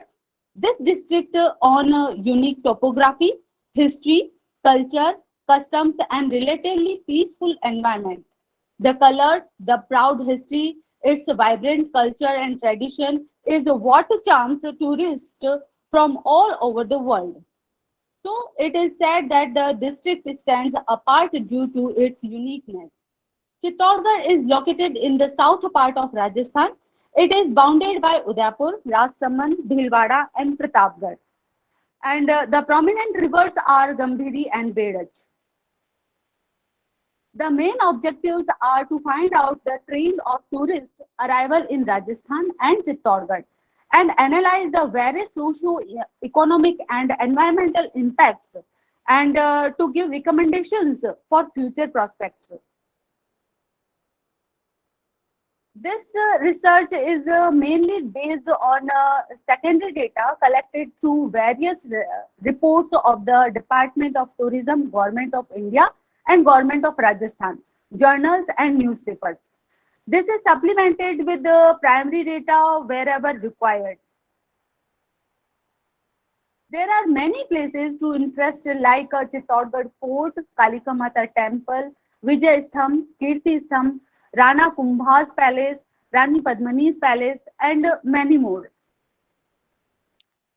In India, tourism industry contributing 8.6% to the national GDP.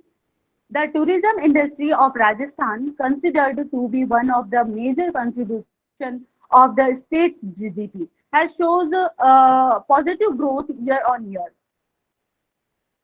This figure shows statistics of domestic and foreign tourist arrival in Rajasthan from the year 2001 to 2012. As figure shows that from the year 2001 to 2008, arrival of domestic tourists are increasing and foreign tourists are fluctuating from the year 2001 to 2012. The tourism industry's impact have been classified into social, cultural, economic, and environment impacts, and they may be positive or negative.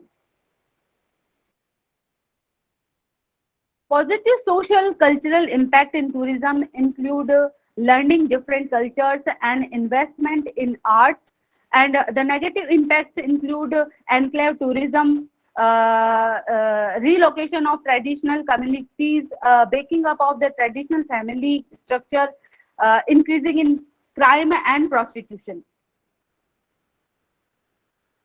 Environmental impact. The positive impact of tourism is improvements in infrastructure, and the negative impact, as we all know, tourism leave a large carbon footprint and it can harm the soil, water, and air also. Suggestion: developing and conducting environmental education and awareness programs using various materials such as publications, booklets, posters and pamphlets, etc.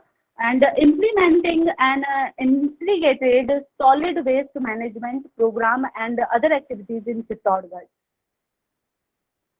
Hence, it can be said that tourism industry can be a backbone of the economy of Rajasthan because it provides prominent resources of foreign exchange earning and boosting development in infrastructure. These are some references. Thank you. So thank you so much, Sushma. And next, I'm calling upon Dr. Kamal Kishore Verma of Campus College, Panama. Dr. Kamal Kishore Verma.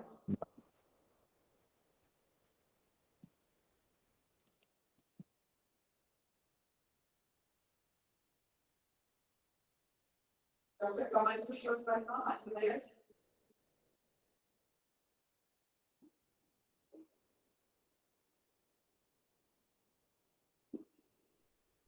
Yes, ma'am, I'm here.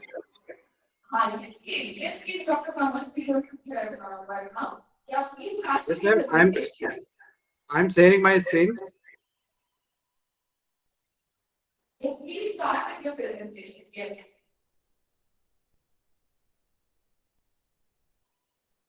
So, good morning to all of you. Myself, Dr. Kamal Kishore Verma, and the topic of title of my speech is synthesis, spectral, and biological investigations on complexes of transition metal complexes with bioactive ligands. In this presentation, we will discuss about 4 topics: introduction, experimental, results and discussion, biological activity, summary, and conclusions.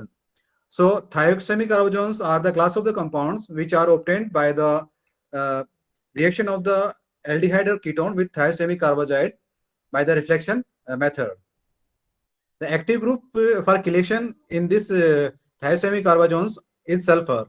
These are bidentate ligands bonding through the sulfur atom and the hydrogeno-nitrogen atom. The scope of the present work is these ligands are have importance and versatility of thiocyanuric carbogens. These are bioinorganic compounds, and they have coordination behavior of thiocyanuric carbogens and their bonding in transition metal complexes. Structure correlation between complexes and biological activity are very important in the field of medicinal microwave assisted synthesis, characterization, and biochemical utilities of ligands and complexes, development of new drugs, and green approaches for synthesis.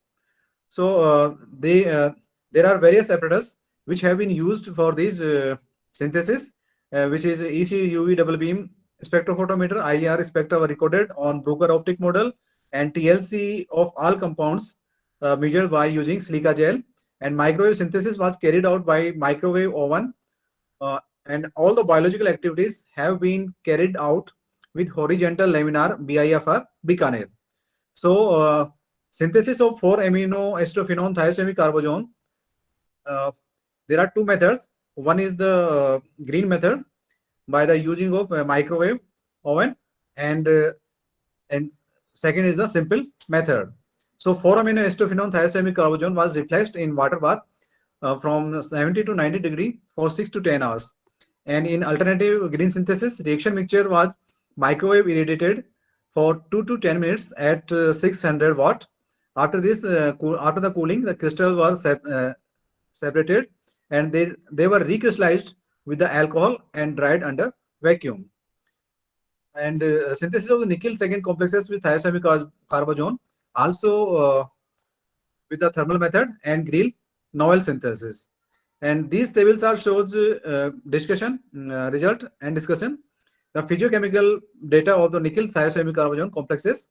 In this table, we show that the yield as well as the reaction time are very different in comparison to conventional heating method. In microwave method, we have a yield more than conventional method, and the reaction time was minimized. And these are the second table shows magnetic moments and electronic spectral data of nickel second complexes, which shows distorted octahedral geometry of the complexes. And second, last table shows the vibrational spectral assignments of the nickel second thiocyanuric carbazone complexes for the structure elucidations. The observed magnetic moment range from 2.88 to 2.94 Bohr plankton. These values are typical of distorted octahedral geometry coordinated around nickel, which has 2 unpaired electrons.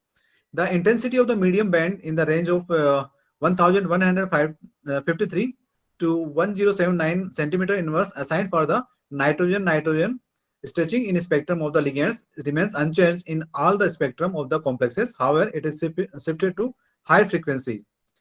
Biological activity of thiocyanuric carbazone and their complexes have been investigated. The standard disk diffusion method was employed for the study of Escherichia coli, Subtilis aureus, and Bacillus subtilis as bacterial structures have been used for study of antibacterial activity of the compounds. Conclusion: biodentate coordination behavior of thiocyanuric carbazone ligands was observed, and in the complexation, coordination takes place through the sulfur and the hydrogeno-nitrogen. Nickel second transition metal adopts octahedral geometry in complexes. The novel green method for synthesis is better than conventional synthesis, and the biological study indicate The most of the complexes, with few exceptions, have greater antibacterial activity than ligands. So I acknowledge all the members of Green Chemistry Research Center, Bikaner, and thanks to all. Thank you, ma'am. Yeah, thank you so much, Kamal. And this was the last presentation of the conference. So now it's time to say a warm thank you. And I pray I always thank Mother Nature for all the beauty in the world. It's all about having an attitude of gratitude, as quoted by Mother Nature. We extend our humble gratitude to all those who are part of this international conference on multidisciplinary approach towards sustainable development and climate change for a vibrant future. ICMSDC 2022 Under-Component Aids Enhancing Quality and Excellence New Cycle Scheme. Commissionerate and SDG qualification, Dr. Rajaman, India, held from 12 to 14 August 2022, organized by Rajshri College, Alwar, Rajasthan, India. It's been a very fascinating and very engaging 3 days, so maybe brief for a few minutes since there is a huge team who has actually put lots of effort to conduct this conference. First and foremost, we are indebted to our patient and principal staff, Professor August'22, who have been extremely helpful and supportive in providing all the assistance for organizing this conference. I would also like to extend special thanks to the convener, Dr. Upendra Singh, and to organizing secretary, Dr. Mamta Sharma. Let me also thank the whole organizing team who have been exceptional in handling the conference for 3 days. We are delighted to inform that we have done around 1,000 registrations. We also express our sincere gratitude to all the renowned keynote speakers and chairpersons without whom this conference would not have been possible. We thank you all for being with us. We also remain very much obliged to our participants, delegates, who were very patient throughout the conference. We are happy to mention that you were all exceptionally motivated. In the end, I would urge everyone.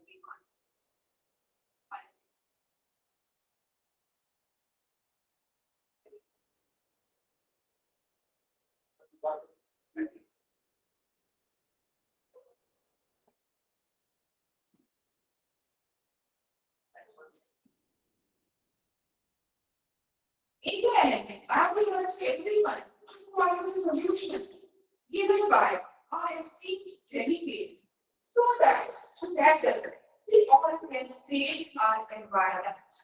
Our future generations are able to live healthy and safely on this beautiful planet. Let's work together to save the earth. Don't ever look to the next person to effect change. Just do it yourself. Now it's time to say goodbye. I am Dr. Subhasubhai Shetty, Associate Professor, Rajshri College, Alwar.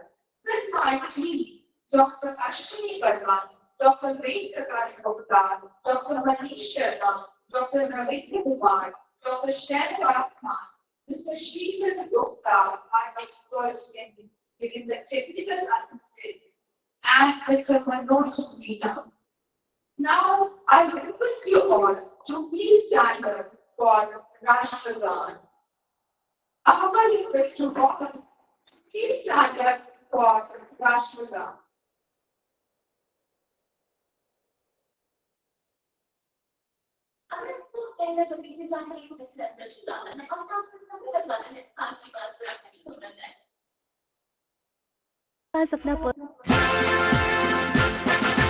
Jana Gana मन अधिनायक जय हे भारत भाग्य विधाता Punjab Sindh Gujarat Maratha Dravida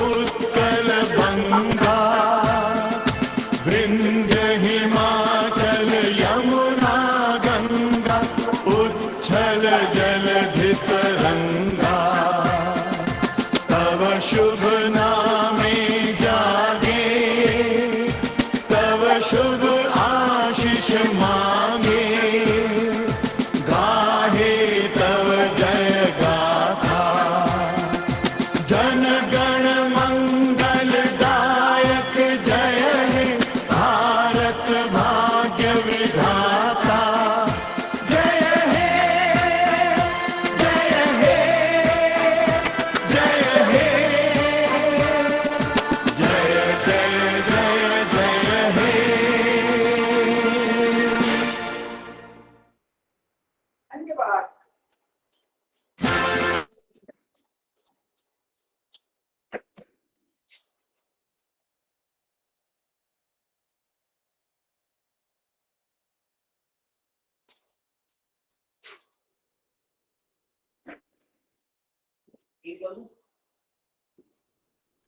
hello ममता ma'am.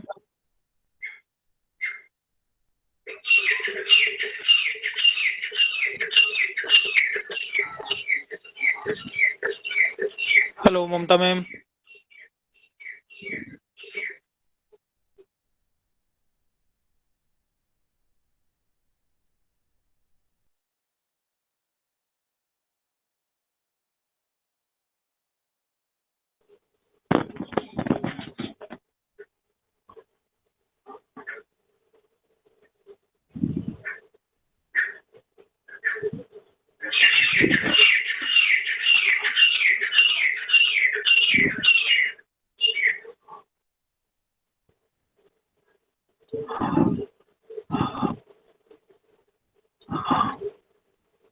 Hello.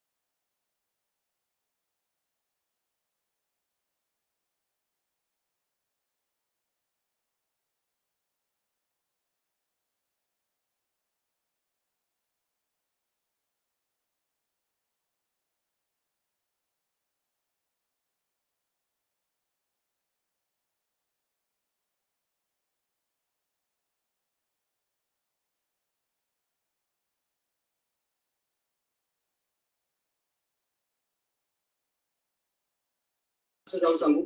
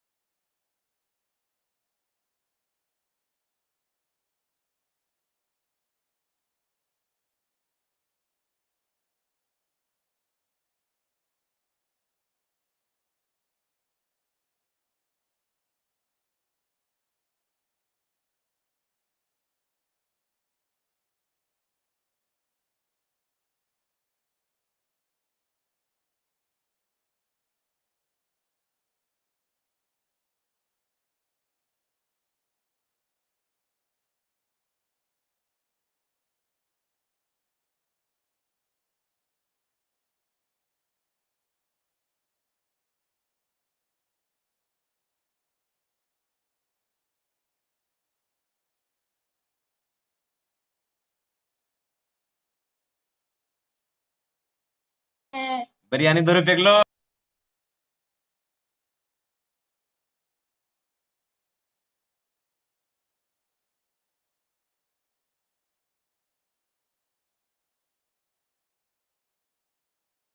उठ जाओ Kumbhakarna.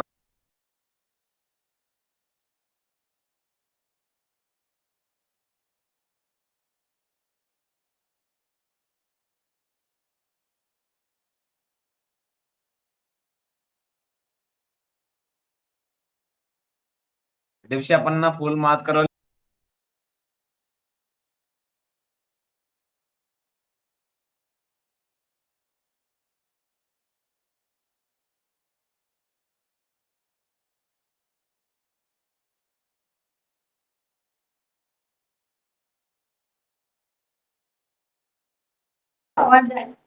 Hello hello डिप्शा mike check.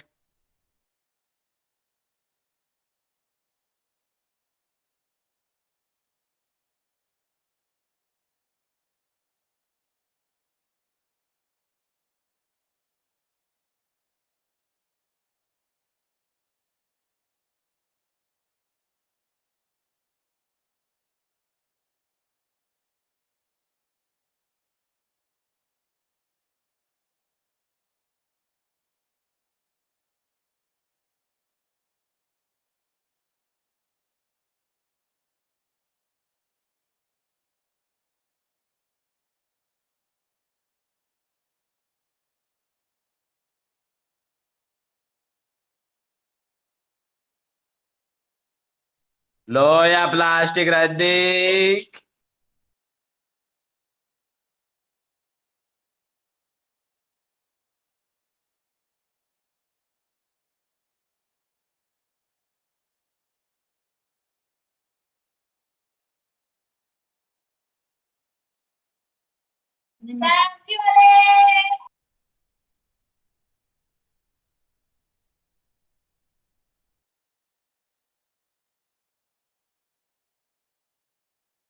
ओ दाजी लड्डू जा।